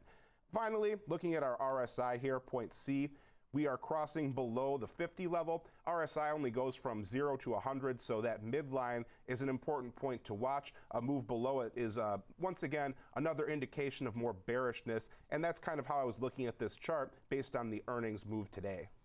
So that RSI showing some bearish momentum. Things are looking a little bit negative. A name that has already been beat up pretty bad this year, and obviously today, Rick. But when trading this name, Alex, say you take the stance of what I've gathered from the analyst community today, and you think things could continue slipping going forward. Well, I'm going to go along those lines, and I'm just going to kind of lay out a line of thinking, and then it'll ultimately lead to the trade. So you talked about the loyal consumer. We've talked about the subtle changes they've made in their pricing structure, and we've talked about this rising kind of rising cost environment we're in, which is going to lead to margin compression. As loyal as the consumers are, the reason they initially walked in the door, more likely than not, is because the name was Five Below, and they were expecting to find things at $5 and less.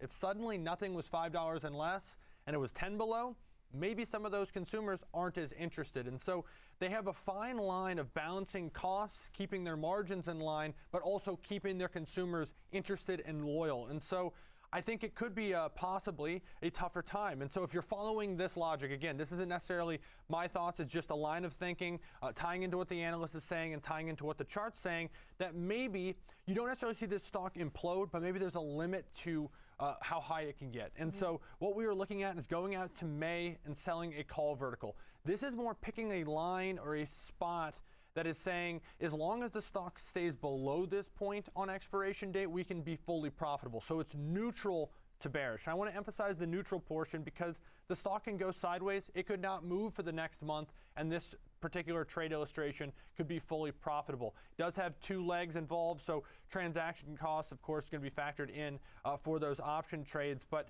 looking at the credit, $176.25 would be the break even. You simply take that $1.25 credit and add it to the short strike at 175. And so max possible loss on this trade would be $3.75. It's a $5 wide spread. Take out our $1.70 or $1.25. That leaves $3.75. That takes place if it does continue higher and actually breaks through and stays above 180. Anything below 175, we simply capture and keep our credit. I'm going to flip over to our chart here. As you're going to see, going back 5 years, this has been a kind of noisy chart, volatile nonetheless. But really, if you kind of go back, I'm just going to quickly kind of draw a line through here. You can sort of see it's generally followed this upwards trajectory. And so there's a chance that you could see some recovery, but as long as it stays below our recent highs of a couple days ago, this one could still be profitable. And that's why neutral to bearish was the decision, not just outright bearish.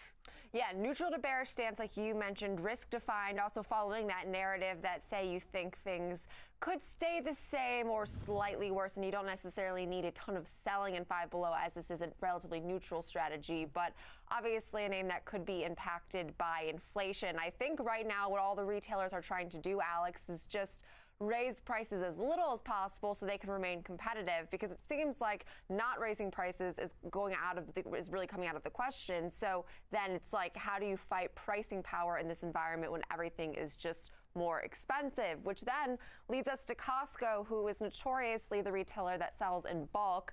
My dad used to joke, Rick, that you cannot walk into Costco without spending $400 because you end up buying like the body size things of Cheetos. I mean, it's just ridiculous how quickly your money can go in Costco. But in these different times of inflation and high prices, it's perhaps maybe a move for a lot of people who say, I want to go to the grocery store once a month instead of once a week now. So from a technical standpoint, what should we be watching in Costco, a name that has seen some strength today? Well, I think the first thing you'll notice on this chart is how different it looks from the previous one with our standard deviation channels. First of all, I mean, you can see that it's pointing upward instead of downward. The trend, our line of best fit there is looking much more bullish than on the previous chart. And you can also see that it's mostly stayed within one standard deviation. And I think that speaks to the lower general volatility, as this is more of a consumer staples name, whereas Five Below is more of a discretionary name. Starting with point A, though, we are pushing above that linear regression line today. We're up almost 1% on the day now. So that's a significant development, because this linear regression line is an idea of fair value versus extreme prices as we get further and further out near the boundaries of these channels. So if we were up near the +1 standard deviation line, for example, that would be a relatively extreme price given our past price history, and that could be a sign of either continued strength or perhaps due for a mean reversion. That's really up to the trader to decide how they want to play it. It depends on the overall situation and everything like that. But looking at point B then, we also can see that in addition to pushing above that linear regression line in blue there, we're also pushing above the previous highs from late December, early January, near about 570. So there's an interesting resistance confluence here that it looks like Costco is taking out pretty handily. As we progress further into the trading day, it'll be really important to see whether we can close above these levels still.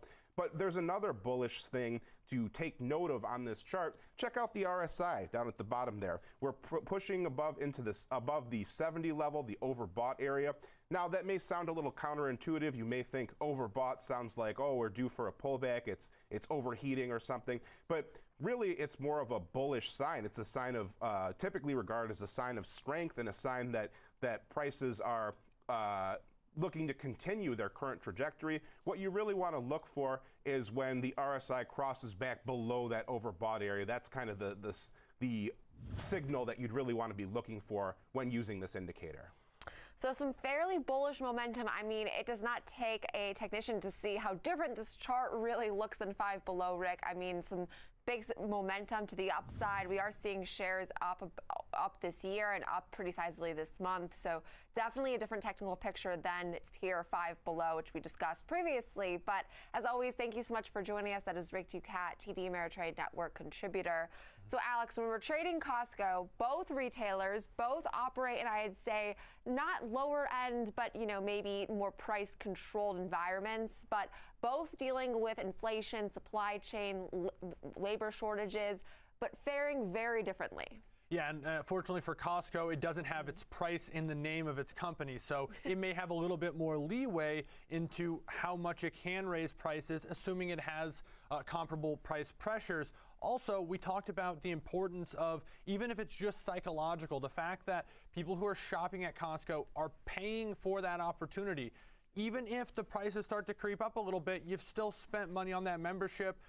And there's still going to be likely some sort of discount there, be it in the gas prices, food, or whatever it may be on a cost per unit basis. You might have to buy more, but you might get them for less. So we'll see how things shape up. But nonetheless, I wanted to look at this from a neutral to bullish standpoint, Jenny, because it is a consumer staple. Consumer staples historically have acted more defensively. It's one of the few names that's actually breaking out to the upside in a market that's a little bit more uncertain. And it's really just proven its strength and position within the market over the last few years. We'll look at a chart in just a second. But we're selling the April 570, 565 put vertical. It's pretty aggressive in terms of how close it is, both in expiration and in strike selection. But it'll limit the time in the trade, and it will allow for that credit to grow in size a little bit so that the risk reward can come into a more comparable alignment. In the case here, $1.75 is the credit. That means the break even is $5.6825. To the downside, it's a little bit over $7 below where we're currently trading. And break even, below break even, our max loss takes place below $5.65. That would be $325 in risk for a max possible profit of $1.75. And option prices are $175 taking place above $5.70. So again, another scenario where neutral should be stressed here, Jenny, because we just need time to pass and the stock to maintain its value.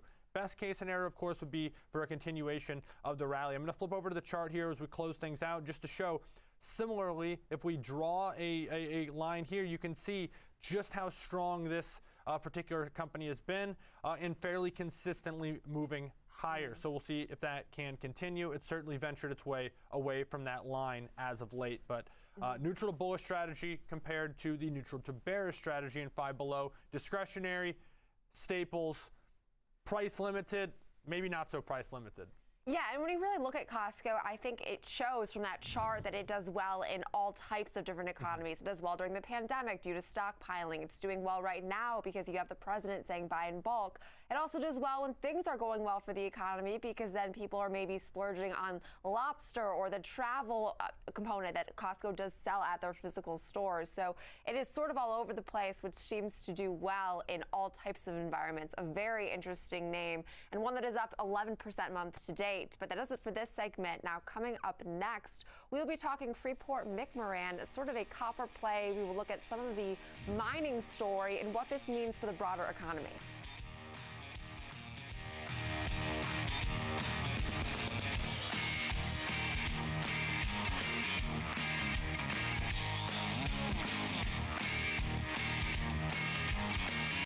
Many option traders tend to focus on price and direction, but implied volatility can also be a big factor in options trades. In the Options for Volatility course, we explore what implied volatility is and how it can potentially affect the price of an option. For example, let's say an option trader wants to take a bearish position on a stock, but isn't sure whether to buy a put or sell a call. Both strategies are bearish, but looking beyond direction to consider the impact of implied volatility could help the trader choose between them. We also introduce strategies designed to harness changes in implied volatility.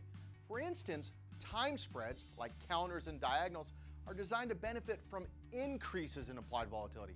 Iron condors, on the other hand, are designed to benefit from falling implied volatility. After learning about the strategies, you can take the final assessment to test your knowledge. Head to the Education tab on Thinkorswim for the full options for volatility course and a whole lot more. 90 minutes after the dust settles from the opening bell, Trading 360 brings you Wall Street's best traders, analysts, and technicians to give you a 360-degree perspective on markets. We focus on the hottest stocks driving market headlines and spotlight disruptive companies and new technologies exciting today's investors. Watch Trading 360 with Nicole Petalides weekdays at 11 a.m. Eastern on the TD Ameritrade Network. Opportunities can be hard to find, like catching lightning in a bottle. In uncertain times, it's tempting to retreat or simply wait and see. At CME Group, we empower those who act. We deliver tools to help manage risk and capture opportunities in every market climate, across every major asset class, to seize each possibility at precisely the right moment.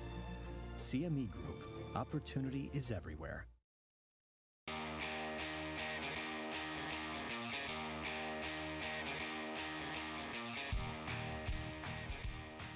Welcome back to Next Gen Investing. Mouse Coffee alongside Jenny Horn. It's time for FOMO. Jenny, inflation is the talk of the financial world, but really the talk of the town anywhere you go. I think it's very much become a dinner table conversation as grocery bills have increased. Of course, the amount that you pay at the pump has increased, but even consumer goods have increased, and a lot of that is due to the input costs that go into them. So, of course, we know, we've seen the prices of, some of the commodities like corn and wheat, of course, go higher. We've watched the price of crude oil and natural gas go higher. But even under the surface, the metals have rose tremendously as well. So copper comes to mind as it's so industrial based, as opposed to even gold and silver, which of course have done pretty well as well. But /HGs, the copper futures, they're up near their highs once again here, Jenny. So wherever we go to try to escape the cost of goods increasing, it's as if there's just no relief anywhere.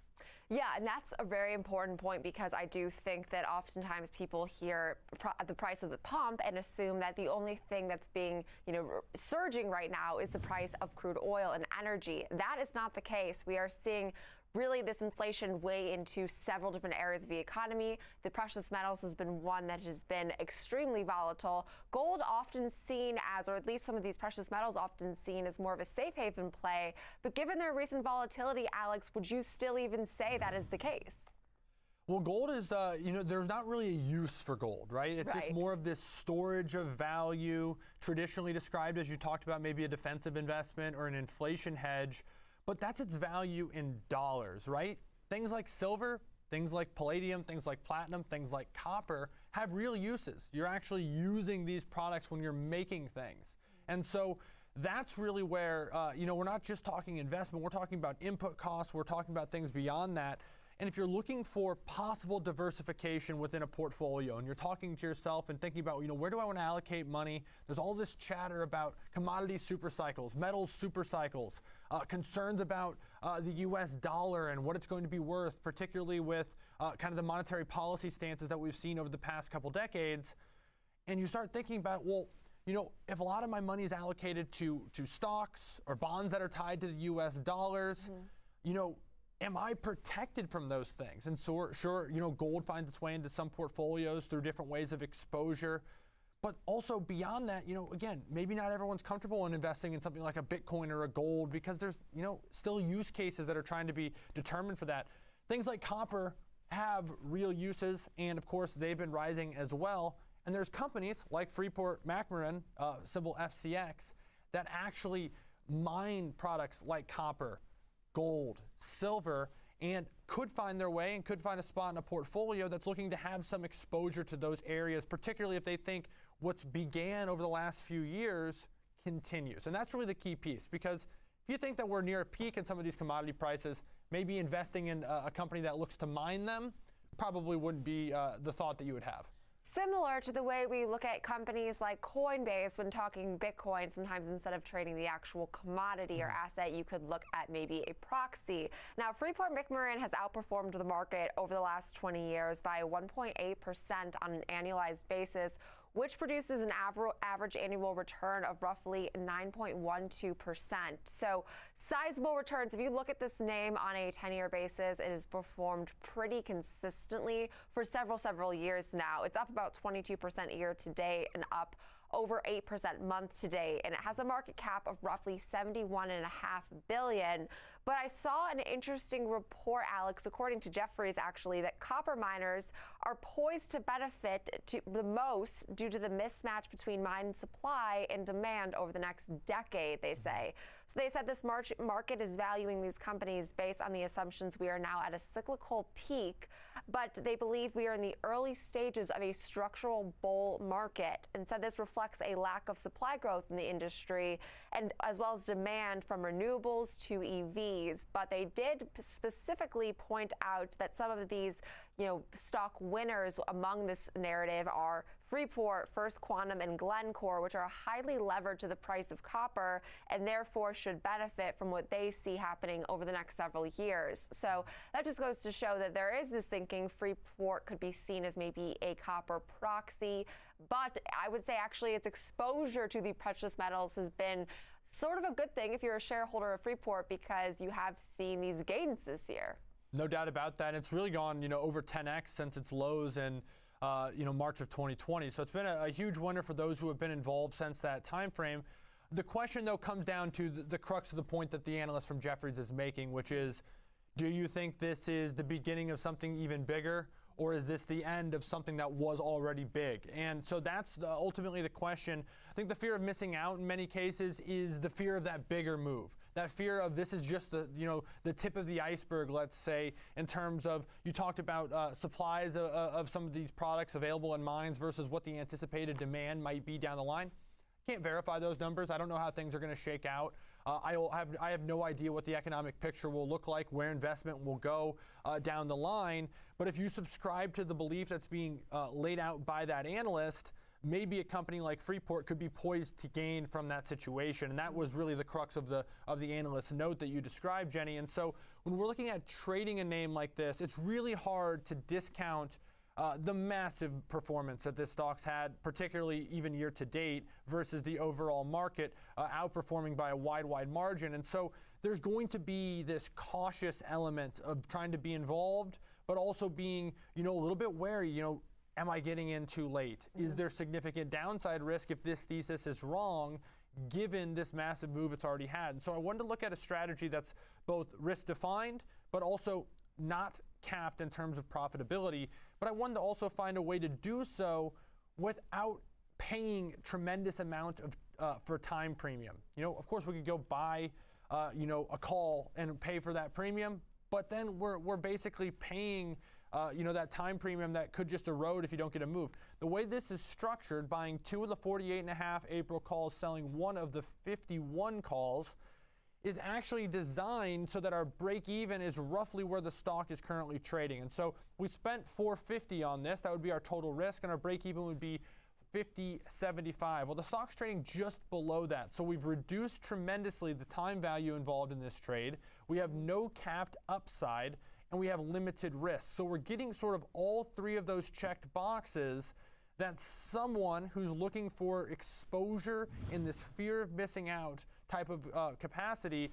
And if we look at this risk profile and we zoom it in here, you can see risk definition and unlimited profitability potential here. Of course, it does have a near-term expiration, and so only about 2 weeks worth of time in this particular trade, Jenny.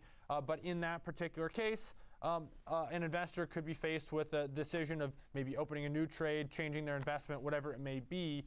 But for that limited duration, we have limited risk, and again, uncapped profitability potential. It's going to perform almost exactly, theoretically, like stock shares would once this is entirely in the money. and you hold this trade for about the next month. So this is following the belief you think you want to get in on the price action. You think, I mean, this has been a name where it hasn't made huge swings. So maybe to a trader's advantage, it's not one that's up 10% one day and down 10% the next. It's more consistent, at least historically so far, really over this year and over the last several years. So one that maybe you want to get in on the bullish momentum over the next month, which is always a possibility. But that does it for this FOMO segment today. Now, Alex, coming up next, we will be previewing Walgreens Boots Alliance ahead of their earnings, which are due tomorrow morning.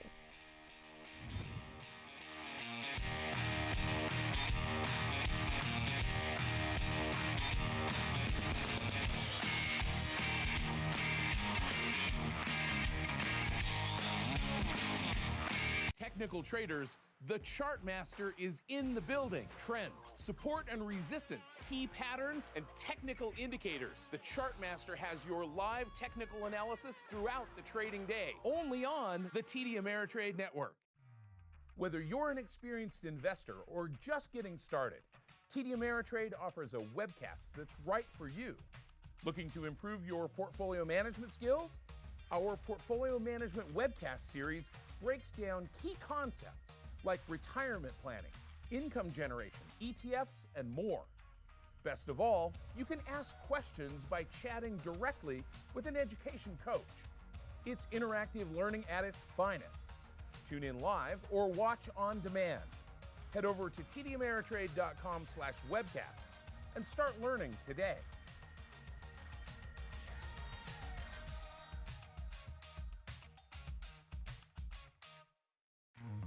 Thinkorswim Trading equips you with customizable tools, dedicated trade desk pros, and a passionate trader community sharing strategies right on the platform.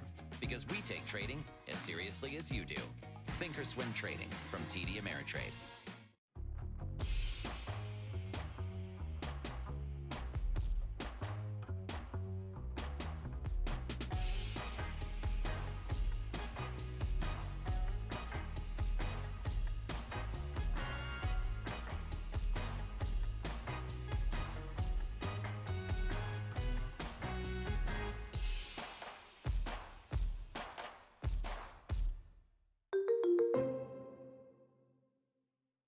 Oh, yeah, I gotta take off. Now, you downloaded the TD Ameritrade mobile app? Yeah, actually, I'm taking one last look at my dashboard before we board. And you have Thinkorswim mobile? So I can finish analyzing the risk on this position. You two are all set. Choose the app that fits your investing style.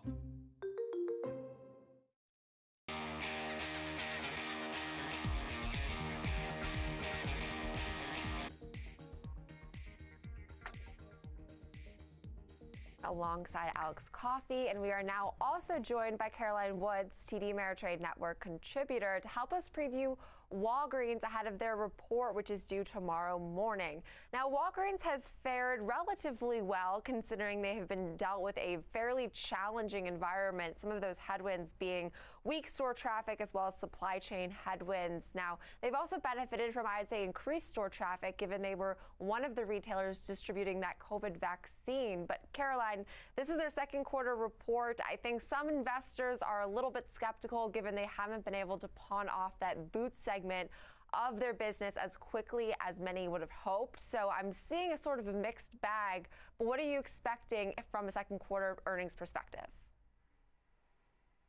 Well, we'll talk about the boots business in just a second, but first, Walgreens Boots down about less than 1% ahead of that report tomorrow morning. In terms of the numbers, we're expecting earnings per share of $1.38, which is slightly lower than the same period a year ago. Meanwhile, revenue is expected to come in at $33.65 billion. That would be a slight increase from the year ago period when it reported revenue of $32.78 billion.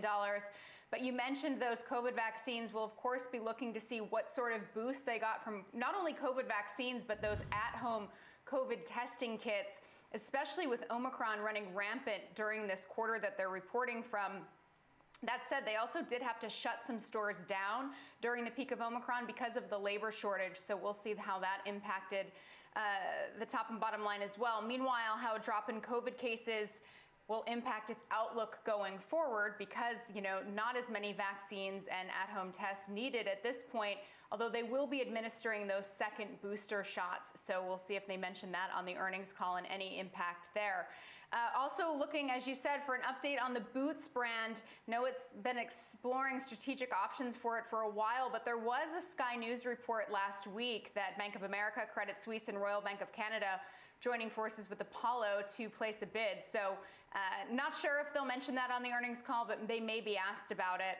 And there's also that ongoing opioid litigation. So several headwinds that Walgreens Boots is facing could be why the stock is down about 9% so far year to date, down less than 1% ahead of that report. I'm taking a look here, Caroline. Looks like we've already heard from CVS. For the most part, pretty strong numbers out of that company. In my mind, very, very comparable companies. So have you seen any analyst chatter in terms of if one is preferred over the other, if there's any read-through as for what we heard from CVS?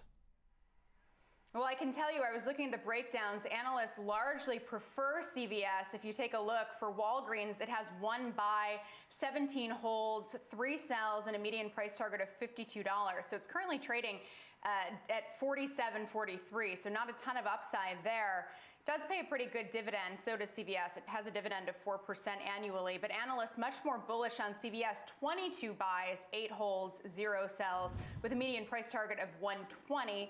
Meanwhile, CVS currently down 2% today, but trading around $102.55, so almost $20 upside there. Also, CVS has outperformed Walgreens year to date. It's basically down 0.6%, so almost flat with the year, whereas Walgreens is down 9%, but you zoom out on the chart over the past year, it's up 35%, whereas Walgreens is down about 10%. So it's really been an outperformer in terms of stock price as well. It's more profitable. There's stronger revenue growth there. So analysts largely prefer CVS to Walgreens. That is so funny, Caroline, because I've just, from talking to my friends and just the community, I feel like there is the perception, at least in Chicago, I'm curious your thoughts on New York, that actually Walgreens is more preferred over CVS. That completely disagree with that. Wow. Okay. How about you? This is a good conversation.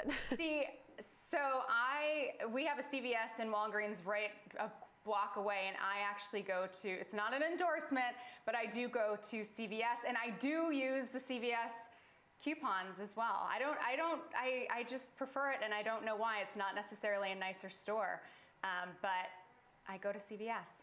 I am learning so much. So you both are prefer CVS. See, some of it's a matter of your insurance, I think, but when my insurance was switching me to CVS, I was like, in dismay. So it's funny, it's what you're comfortable with, I guess. But thank you for your insight. Those long strips of CVS coupons, Jenny, you go to the other side, you're going to have lots of paper.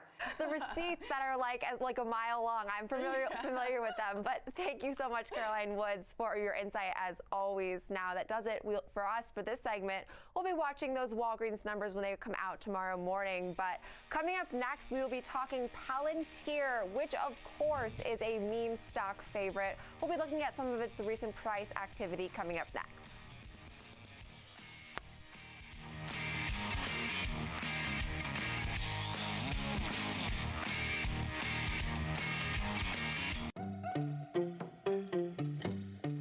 Watchlist can help you keep track of securities you're interested in. To add a watch list to the left sidebar, select the plus sign, then Watchlist. When the default list appears, select the name box, then Create Watchlist. Enter a watchlist name. To begin adding securities, enter a ticker symbol in the symbol box, then select Enter. Continue adding all the symbols you want in your watchlist, then select Save. The existing list is replaced by the new one. You can also create watchlists from the Market Watch tab. After creating a watchlist, you can add symbols to it from different locations across the platform. From the Charts tab, select the list icon and then Add to Watchlist. From the Scan tab, right-click a security and then Add to Watchlist. And that's how you make a watchlist. For more demos on how to Thinkorswim, head to the Education Center on tdameritrade.com. Trading isn't just a hobby, it's your future. So you don't lose sight of the big picture, even when you're focused on what's happening right now. And Thinkorswim is right there with you. to help you become a smarter investor. With an innovative trading platform full of customizable tools, dedicated trade desk pros, and a passionate trader community sharing strategies right on the platform. Because we take trading as seriously as you do. Thinkorswim by TD Ameritrade. We empower those who act. Those who see the correlation between upswings and downswings. Those who manage risk by meeting each obstacle with a perfectly executed strategy, a measured approach, the right tools, driving accuracy. CME Group, where risk meets opportunity. I'm Maria Trader. Here are a few stories to watch this hour. Goldman Sachs initiated coverage of Zillow with a neutral rating and $57 price target. On the one hand, the analyst thinks real estate platforms will benefit from the ongoing shift to the internet. On the other hand, Zillow will likely see traffic growth difficulties due to lower home sales and inventory. Zillow is down 4%. Piper Sandler lowered Vroom's price target to $3.13 from $22 with a neutral rating on shares, saying the first quarter will probably be ugly for the auto e-commerce industry as interest rates rapidly increase and used car prices get lower. Vroom shares are down 3% today and have trended down over the last year. And JP Morgan cut Whirlpool's price target to $221 to $295 with an overweight rating. The analyst thinks several headwinds hurting valuations in the building product sector will continue over the near to medium term. He adds that he is taking a less constructive, more selective approach. Whirlpool is down over 2% today. This has been your TD Ameritrade Network Market Update. Now back to Next Gen Investing with Alex Coffey and Jenny Horn.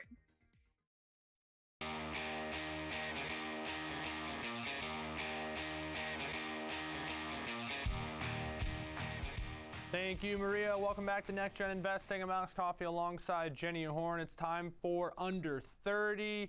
Today we're talking some Palantir. PLTR, stocks lower, almost 14. Sorry to cut you off. No, I think I was cutting you off because I was getting excited about Palantir. But a name that has seen some volatility, of course, alongside the meme stocks. And it's been no secret that the meme stocks have really taken off over the last week, probably the last 6 or 7 trading sessions. But to tell us more on Palantir, which is oftentimes maybe one of the more forgotten meme stocks, is George Tillis, TD Ameritrade Network contributor. So George, we've seen the meme stocks take off. We are seeing some dust settle today. No real reason behind it, which is not necessarily unusual. But with Palantir specifically, what do the fundamentals show? Because this is only like a $14 stock. Yeah, I mean, price-wise, it's actually it's below 30. It's a $14 stock. But one of the things about Palantir is it's a little bit different than some of the other meme stocks because if you look at the market capitalization of the company, it's over $30 billion. So this one's tough to actually push around like some of the other small cap, highly short interest-based names. In fact, the short interest on the Palantir is not very high on a relative basis, less than 7% of the total float. But the company has actually got its roots in defense, intelligence, homeland security, and that's essentially where the bread and butter of Palantir's business is. But they're using their predictive analytics software now, and they're leveraging the foundational software developed for defense industries into now the enterprise and the commercial space with their software called Foundry. And if you look at where it's being applied and some of the AI-based software applications are being applied, it's everywhere. It's ubiquitous in every industry. It's automotive, medical, industrial, materials, government. This is a particular kind of software, artificial intelligence now, that is essentially going to be much like enterprise resource management. I call it a central processing software. That's what an artificial intelligence is. And Palantir is actually the leader in this particular area, and it has its foundations, like I said, in government that is being applied in the commercial space. Now, the stock is down 35% over last year, and it should be because overall, the stock had been trading at a very lofty price to sales multiple over 35 times. Now it's trading around 17 times. That's still considered in this market relatively lofty, but overall there's some demand going on for 2 reasons. One, technology is obviously catching a bid, so Palantir is part of that. And the second thing is you got to think about defense. And right now, It has to do with cybersecurity threats, technology threats, and even threats from defense and homeland security. You know, what's going on in of course, Ukraine and the Eastern European regions of the world. There may be some additional demand for Palantir's service software in the defense application. So it's not just commercial where the growth is. I think the defense elements is really supporting of the name. So, George, you're telling me that they don't sell hard copy video games or tickets to movie theaters during a pandemic. That's right. But the same people from Wall Street Bets and that also like this name, but it doesn't necessarily mean just because it's overly shorted. There's a real case for why a long-term investment in a company like this in this sector could pay off. Doesn't mean that it will. Doesn't mean that where it got to in terms of all-time highs were really warranted. But there's a real case to be made that this company is in a growing sector as opposed to, let's say, some of our other meme stocks that, hard to say that. That's true, and this is why it's different. If you look at the meme stocks, I mean, you just look at AMC, for example, you know, the stock is trading around $26 or so, but they're losing $7 a share on an annualized basis. Now, that's based on the last 4 quarters. Things have certainly changed, but you have to see that AMC is catching a bid, but it has a negative yield. And if you look at Palantir, it actually produced as a company now $500 million in profits last year. And that's growing 30% year over year.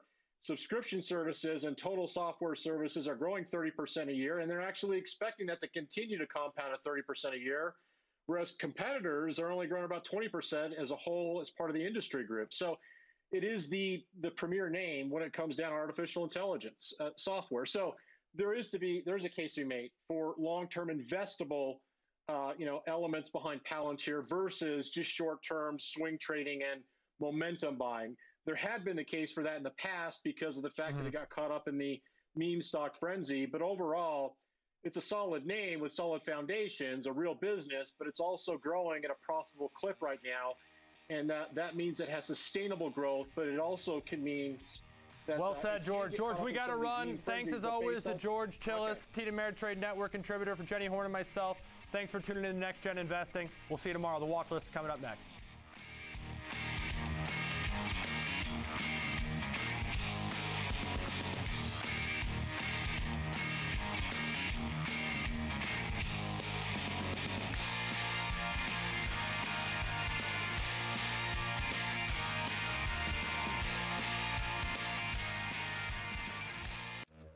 Whether you're an experienced investor or just getting started, TD Ameritrade offers a webcast that's right for you. Are you an active trader? Our active trading webcast series is designed to help you develop a deeper understanding of technical analysis, options, futures, and more. Best of all, you can ask questions by chatting directly with an education coach. It's interactive learning at its finest. Tune in live or watch on demand. Head over to tdameritrade.com/webcasts and start learning today.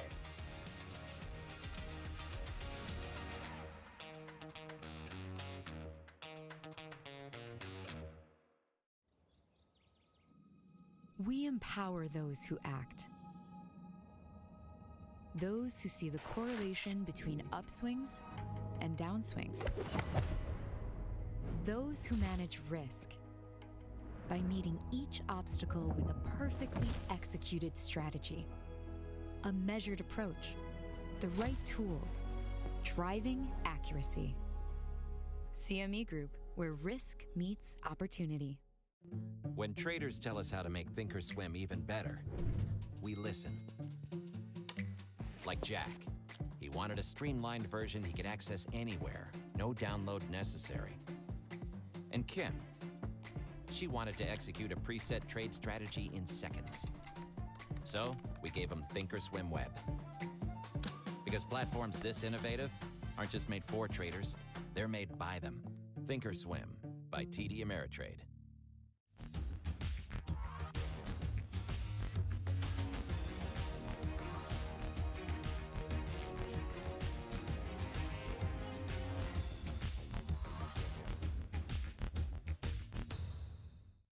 Many option traders tend to focus on price and direction. But implied volatility can also be a big factor in options trades. In the options for volatility course, we explore what implied volatility is and how it can potentially affect the price of an option. For example, let's say an option trader wants to take a bearish position on a stock, but isn't sure whether to buy a put or sell a call. Both strategies are bearish, but looking beyond direction to consider the impact of implied volatility could help the trader choose between them. We also introduce strategies designed to harness changes in implied volatility. For instance, time spreads like counters and diagonals are designed to benefit from increases in implied volatility. Iron condors, on the other hand, are designed to benefit from falling implied volatility. After learning about the strategies, you can take the final assessment to test your knowledge. Head to the Education tab on Thinkorswim for the full options for volatility course and a whole lot more.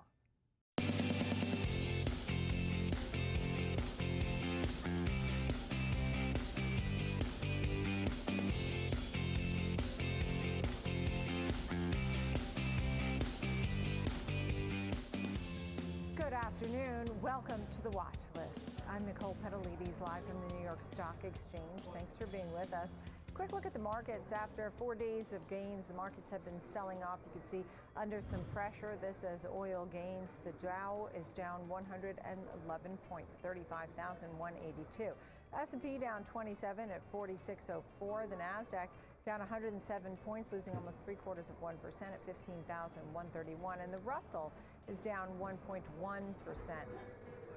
In today's top story, Lululemon shares are surging over 10% after posting strong results after the bell on Tuesday. The athleisure wear company saw earnings per share come in at $3.37 compared to the expectations of the analysts of $3.27. Revenue climbed over 23% year over year. Lululemon also posted impressive guidance for 2022 fiscal year and authorized a $1 billion stock repurchase program. We'll take a closer look at all the results, our panel in the show later on. And joining me right now, Ben Lichtenstein, host of Futures here on the TD Ameritrade Network, to talk about the pressure that we are seeing on stocks overall. So after 4 days of gains, we are pulling back as oil is moving higher. But what's also interesting is we could clock in another week of gains, right? It could be the third week in a row of gains. Tell me more.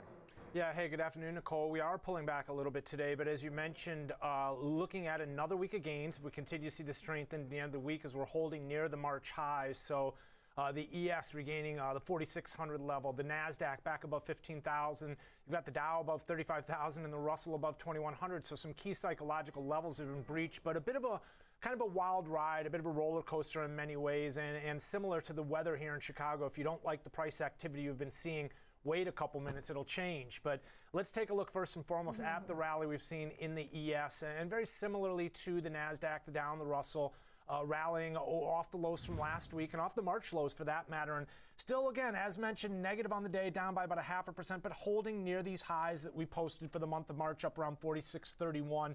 We're talking 500 points off the lows from earlier this month, Nicole. So again, a significant move to the upside. Now, I don't want to waste any time looking at the 50-day moving average. Let me just tell you that all four of the majors, the ES, NASDAQ, Dow, Russell, are above that key moving average. Now, take a look at the Dow recently eking its way back up and through 35,000 and above the 200-day moving average. So now I've got all three here, the ES on the left, the Dow in the middle, as we just looked at, and the NASDAQ on the right. You can see all three above that 200-day moving average, but take a look at what's going on with small caps. Interestingly enough, even with rates on the rise, they're still holding below that key level. So that's just shy of that 2,200 level. Again, I mentioned they just got above 2,100. So the Russell, the only one of the four that's not above the 200-day moving average. But here you can see with the indices rallying back, look at how volatility has just come off after taking out the Feb highs. We got up to 36.50 this month. We've come all the way back down to, well, below 22, and we're right back to the Feb lows. So a pretty good reflection of how some of those tensions in terms of Ukraine and Russia and some of the unease about the Fed here has just kind of come off the table over the last couple days. Now, to be aware, it could come right back on. I mean, don't get me wrong. This has been a well-defined trend to the downside, but we know we're kind of in a headline, news-driven environment. And so, again, similar to what we saw yesterday, commodities sell off and then kind of rally back today. It all sort of is kind of pending on which headline traders are most focused on at the moment. Yeah, and I think the at the moment part, just like you spoke of the Chicago weather, is such a big part of this because we have such a headline-driven market. Of course, everybody's featuring earnings and they want to look at guidance from some of these companies, but each headline, particularly from the Ukraine war or oil, can really move markets. That being said, Treasury yields or the Fed. Tell me about Treasury yields, and obviously we're watching inversions very closely. Yeah, well, oil has been moving Treasury yields in addition to some of the fears, the uncertainty in terms of how the Fed's going to try and navigate some of these murky waters ahead. And, you know, investors have been really cautiously optimistic and kind of you can see that in terms of the Treasuries. Let's take a look here because you can also see the impact that some of the data's had on rates here in the U.S. Let's begin with the futures first and foremost. You can see the downward trajectory and how we've kind of gone a bit sideways since bottoming out around 146 to begin the week. But, you know, again, you can see as we go back to, well, we're talking the 160 handle all the way down to 146, a well-defined trend lower. So all four of the products you're talking, here's the bonds, the longer dated, but the ZN, the ZT, the ZF, again, from the long end to the short end, they've all been trending lower. And ultimately, well, that means rates have been on the rise. Now here I've got to look at crude oil in the purple line, the TNX in these candles. You can see again with crude prices, commodities for that matter, to the upside, Nicole, we've seen again rates on the rise as well as the Fed's really having to contend with some of these inflationary pressures. So here's a good look at crude and the TNX, both again, which have been on the move higher. Now, just a quick look at the 5 versus the 30 because there's been a lot of talk about the yield curve inverting with the 2 and the 10 inverting for the first time since 2019. It's signaling a recession to come in what I think it's 18 to 22 months or something, but we've seen the 5 and the 30 inverted for a bit. That was kind of the precursor in many ways. Take a look here again. I've got the 30-year on the left up to 2.64 recently, the 10-year on the right to 2.5. But I just wanted to kind of take a look at these two products here and then sort of add in the NASDAQ on the bottom here. So we've got those yield products on the top. You've got the TNX and the TYX on the top. But look at the NASDAQ in beginning of middle of November. It topped out at the all-time high, 16,767. It's come off since, but recently, even with rates spiking, the TNX again to 2.5. Look, the NASDAQ starting to come back. I mentioned earlier 15,000 it got above this week. So it does seem like, again, the investors are kind of expressing some, as I mentioned, cautious optimism as we have been able to digest rates on the rise. Some of the, disappointing news out of Ukraine ultimately over a month now into this, it seems like they've become, again, able to kind of get back on track here. It'll be interesting to see if we can continue this move to the upside here into some of the data due out later this week. Personal income and spending tomorrow and the jobs numbers on Friday. Right, yeah, what a great summation. Thank you so much, Ben Lichtenstein. A good way to kick off the show. Thank you so much, host of Futures here on the TD Ameritrade Network. So as the markets are pulling back a little bit, we've had a lot of volatility. I'd like to get a look at the bigger picture. Russell Stone is with us, CEO, owner of Scranton Financial. Russell, thanks for being with us. What is this Hi, Nicole. How you doing? All about? I'm doing great, feeling great on the floor of the New York Stock Exchange. I love your flag in the back there. On your first page, you talk a lot about deflation. Are you concerned about deflation somehow? Because right now we're in such an inflationary environment. Yeah, it's a good question. And the observation is oftentimes people look at the cause of deflation and they peg it to, they're looking at the rise in prices as inflationary. And if prices go down, they look at it as deflationary. But really, when you're looking at this, you really want to look at the money supply, credit and money, whether that's contracting or expanding. And right now, you have an environment where we have an overwhelming amount of debt in the world at every level. And it should really bother people because in the last election cycle, nobody even talked about our national debt, which is at $30 trillion. A month ago when we spoke, Nicole, we were under 30 trillion. Now we're over 30 trillion. The national debt interest payment is $429 billion. Derivatives account for $612 trillion. Back in 2000, it was 89 trillion. So a lot of this momentum that you see in the markets is, just people reading the headlines. You just mentioned it earlier.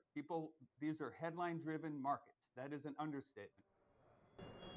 Right, without a doubt. So if the Fed makes the right moves, the wrong moves, are you confident in the Fed's ability for a soft landing? I've been on a lot of airplanes, and in really bad weather, what would be a hard landing, sometimes you're happy with, and you would call it a soft landing, depending on the environment. I think that's the environment the Fed is in. They can't raise interest rates too aggressively because they tried that in 2018 and it didn't have a good outcome. We had a negative 20% for the year. If they try too aggressively, look at what happened just with mortgage interest rates with a 0.25% interest rate hike. If they hike it again, maybe 50 basis points, you're going to see the real estate sector really get thrown back on its heels. Yeah. So what's your advice for investors? I see, to do some stress tests, reduce your debt. Tell me a little bit about these ideas. I think people have to get above the forest and take a good hard look at what's going on. Historically speaking, every 80 years on average, going back to 1718, we go through a deflationary cycle. We're at about year 82 right now. If I could plug Robert Prechter in his book, Conquer the Crash, that's a great book for people to read. At the end of the day, stress test your investments. Make sure your banks are on solid ground. Make sure you go through your investments. You say, listen, how much risk do I need to take short term right now? And maybe pull back a little on the risk taken and prepare for a bottom. If you truly believe that the markets are at a peak and they're going to come down, get ready for the bottom. Have some money set aside on the sidelines that can go back in when you get close to the bottom. That way, the losses that you take by staying in, you'll get that money back much sooner. What do you say to the people that say the bottom's in? There are some people who are saying that we just saw the bottom. I would say they need to take a better look at history. What we just saw, what we've been in the last week and a half, is more likely a bear market rally. We had 5 weeks of market declines, so there was a whole lot of compression there, and I think what we're seeing over the last week and a half is a release of that compression. I mean, look what's going on in the world. I mean, the two precursors for deflation is excessive credit in the marketplaces and the negative social mood. And right now, we have an abundance of both. Right? What's going on in Ukraine is unresolved. What's going on in China is unresolved. Now they have a fresh outbreak with COVID. So there's enough concern to go around. But what bothers me, Nicole, is that there doesn't seem to be a overwhelming concern about what's going on relative to the market. And I think there should be. People should be more concerned about what's going on. The problems in China are real. The problems in Ukraine are real. The fertilizer issue going up 400%. Most fertilizer is manufactured in the Ukraine area. Yeah, and just quickly, cash. You said cash is good to have, especially when you are at the bottom. Where are you going to put that to work?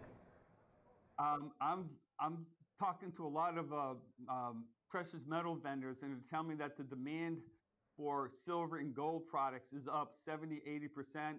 One vendor told me that it was tenfold what it's been. People are moving to hard assets. People are moving to cash. People are moving to more safer investments, more blue collar, white collar type stuff. And it's good advice. Just pull back. If there's ever a time to pull back and take a break and kind of let the markets come to you, now's the time to do it. Yeah. Russell Stone, thank you so much. CEO, owner at Scranton Financial. Thank you, Russell. Thank you, Nicole. Have a great day.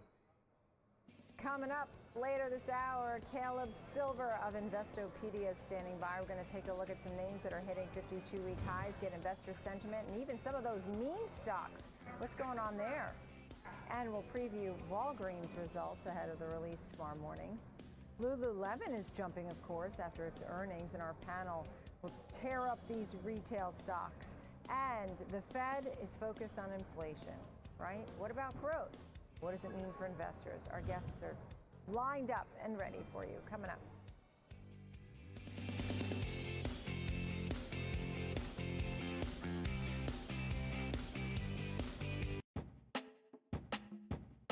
Let's walk through charts, one of the most commonly used features on Thinkorswim. Start by going to the Charts tab and entering a ticker symbol. Select Time Frame to adjust the time intervals or to favorite a time frame. Select Style to change the appearance of the chart. You can add drawings by selecting Drawings, Drawing Tools, and then Type of Drawing. For symbol comparisons, select Studies. This also gives you access to hundreds of pre-built studies, including a number of classic patterns. The grid icon lets you view multiple charts at once.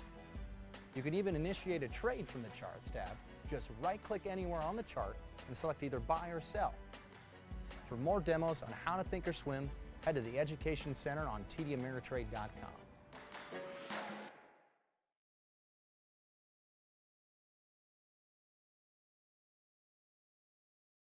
It's a 13-hour flight. That's not a weekend trip. 15 minutes Oh, away. wow, I gotta take off. Now, you downloaded the TD Ameritrade mobile app so you can quickly check the markets? Yeah, actually, I'm taking one last look at my dashboard before we board. Excellent. And you have Thinkorswim mobile? So I can finish analyzing the risk on this position. You two are all set. Have a great flight. Hey, thanks. We'll see ya. Ah, they're getting so smart. Choose the app that fits your investing style. When traders tell us how to make Thinkorswim even better, we listen. Because platforms this innovative aren't just made for traders, they're made by them. Thinkorswim Trading from TD Ameritrade.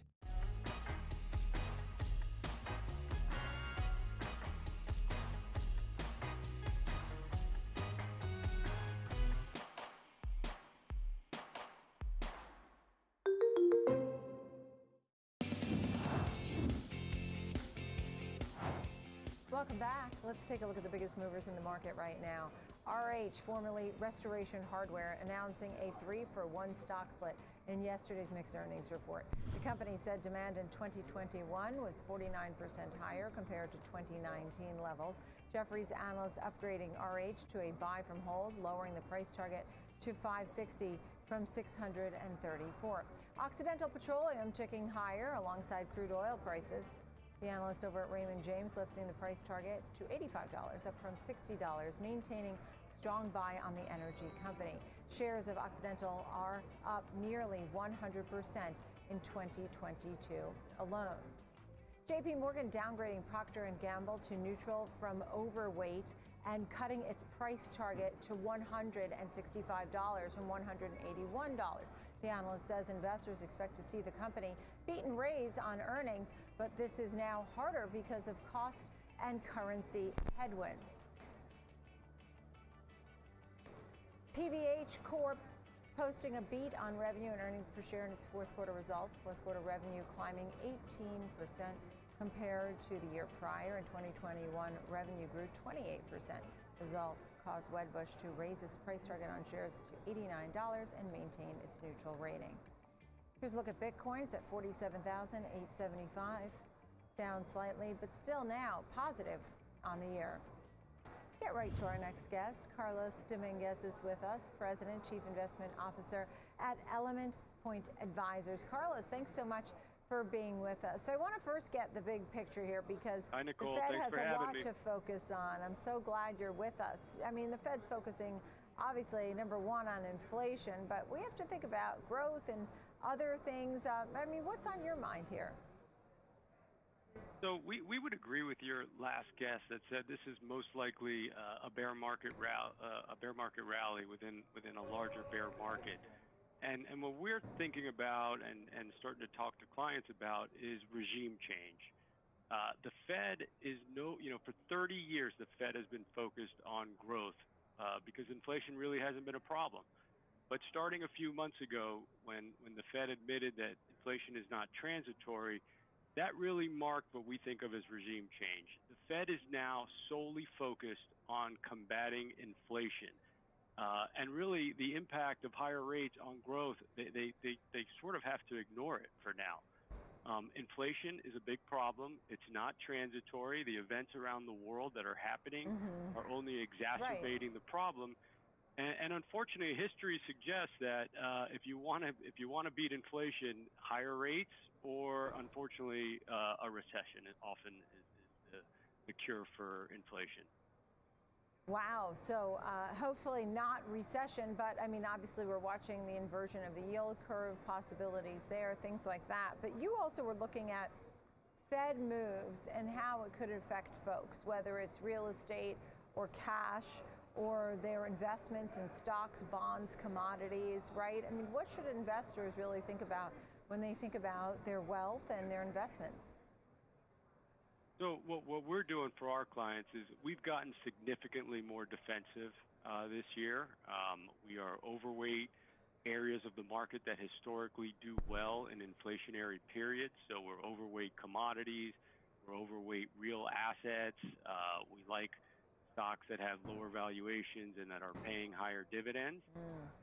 But we're underweight equities broadly. We're also underweight fixed income because we do expect, we've already seen interest rates move up, and we can't discount that interest rates might go quite a bit higher from here. So, you know, I know that some people think cash is trash, but we think that this volatile period will continue.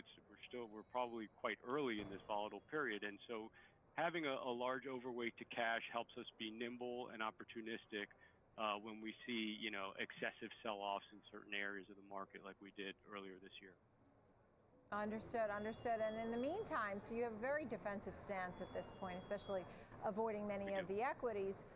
That being said, you do have at least one sector that's of some interest to you, and that's part of the oil sector and nat gas, clean energy.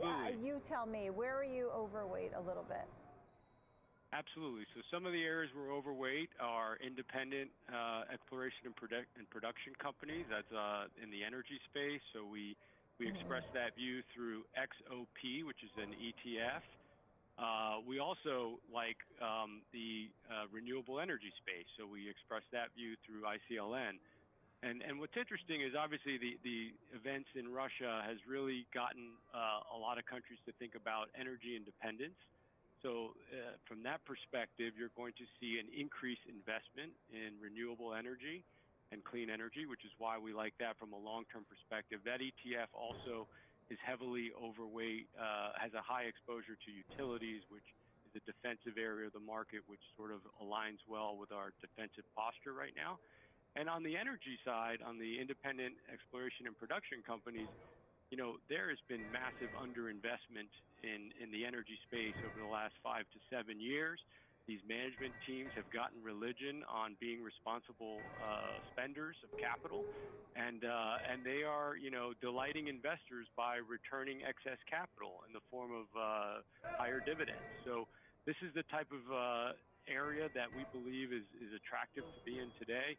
When we look at the futures curve for energy, you know, if as long as crude remains above $65 to $70 a barrel, we think that these companies are going to generate a ton of free cash flow, and that is our expectation, at least for the next few years. The other area that I'd say is the you know, diversified commodity producers, which we also invest through an ETF, PICK. You know, this transition to clean energy, which is a decades-long transition, it is going to be commodity and material intensive. And so, once again, it's the similar story. There's been a lot of underinvestment in that space. Management teams are being much more disciplined about their spending. They're returning cash to shareholders. So these are the types of areas that we like. And I'd say another one which is a little bit different is healthcare, and that's both broad healthcare S&P exposure, and then also the biotech space, because number one, healthcare has properties of being defensive, but also growth. It's defensive growth, tends to benefits from you know, aging demographics, high margins. They're generally high quality businesses. And then on the other side is biotech, and we like the smaller biotechs. We think you know, the sell-off in that space over the last 18 months has been pretty dramatic and on par with others that we've seen in prior industry downturns. And so we would expect to see a lot more M&A activity in that space that should help biotech. Yeah. So you said, and you also mentioned VICK and XOP. PICK. And PICK, and also XOP and iClean. So those were a few things that people could check out now after our conversation. Carlos, thank you. Carlos Dominguez. Thank you. Great to see you, Nicole. Thanks for having me. Thank you so much. Coming up next, you've seen the volatility Has it created some buying activity that could be of interest to you? Caleb Silver of Investopedia will explain and share more with us. Come on.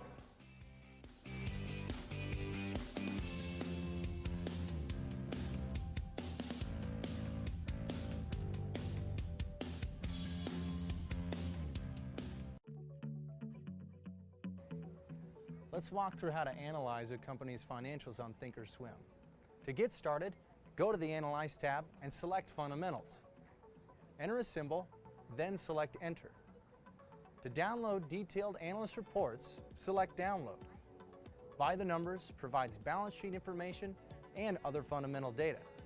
Company Details provides summary takeaways on key metrics and what drives the stock. Takes a more numeric look at similar information. If you find any of the information particularly helpful, you can print it out or take a screenshot. For more demos on how to Thinkorswim, head to the Education Center on tdameritrade.com. When traders tell us how to make Thinkorswim even better, we listen. Like Jack. He wanted a streamlined version he could access anywhere, no download necessary. And Kim. She wanted to execute a preset trade strategy in seconds. So we gave him Thinkorswim Web. Because platforms this innovative aren't just made for traders, they're made by them. Thinkorswim by TD Ameritrade. Technical traders, the chart master is in the building. Trends, support and resistance, key patterns, and technical indicators. The chart master has your live technical analysis throughout the trading day, only on the TD Ameritrade network. Trading has changed forever as a new generation of investors make their impact on markets. It's more important than ever to navigate through the frenzy of meme stocks, IPOs, and the next wave of tech. And that's where we come in, discussing strategies and example trades on trending names.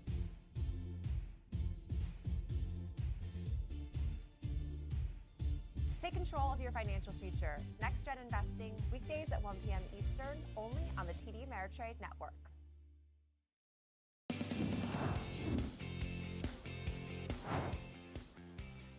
Welcome back to the Watch List. I'm Nicole Petalides, live at the New York Stock Exchange. We're taking a look here at the markets as we see now selling off across the board. In fact, we're just around those session lows. You can see the S&P is down 0.6% at 4602. The Dow is at 35,198, losing 95 points, 0.25%. NASDAQ down 129 at 15,109, and the Russell down 1.5%. Joining us right now to take a look at some companies on the move, companies at 52-week highs, and even some of the meme stocks, is Caleb Silver, editor-in-chief of Investopedia. We're glad that he's able to be with us. You have all the clients that look at Investopedia. You have your anxiety index. So I think you could probably give us a good sense of investor sentiment overall right now. How are they feeling? A little bit better than they were a couple of weeks ago because, as we know, sentiment was in the tank, but investors have really sort of changed their tune. We've seen some aggressive buying. We've seen our readers looking for opportunities to find upside in either meme stocks or some of those beaten down ETFs. So a lot of buying activity and a lot of opportunity seeking. And we've seen that also inside the public markets when we look inside the insider buying S4 filings and those SEC filings. So interesting. So that is interesting. When you see the insiders buying, that means smart money's going to work. That being said, let's just start with some of the meme stocks. You know, this group is so exciting, and it really brought to the forefront what trading is and can be. And I think we got a lot of new retail traders during COVID. You know, when you have teenagers and people who'd never traded going, hey, have you seen GameStop, right? So it really brought a lot of interest to investing. That being said, I know a few names that you've been watching, names like Kodak, GameStop, and Figs, which actually we had the executive of Figs, which makes scrubs for hospitals. The medical and stuff. outfits. Yeah, these are some names that got your attention. Why? Why? Because we were looking at where the insiders were the most aggressive, and sometimes it was a corporate insider, sometimes it was an outside firm buying stock in these companies. But if you comb through those S4 filings, you're going to see some interesting names. Three of the ones I picked up on. Eastman Kodak was a little meme stock back in the early days.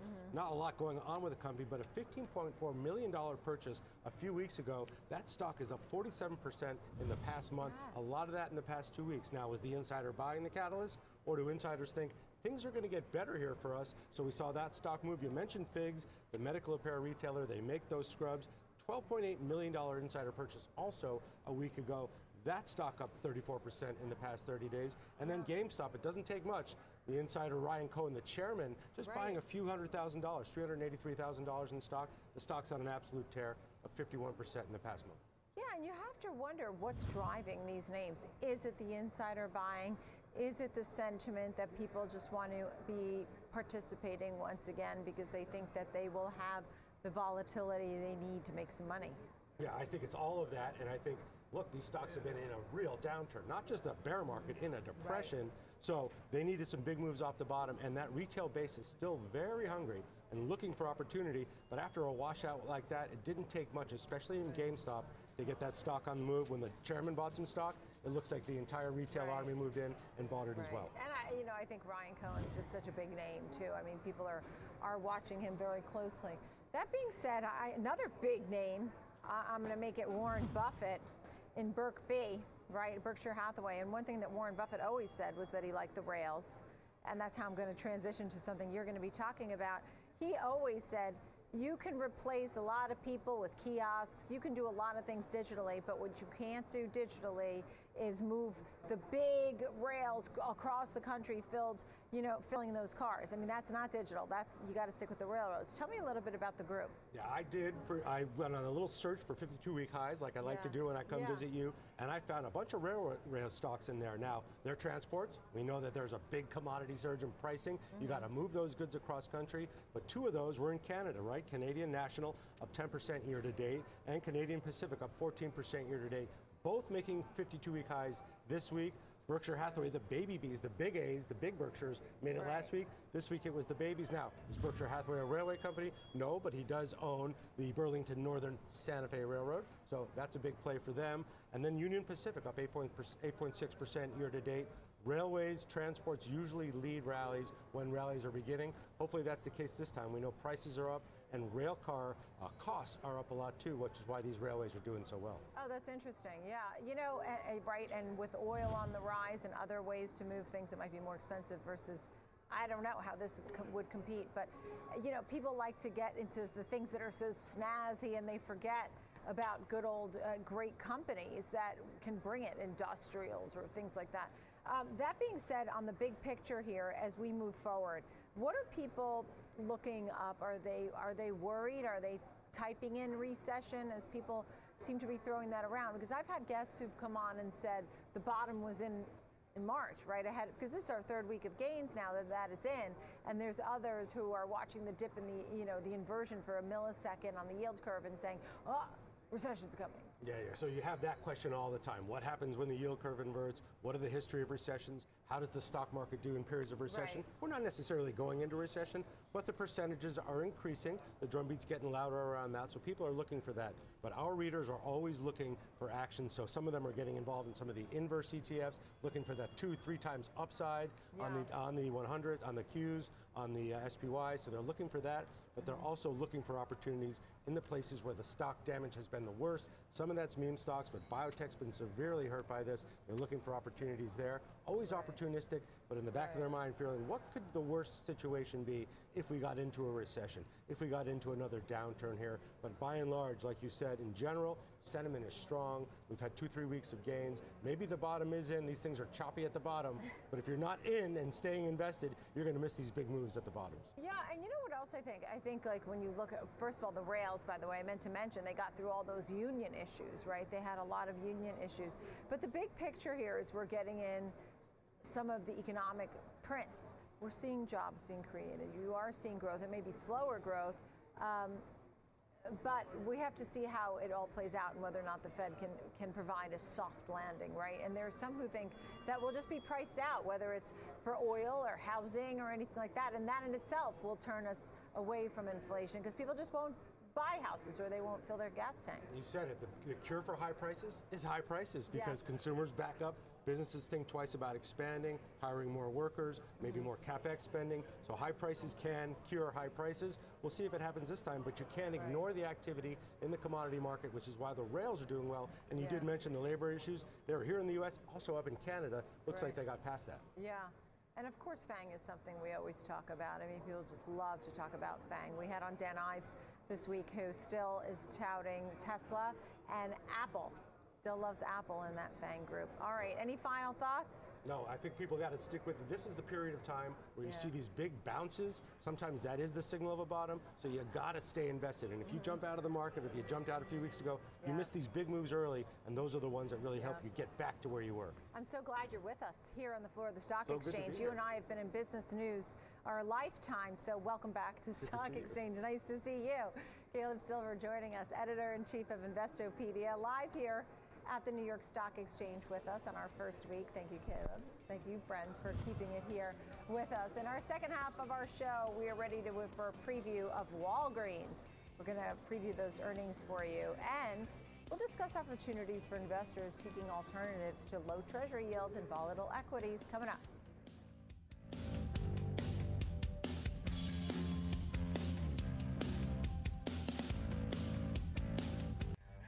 Whether you're an experienced investor or just getting started, TD Ameritrade offers a webcast that's right for you. Are you a long-term investor? Our investing webcast series breaks down different investing styles, including growth, value, income, and more. Best of all, you can ask questions by chatting directly with an education coach. It's interactive learning at its finest. Tune in live or watch on demand. Head over to tdameritrade.com/webcasts and start learning today.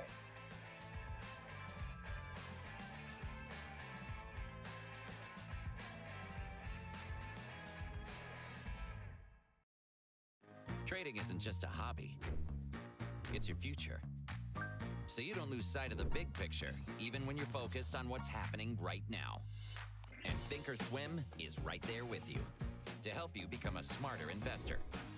With an innovative trading platform full of customizable tools, dedicated trade desk pros, and a passionate trader community sharing strategies right on the platform. Because we take trading as seriously as you do.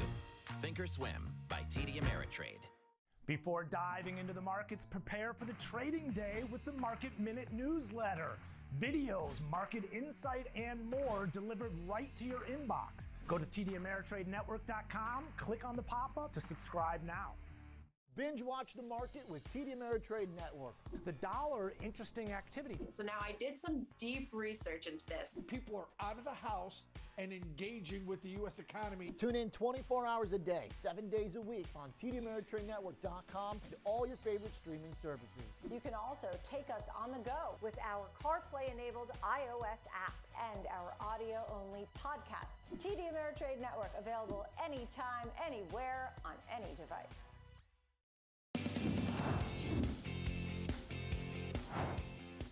Welcome back to the watch list. I'm Nicole Petalides, live from the New York Stock Exchange in the corner of Wall and Broad. 90 minutes left in the trading session. You can see markets are selling off as energy has been on the rise. After 4 days of gains for stocks, we are seeing some down arrows here. The Dow is down 86 points at 35,207. The S&P is down 26 at 4604. The NASDAQ down 115 points, losing 0.75% at 15,123. And the Russell is down 1.3%, 2105.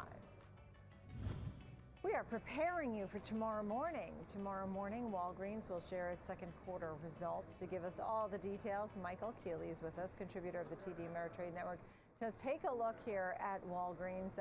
Tell me your thoughts. It's under a little bit of pressure, but the big earnings report is tomorrow morning. Your thoughts? That's right. A couple of pluses to point out, first and foremost, would be the fact that the firm does have a strong history of beating the target estimate. Tack on top of that, the decent amount of dividend yield that is being paid at this particular share value. It's upwards of 4% right now on the dividend yield, and it carries a mid-single-digit 6 PE ratio. And that valuation, Nicole, I think that really speaks to the uncertainties that surround this. You look at it on a chart, you can see it lacks any degree of trend. It's sideways and chopping back and forth. The analysts are pretty divided on it, with only 2 buys, 5 holds, and there's a lot of uncertainty. I think the uncertainties and the slowing down of the profitability side of the equation and the business itself, the foot traffic, are a couple of points to really rationalize here, because there's evidence that the administration of vaccines and the momentum that that brings into the stores, I saw references to that grinding to a halt. And that's an impediment. And then you also have the overhang of the opioid lawsuit. And in Florida, we had some settlements that took place very recently, and these are not inconsequential amounts that are being contributed to these opioid settlements here, Nicole. So, CVS agreed to pay $484 million to the state of Florida.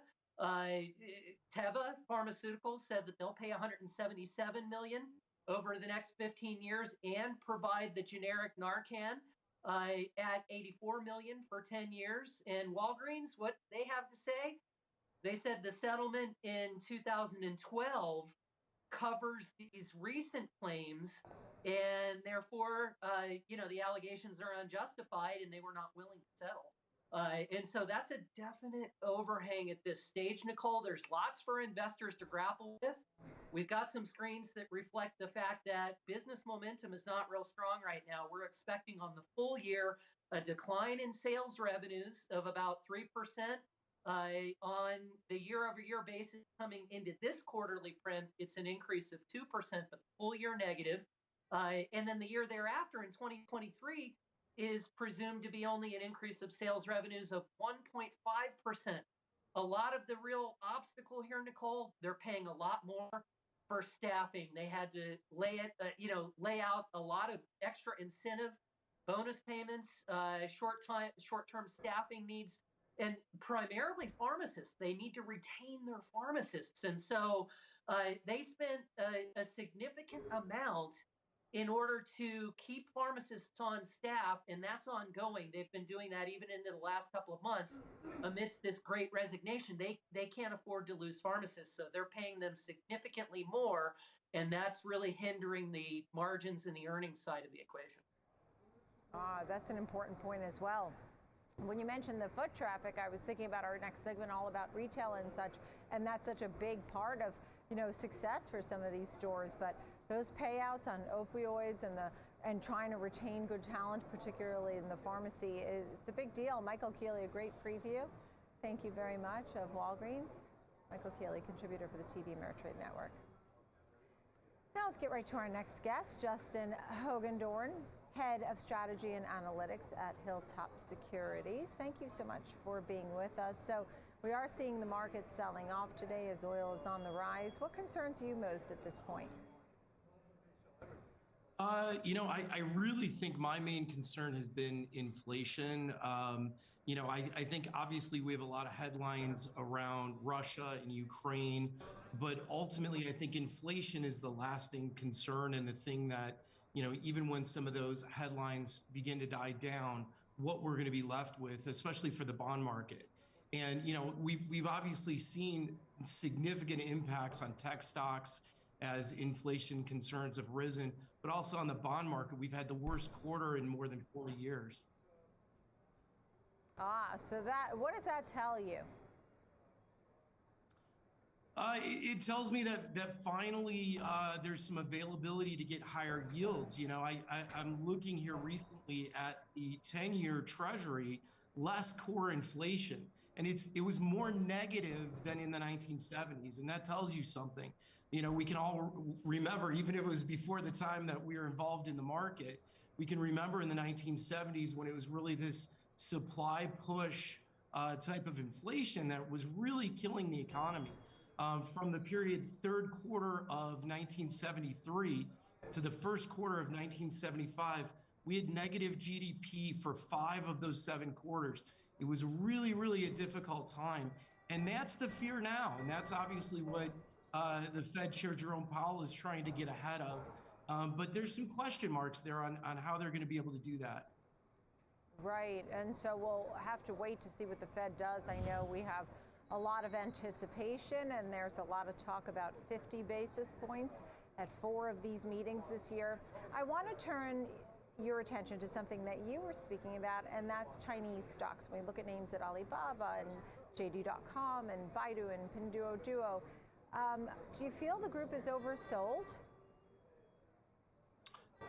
I really do. I mean, certainly there was a day in there where there was some questions about, whether China was going to support Russia, in this battle for Ukraine. So certainly then it was significantly oversold. But even outside of that, I feel like there's a lot of value, not only for Chinese stocks, but for a number of international stocks. I feel like they're oversold. Now, I'm not an equity expert, but certainly, I think not only areas in the stock market, but also areas in the bond market. There's some funds, like, for example, municipal funds. The PIMCO Municipal Income Fund is off more than 20% this year. So that's just a really big hit. So there's a number of different areas in the market that I think people could do really well going forward. And although, in general, I think bonds could see some more pain, I think that, things are starting to get better.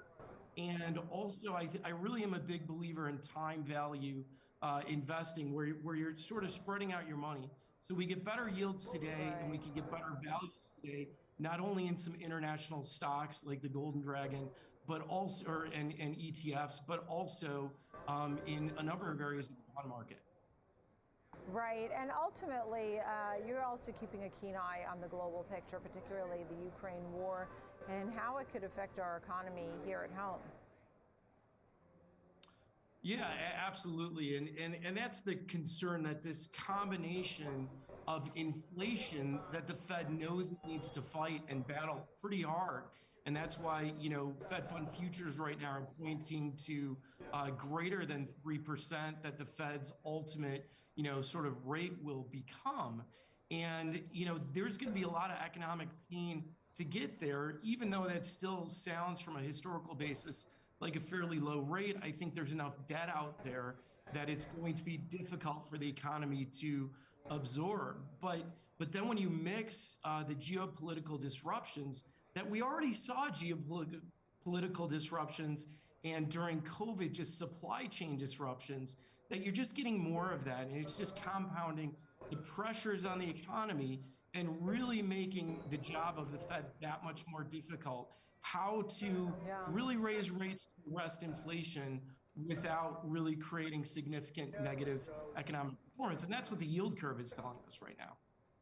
Right. Justin, nice to speak with you. Thank you so much. Justin Hogendorn of Hilltop Securities. Thanks.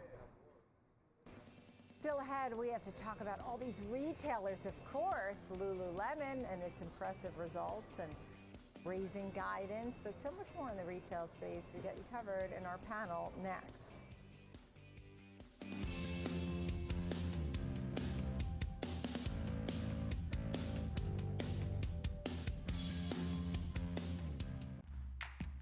Many traders may be willing to take on additional risk in pursuit of aggressive growth in their portfolio. More power to them. But if you're looking for a less risky alternative, you might want to consider checking out our Income Investing course.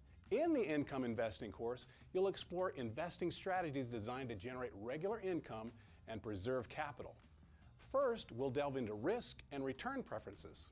You will learn about the different ways to allocate a portfolio and create a payment schedule. Then we'll take a deep dive into the assets commonly held in income portfolios: dividend stocks, bonds, equity REITs, and cash.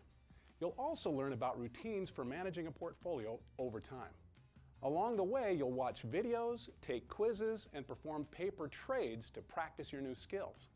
So if you're looking for an edge, consider your education. Head to the Education tab on Thinkorswim for the Income Investing course and a whole lot more. Binge watch the market with TD Ameritrade Network.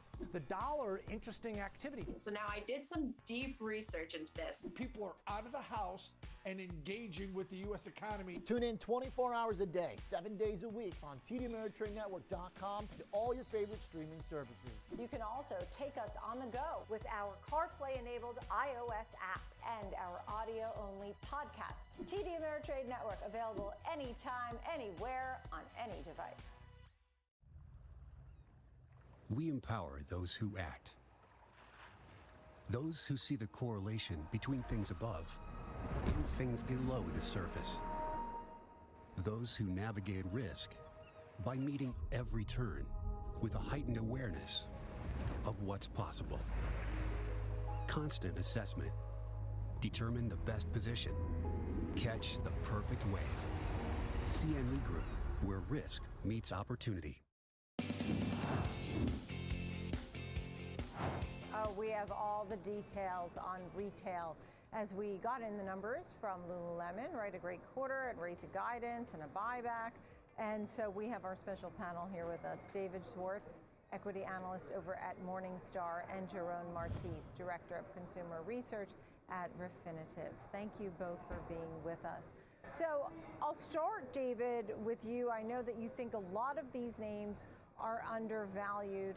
We also heard from Phillips Van Heusen, which is the parent of some of the big names, right, like Tommy Hilfiger and Calvin Klein. What is it all telling you, David, at this point? Yeah, I think there are some undervalued names in apparel retail right now, and you mentioned PVH, which just reported and had its earnings call this morning. PVH is trading at less than 10 times earnings, and as you mentioned, it does own Calvin Klein and Tommy Hilfiger, two international brands. In comparison with Lululemon, which is trading at about 40 times forward earnings. So I think Lululemon is pretty expensive. But there are some other apparel names that are down quite a bit recently that are now in undervalued territory. Just to clarify, do you want to know, do you like Lululemon, or you just think, David, that it's just a little expensive at this point? I like Lululemon as a company. I think it's a great company, but I do think it's expensive. Yeah. Looking at the short-term view, the short term for Lululemon looks fine. But in the long term, there is a huge amount of competition in activewear. And I just think that the price is too high right now, considering how competitive their market is. Mm-hmm.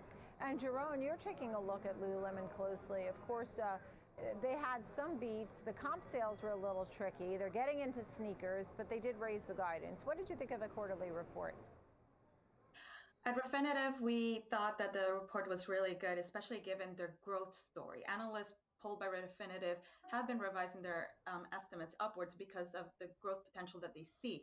Not only because the athleisure market is outperforming the apparel market, but also because they just also announced that they are going to be growing into the tennis and golf sector. So they're going to be selling the merchandise within those groups. And this is great because already during the pandemic, they gained a lot of market share, but now they're going to be able to even gain even more market share. We also saw their footwear being introduced last week, and I went online and I already saw my size sold out in the different styles. On top of that, we saw that their men's category did show much stronger growth than the women's category, and they plan to open 40 stores internationally. So analysts are bullish on the growth story with the potential of continued growth for Lululemon. Mm-hmm. Mm-hmm. That's interesting because, I mean, going into sneakers and golf and tennis, I mean, they really are expanding, and sneakers doesn't really have as high of a margin as something like Nike does, and apparel. Overall, I was looking at how they have gross margins, Lululemon of 57% and Nike of 46%. But some of that weakness from Nike comes from sneakers. They just don't make as much as they do on apparel, like a name like Kering, which makes Balenciaga and Gucci. So I was trying to look at some of these names here. David, I know you were looking at other names, including Hanes Brands, The Gap, which actually competes against Lululemon, at least in part, Tapestry, Urban Outfitters. You think all these names are buys here? Yeah, I do. Gap, especially Athleta, which Gap owns, is in the same category as Lululemon, and it's having the same kind of growth rates, and it has the same market that it's addressing. The Athleta name is not as well known as Lululemon, but you can buy Athleta for a fraction of the cost of Lululemon. So if you like Lululemon, you probably should look at Gap too. And Gap is at multi-year lows. It really is down quite a bit. It's really fallen out of favor. And I think that's partly because people see Gap as a tired brand, but Old Navy and Athleta really generate most of its revenue anyway. Yeah, and I remember in one of their latest reports, they talked about all the supply chain issues and disruptions, and they're not alone, just like so many of the other companies. Jerome, something you noted was the inflationary environment, and that folks are looking to some of the discounters. What does that mean? Are you admiring some of the other names like Walmart or Target? Well, in this inflationary situation, definitely the discounters are more at an advantage. And we're already seeing signs of that. We're seeing signs that consumers are trading down. So instead of going to the department stores, they are now going to the discounters in order to purchase shoes and clothing for the family. Walmart and Target see the biggest strength in groceries, but this time around, they're also seeing it in the other items.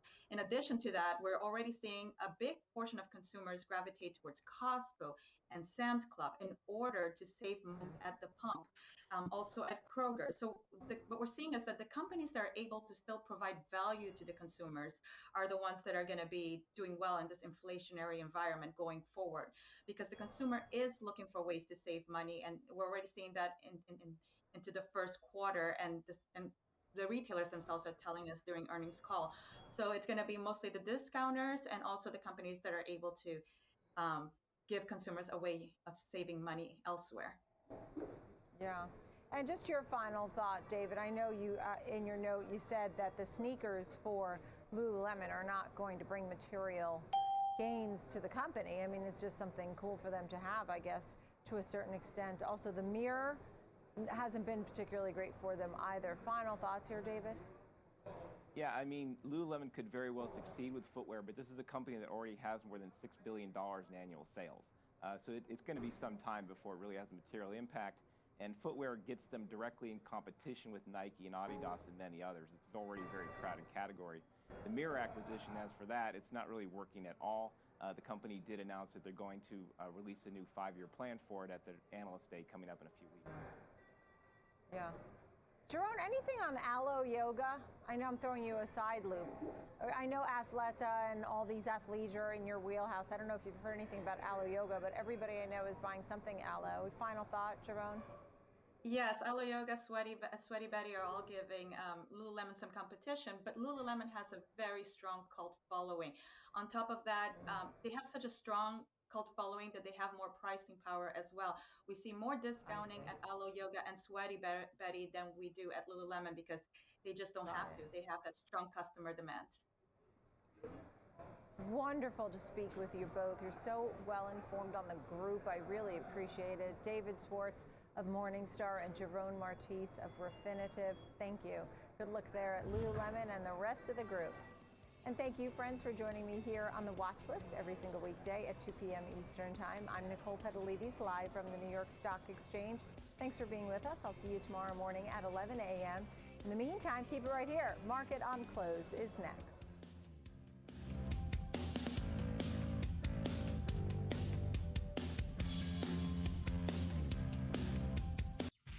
Whether you're an experienced investor or just getting started, TD Ameritrade offers a webcast that's right for you.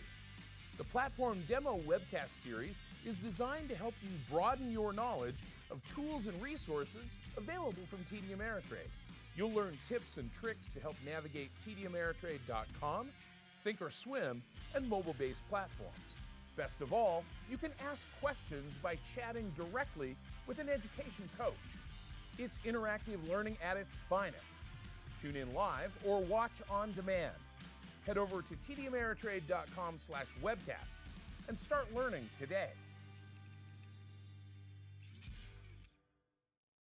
I'm searching for info on options trading, and look, it feels like I'm just wasting time. That's why TD Ameritrade designed a first-of-its-kind personalized education center. Their award-winning content is tailored to fit your investing goals and interests, and it learns with you. So as you become smarter, so do its recommendations. So it's like my streaming service. Well, except now you're binge learning. See how you could become a smarter investor with a personalized education from TD Ameritrade. Visit tdameritrade.com/learn.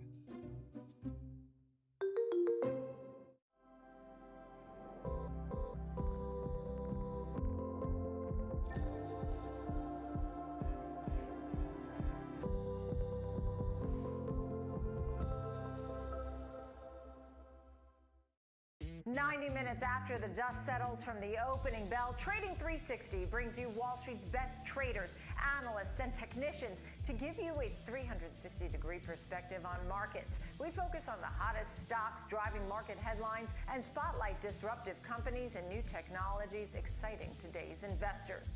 Watch Trading 360 with Nicole Petalides weekdays at 11 a.m. Eastern on the TD Ameritrade Network. Many traders may be willing to take on additional risk in pursuit of aggressive growth in their portfolio. More power to them. But if you're looking for a less risky alternative, you might want to consider checking out our income investing course. In the income investing course, you'll explore investing strategies designed to generate regular income and preserve capital. First, we'll delve into risk and return preferences. You will learn about the different ways to allocate a portfolio and create a payment schedule. Then we'll take a deep dive into the assets commonly held in income portfolios: dividend stocks, bonds, equity REITs, and cash. You'll also learn about routines for managing a portfolio over time. Along the way, you'll watch videos, take quizzes, and perform paper trades to practice your new skills. So if you're looking for an edge, consider your education. Head to the Education tab on Thinkorswim for the income investing course and a whole lot more.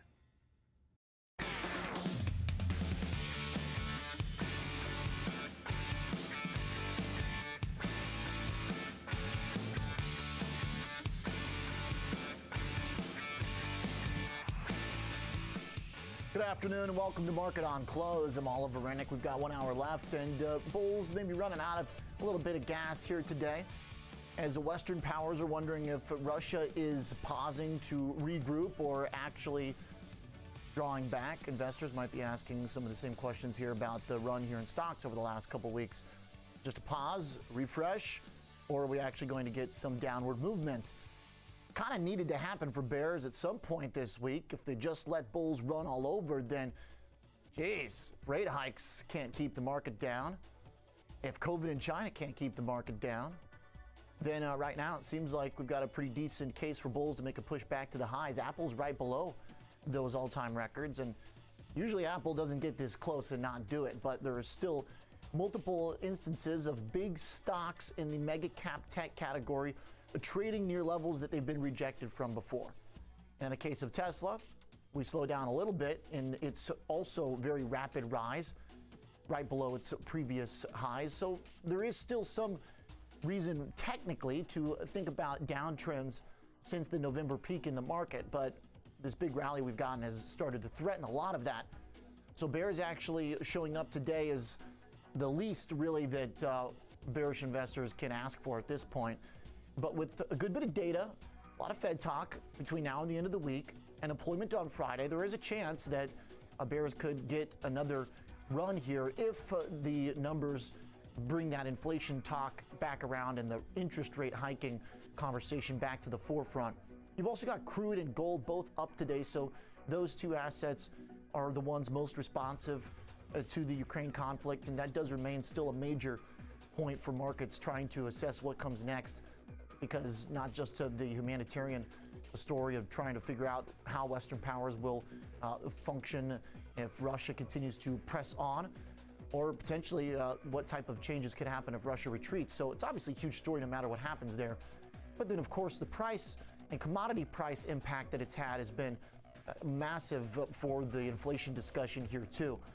But what we do see is generally a trend that is long-term for rising prices that did get very extreme due to some of these short-term supply chain complications because of political conflict and war. But in the grand scheme of the long-term chart for gold or crude, we've seen a good bit of strength here now for several months running. I do think the crude chart still looks a lot better than gold, but gold bugs have some hope here as we've found a good bit of equilibrium right around 1900 in the chart of gold.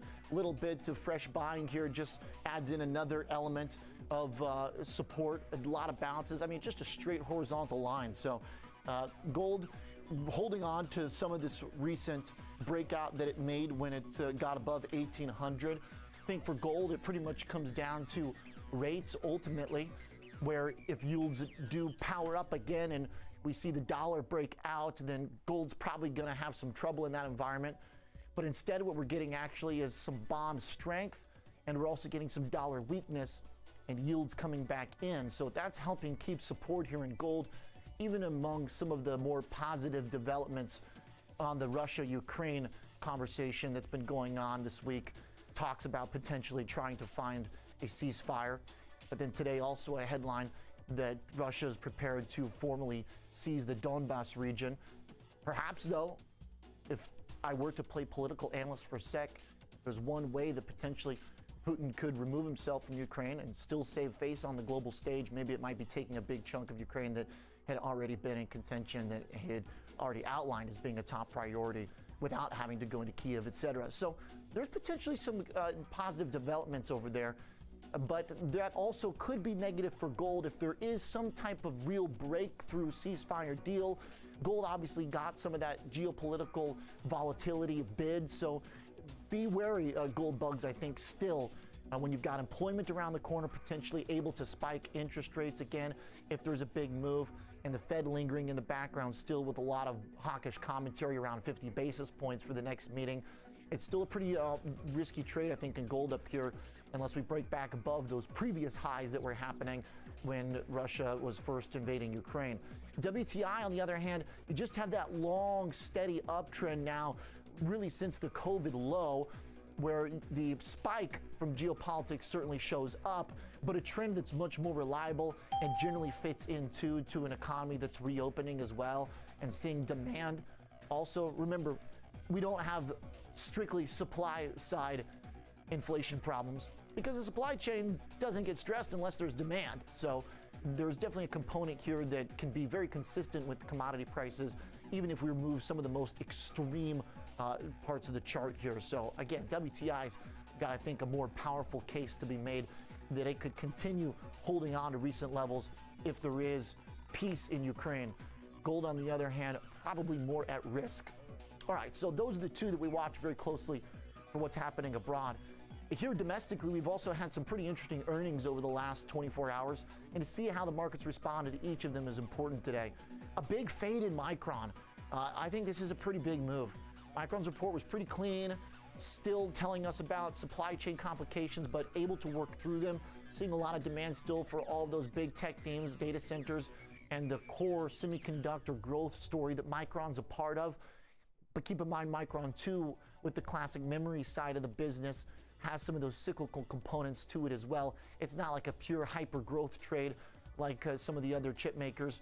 So to see the fade is troublesome because chip makers really are the bread and butter of tech, and they have been struggling alongside everything else during the market's pullback, and the chips during the market's bounce back these last 2 weeks haven't really done anything too spectacular just yet. So we have to watch that group very, very carefully. Micron was up this morning, fading back down.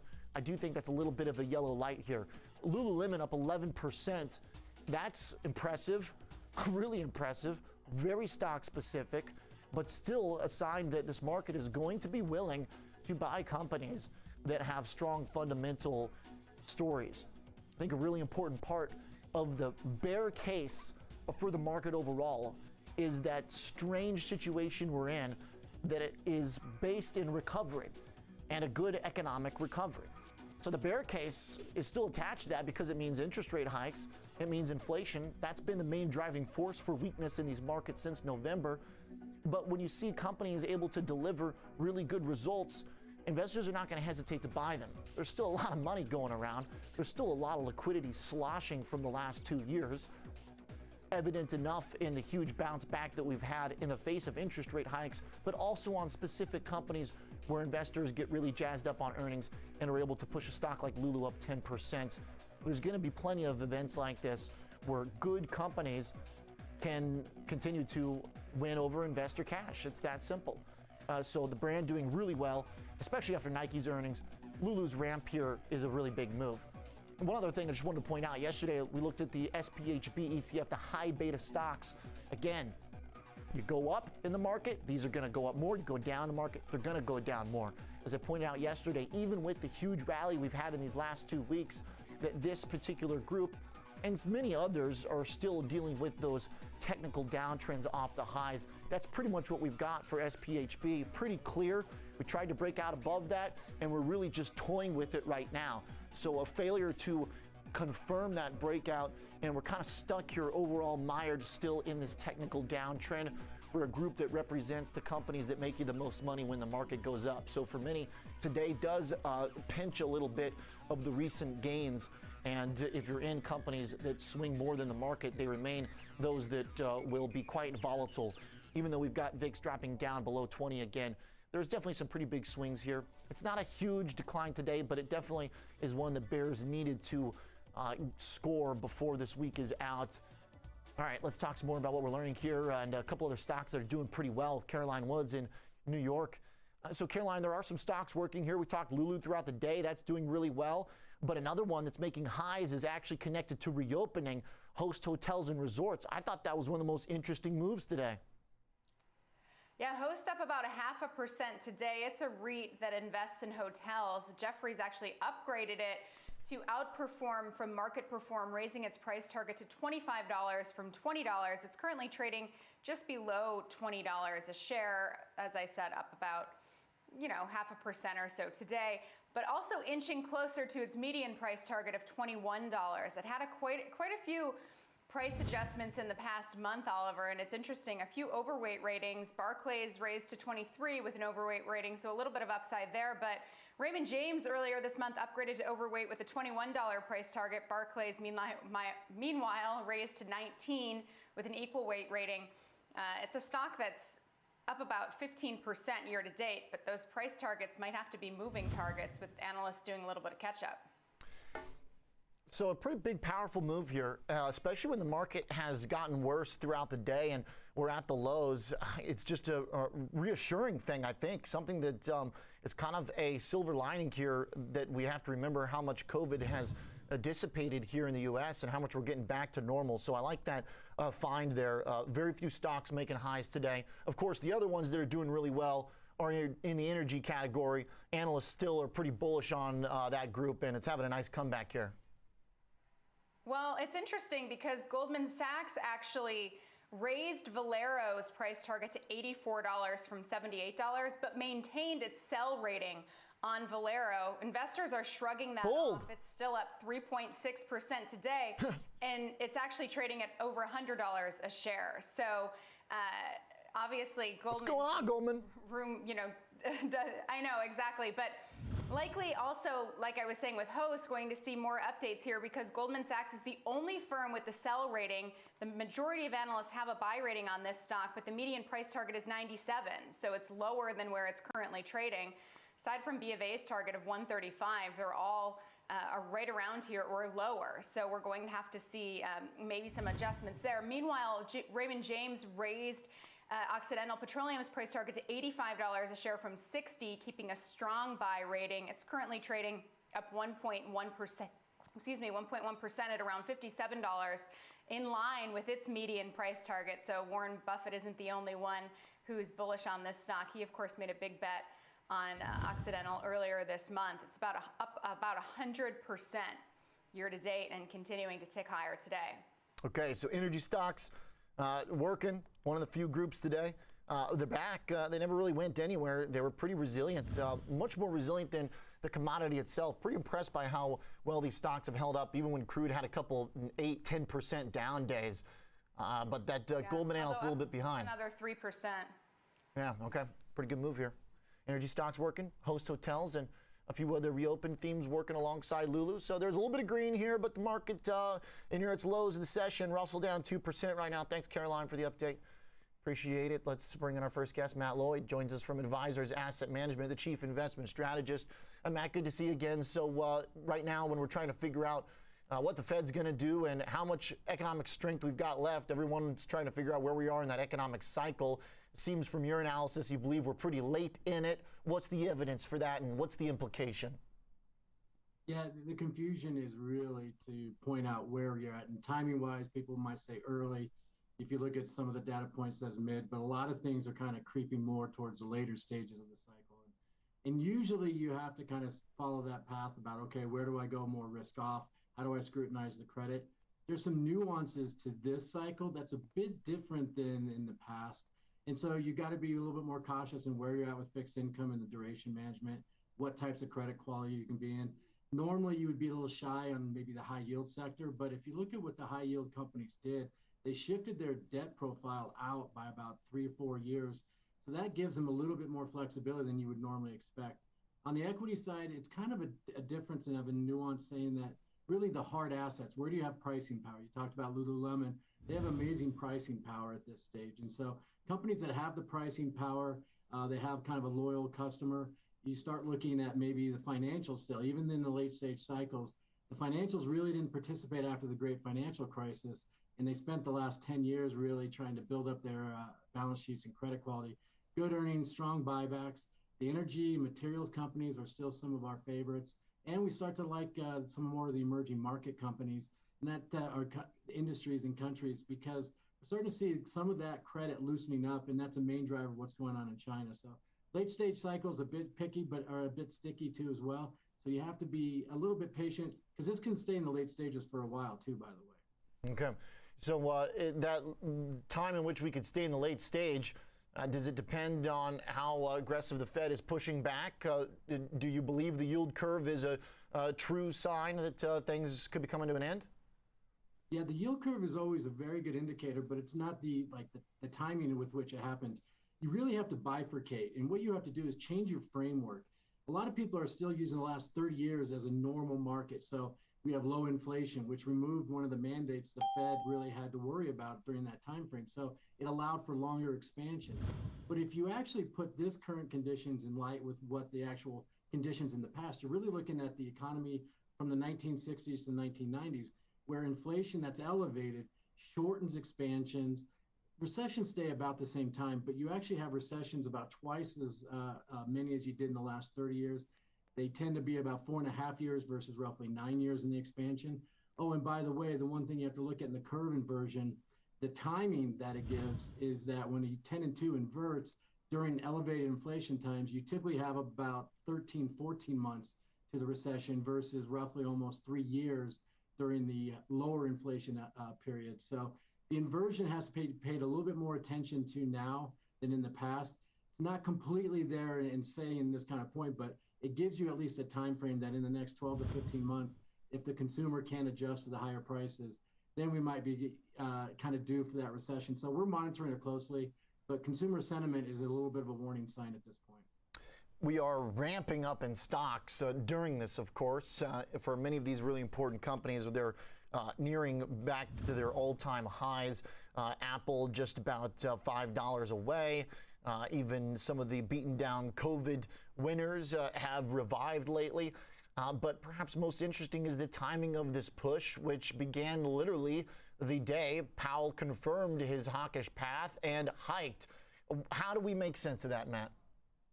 Yeah, I think the other thing too is you still have a buy in the dip mentality. You still have like companies like Apple, good pricing power, great company, well run. So you see companies like that that can do a little bit better during this time frame. I think you also see that there's, the 4 L's we look at for turnings in the market, so to speak, is liquidity, leverage, lethargy, and leniency. And lethargy and leniency left the building at the end of last year. The liquidity is still rampant out there. So, $4+ trillion in money market fund assets, household cash balances and nonprofits are almost equal to that of the total debt, which surprises a lot of people. And then you start looking at cash holdings by banks. The Federal Reserve is, at its all-time highs, $3+ trillion. So there's enough liquidity to support the market. The buy in the dip, though, is probably not going to be as pronounced because some of the macro forces are a little bit confusing. But you will see some of the stronger companies do a little bit better in the short run, that they can survive this kind of hawkish stance by the Fed, because again, this is something that has been predicted for a while, and the Fed has to be more reactive than proactive, and that's the way we want it, because we don't want them reacting to every little minutia in the market. Otherwise, we might get back to the Paul Volcker days where we were micromanaging interest rates to every little blip going on in the market. We are right now looking at a 10-year yield, 2.4%. Dollar hanging out in a recent range that's pretty elevated compared to our COVID trading period. Matt, how does all of this inform the asset allocation that you're talking about with clients who might have a traditional 60-40 type structure with a bunch of big tech in there? Should we believe this recent strength that they can hold on to that type of investing style and work in an index, or does one have to tweak something here around all these Fed hikes? Yeah, I think you really want to have go back into history. 07, 08, 09 told us that you need to start having portfolios built around what we call lower correlation among its assets to help mitigate some of the risk in the markets during times that are a little bit more tumultuous like this. So you want to look at areas that you have multiple contingencies. So again, In this case, you have people speculating about a currency war. Well, currencies are binary, so you don't want to be in that sense where you're betting one versus the other. So you want to diversify, and really that's where multiple contingencies come in.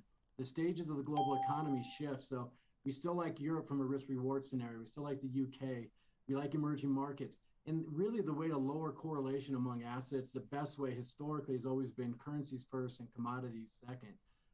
Otherwise, you start to get kind of correlation blending, and they kind of, to get to a point, it's hard to delineate. So multiple contingencies, same with your fixed income portfolios, be nimble, look at the different type situations out there. You want to make sure the credit quality is, you got a lot of due diligence on that side. Look at investments in companies that are raising stock dividends. We think that'll be a big primary driver of returns for the foreseeable future. And also hard assets. You know, the commodity futures, the commodities in general are in a long-term trend. They've been underinvested. You have the geopolitical tensions. You start looking at the supply chain, and globalization peaked out about 5-6 years ago. You start to see this long-term tailwind for commodities that can really help with portfolios. It won't be linear, but it'll be across the board. It won't just be energy, but it'll be industrial metals and especially agriculture as well, because agriculture is going to fall into some challenges here by the end of the year with fertilizer shipments being down, lack of that lowers crop output, and then South American drought actually kind of hinders a lot of it, not to mention the Ukraine and its agricultural importance to the world. Great point, Matt, and nice reminder here that dividends buybacks seem to be the market's favorite right now, as we see with Lulu buying back some shares too. Even a big growth company can do it, and market loves it, so chasing the cash-heavy businesses. Thanks, Mr. Lloyd, as always, for your contribution here.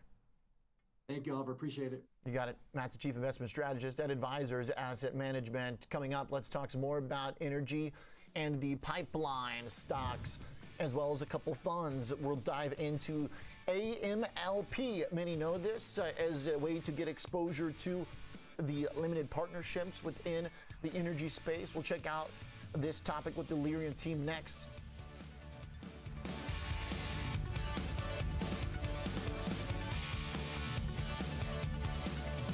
Many option traders tend to focus on price and direction, but implied volatility can also be a big factor in options trades. In the Options for Volatility course, we explore what implied volatility is and how it can potentially affect the price of an option. For example, let's say an option trader wants to take a bearish position on a stock, but isn't sure whether to buy a put or sell a call. Both strategies are bearish, but looking beyond direction to consider the impact of implied volatility could help the trader choose between them. We also introduce strategies designed to harness changes in implied volatility. For instance, time spreads like counters and diagonals are designed to benefit from increases in implied volatility. Iron condors, on the other hand, are designed to benefit from falling implied volatility. After learning about the strategies, you can take the final assessment to test your knowledge. Head to the Education tab on Thinkorswim for the full Options for Volatility course and a whole lot more. 90 minutes after the dust settles from the opening bell, Trading 360 brings you Wall Street's best traders, analysts, and technicians to give you a 360-degree perspective on markets. We focus on the hottest stocks driving market headlines and spotlight disruptive companies and new technologies exciting today's investors. Watch Trading 360 with Nicole Petalides weekdays at 11 a.m. Eastern on the TD Ameritrade Network. Opportunities can be hard to find, like catching lightning in a bottle. In uncertain times, it's tempting to retreat or simply wait and see. At CME Group, we empower those who act. We deliver tools to help manage risk and capture opportunities in every market climate, across every major asset class, to seize each possibility at precisely the right moment. CME Group, opportunity is everywhere.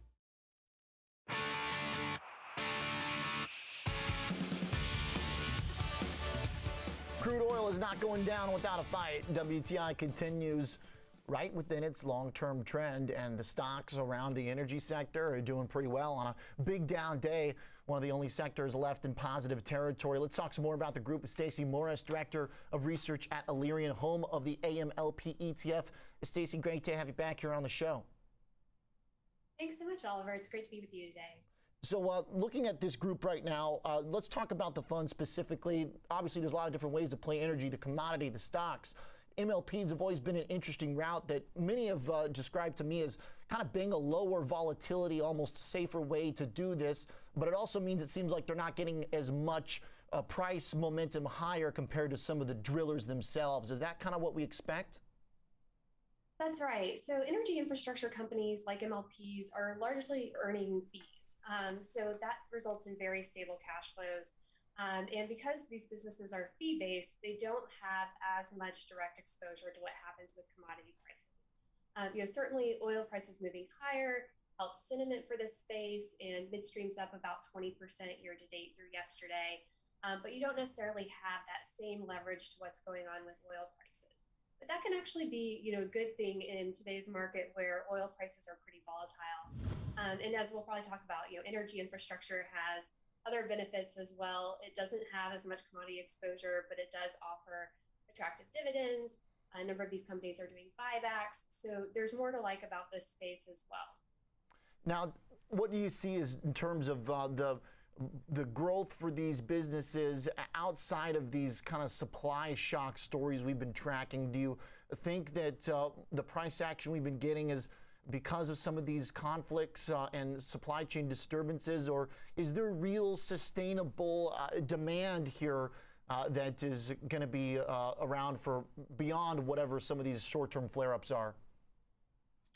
Yeah, I think, even before we saw Russia invade Ukraine, oil prices were rising, and we saw kind of a strong commodity backdrop as demand has started to surge back following the pandemic. If you look at vehicle miles traveled in the U.S., in December, those were back above where they were pre-pandemic. So we've seen strong demand trends in this space, and those kind of tailwinds were already in place before Russia invaded Ukraine, and you saw oil prices briefly spike there to $120 per barrel.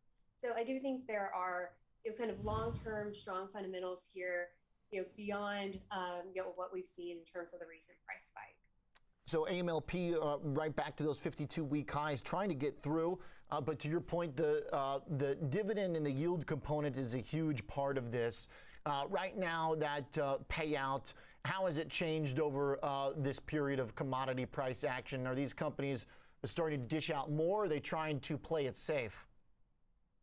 Well, we've actually seen companies be more and more focused on dividend and distribution growth in this space, which I think is positive for bringing investors back to this space and bringing more interest to this space. The last 2 quarters across our midstream indexes, we've not seen any dividend cuts, and we've seen more and more examples of companies growing their payouts. So in tandem with growing their distributions, companies are also in positions where they're buying back significant amounts of their equity. For the fourth quarter across the energy infrastructure space, buybacks totaled about $650 million. So there's a nice kind of two-pronged approach here with both dividends and buybacks, and that being very complementary setup for investors who are looking for dividends and buybacks, as you mentioned earlier in the program. So if we are seeing these companies now also boost the payouts, if we're seeing the overall earnings start to make some headway with all of this demand, do we also have a risk for more scrutiny by DC and taxes? We've heard some folks talk about targeting some of these companies. Is there any outside risk, any wild card to this group right now? Nothing that's keeping me up at night. Okay. We do hear things every so often that come up in Washington, but I don't think there's really any political traction to try and change anything with the MLP structure today. As we mentioned, these companies are making attractive cash flows, but that's the nature of their business, where they generate steady cash flows. They're not making necessarily windfall profits. There's been some talk about windfall profit taxes. That would probably be more geared towards producers who are selling oil at these levels today instead of the midstream space. Tomorrow we're going to get an OPEC meeting, and the overall view has been that they're not going to dump a bunch of crude onto the market, but when prices keep moving and they start getting to $100, $130, we start to wonder a little bit how secure that supply side of the equation is. Any thoughts on that, Stacey? Yeah, I mean, I don't think OPEC is going to deviate from their plans of raising by 400,000 barrels per day. They've been very consistent with that, and we've seen that OPEC Plus has actually produced below those kind of allowed levels over the past several months. So I don't think they're going to deviate from the messaging that they've been giving.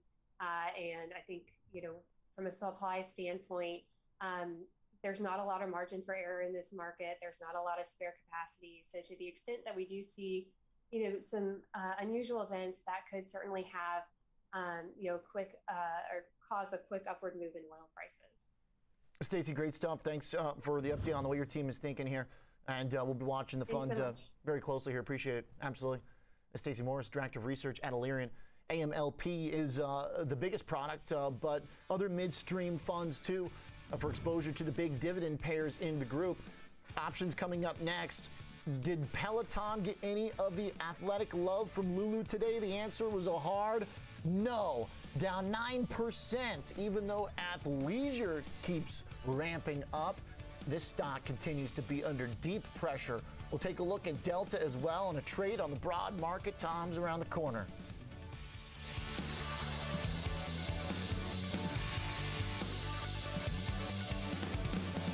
Technical traders, the chart master is in the building. Trends, support and resistance, key patterns, and technical indicators. The chart master has your live technical analysis throughout the trading day, only on the TD Ameritrade network. Whether you're an experienced investor or just getting started, TD Ameritrade offers a webcast that's right for you. Looking to improve your portfolio management skills? Our portfolio management webcast series breaks down key concepts like retirement planning, income generation, ETFs, and more.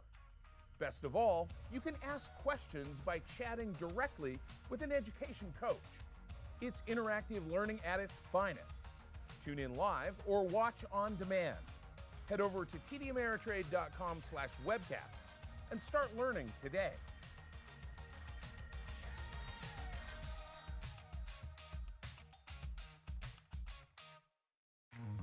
Thinkorswim Trading equips you with customizable tools, dedicated trade desk pros, and a passionate trader community sharing strategies right on the platform. Because we take trading as seriously as you do. Thinkorswim Trading from TD Ameritrade.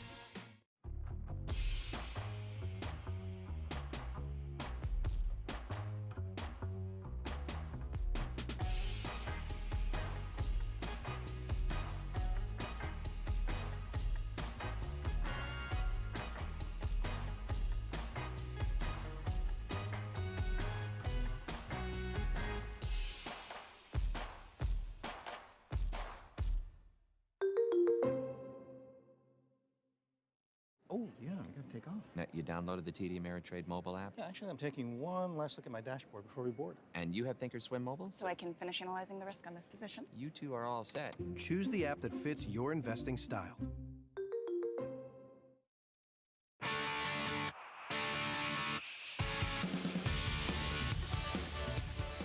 Lulu stock ramped up, athleisure wear continues to boom, and we see that Lulu runs, Nike's okay, but Peloton gets none of it. All right, let's bring in Tom. Let's look at the trade.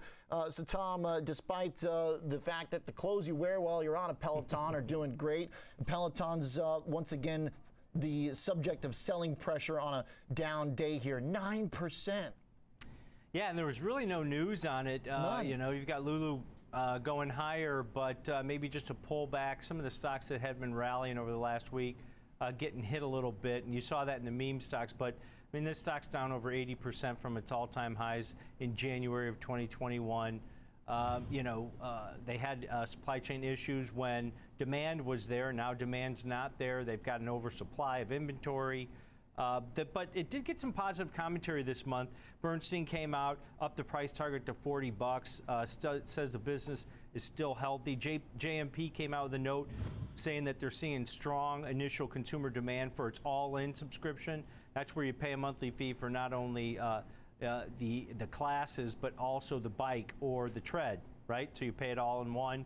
It's almost like a payment plan here. But the stock is still down 21% this year, 85% from those all-time highs. It was $171, Oliver, now down to $28, getting hit pretty hard. but we had some short-term call buyers in here thinking it might rebound. Remember, this stock was trading about 40 bucks just over a month ago, but it's pulled back about 12 bucks since then. But they were in there buying some upside calls in here in the April 1st weekly series. So these expire on Friday, so you've only got a couple days till expiration. They were buying the 31 strike call, about 12,000 of those traded. Average debit of only at 25 cents, so not outlaying a bunch of option premium for these. That break even of 31.25 to the upside, still about 11-12% above the current share price. You know, hoping that the stock turns around. I mean, we've seen some of these beaten down stocks on the recent rally that we've seen in the overall market pop on really no news, just people trying to catch bottoms here. But somebody taking a short-term position here in Peloton, expecting by the end of the week we're going to see above 31 bucks a share.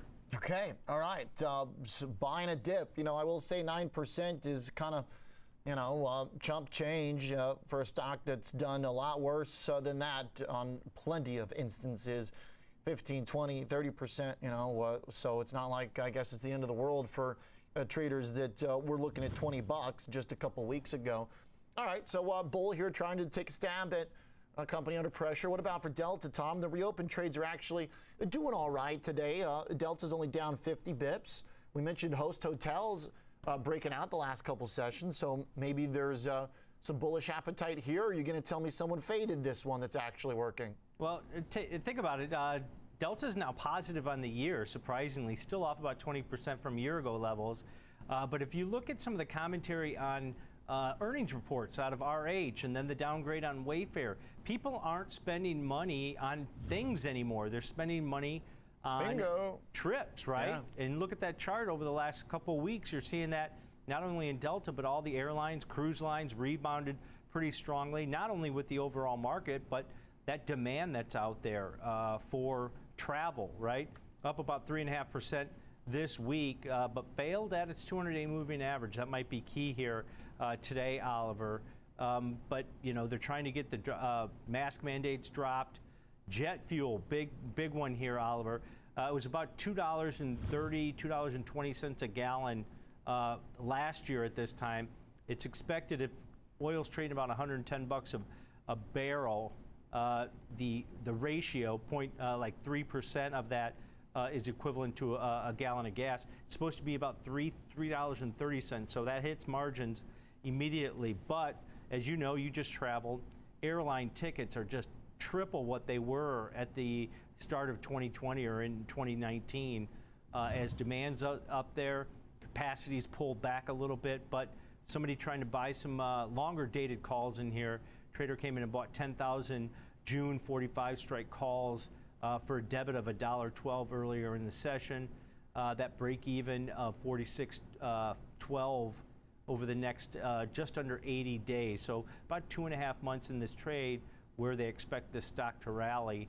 That break even of 46.12, about 17% above the current share price of Delta Airlines. But you know, these companies took on a bunch of debt, but demand's still there. If they start increasing capacity, I think the demand element's still there, and I think that's what everybody's expecting as we hit summer travel season. Okay, so Delta buyers, Peloton buyers. We got some bulls here on two very different trades. And good reminder that Delta's having an okay day, even with gasoline prices jamming today, and RBOB up 3% alongside WTI. You've got a trade on the index too, Tom. What'd you see? Someone trading S&P index options? Yeah, surprisingly, you know, typically we don't see a lot of outsized, you know, volumes in there on like one particular trade or strike anymore. A lot of people use the SPY options, but in S&P, the SPX, it's an institutional product, right? But it's only down about 3.5% from its all-time highs at the beginning of January. So Mason made a nice comeback. It was down nearly 15% at the lows that we saw at the end of February. VIX has been down sharply. So you see that resurgence that we've had in the S&P 500. Somebody betting that it's going to continue because we saw a big call buyer in the April monthlies that expire in just 14 days. The 4610 strike calls, trader came in and bought 9,000, scooped them up. Debit of $63. So hefty option premium. So that's what I mean when it's an institutional product, because the outsized option premium that you have to pay for calls that, in this case, are just at the money. That break even of what do we have, 46.73 over the next 14 days? That's only about 1.7% above the current share price. You're giving yourself 2 weeks. I mean, the S&P 500 was up 1.25% just yesterday. So not out of the realm of possibilities. Call volume 8 times normal daily average volume. Put volume is about 5.5 times. So overall, the put call ratio about 1.7. So on this slide that we're seeing today, a lot of put buyers in there, but this trader is betting that SPX over the next 2 weeks is going to jump another 2%, and anything above that, it's profits for this trader. Okay. Bullish around the board. First down day that we've had, and a real meaningful down day that we've had in a couple weeks, and I guess no surprise then that people are ready to swoop in and try and buy some dips. Thanks, Tom. Okay, bullish trade on S&P, bullish trade Peloton, and Delta 2. When we come back, let's talk some bonds. Treasuries are well bid. The yield is down. A couple days going now. It seems like bond buyers are also really trying to make an effort to push back against recent trend.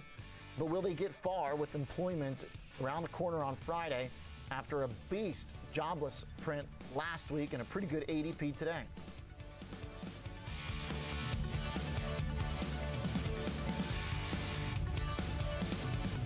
Trading isn't just a hobby, it's your future.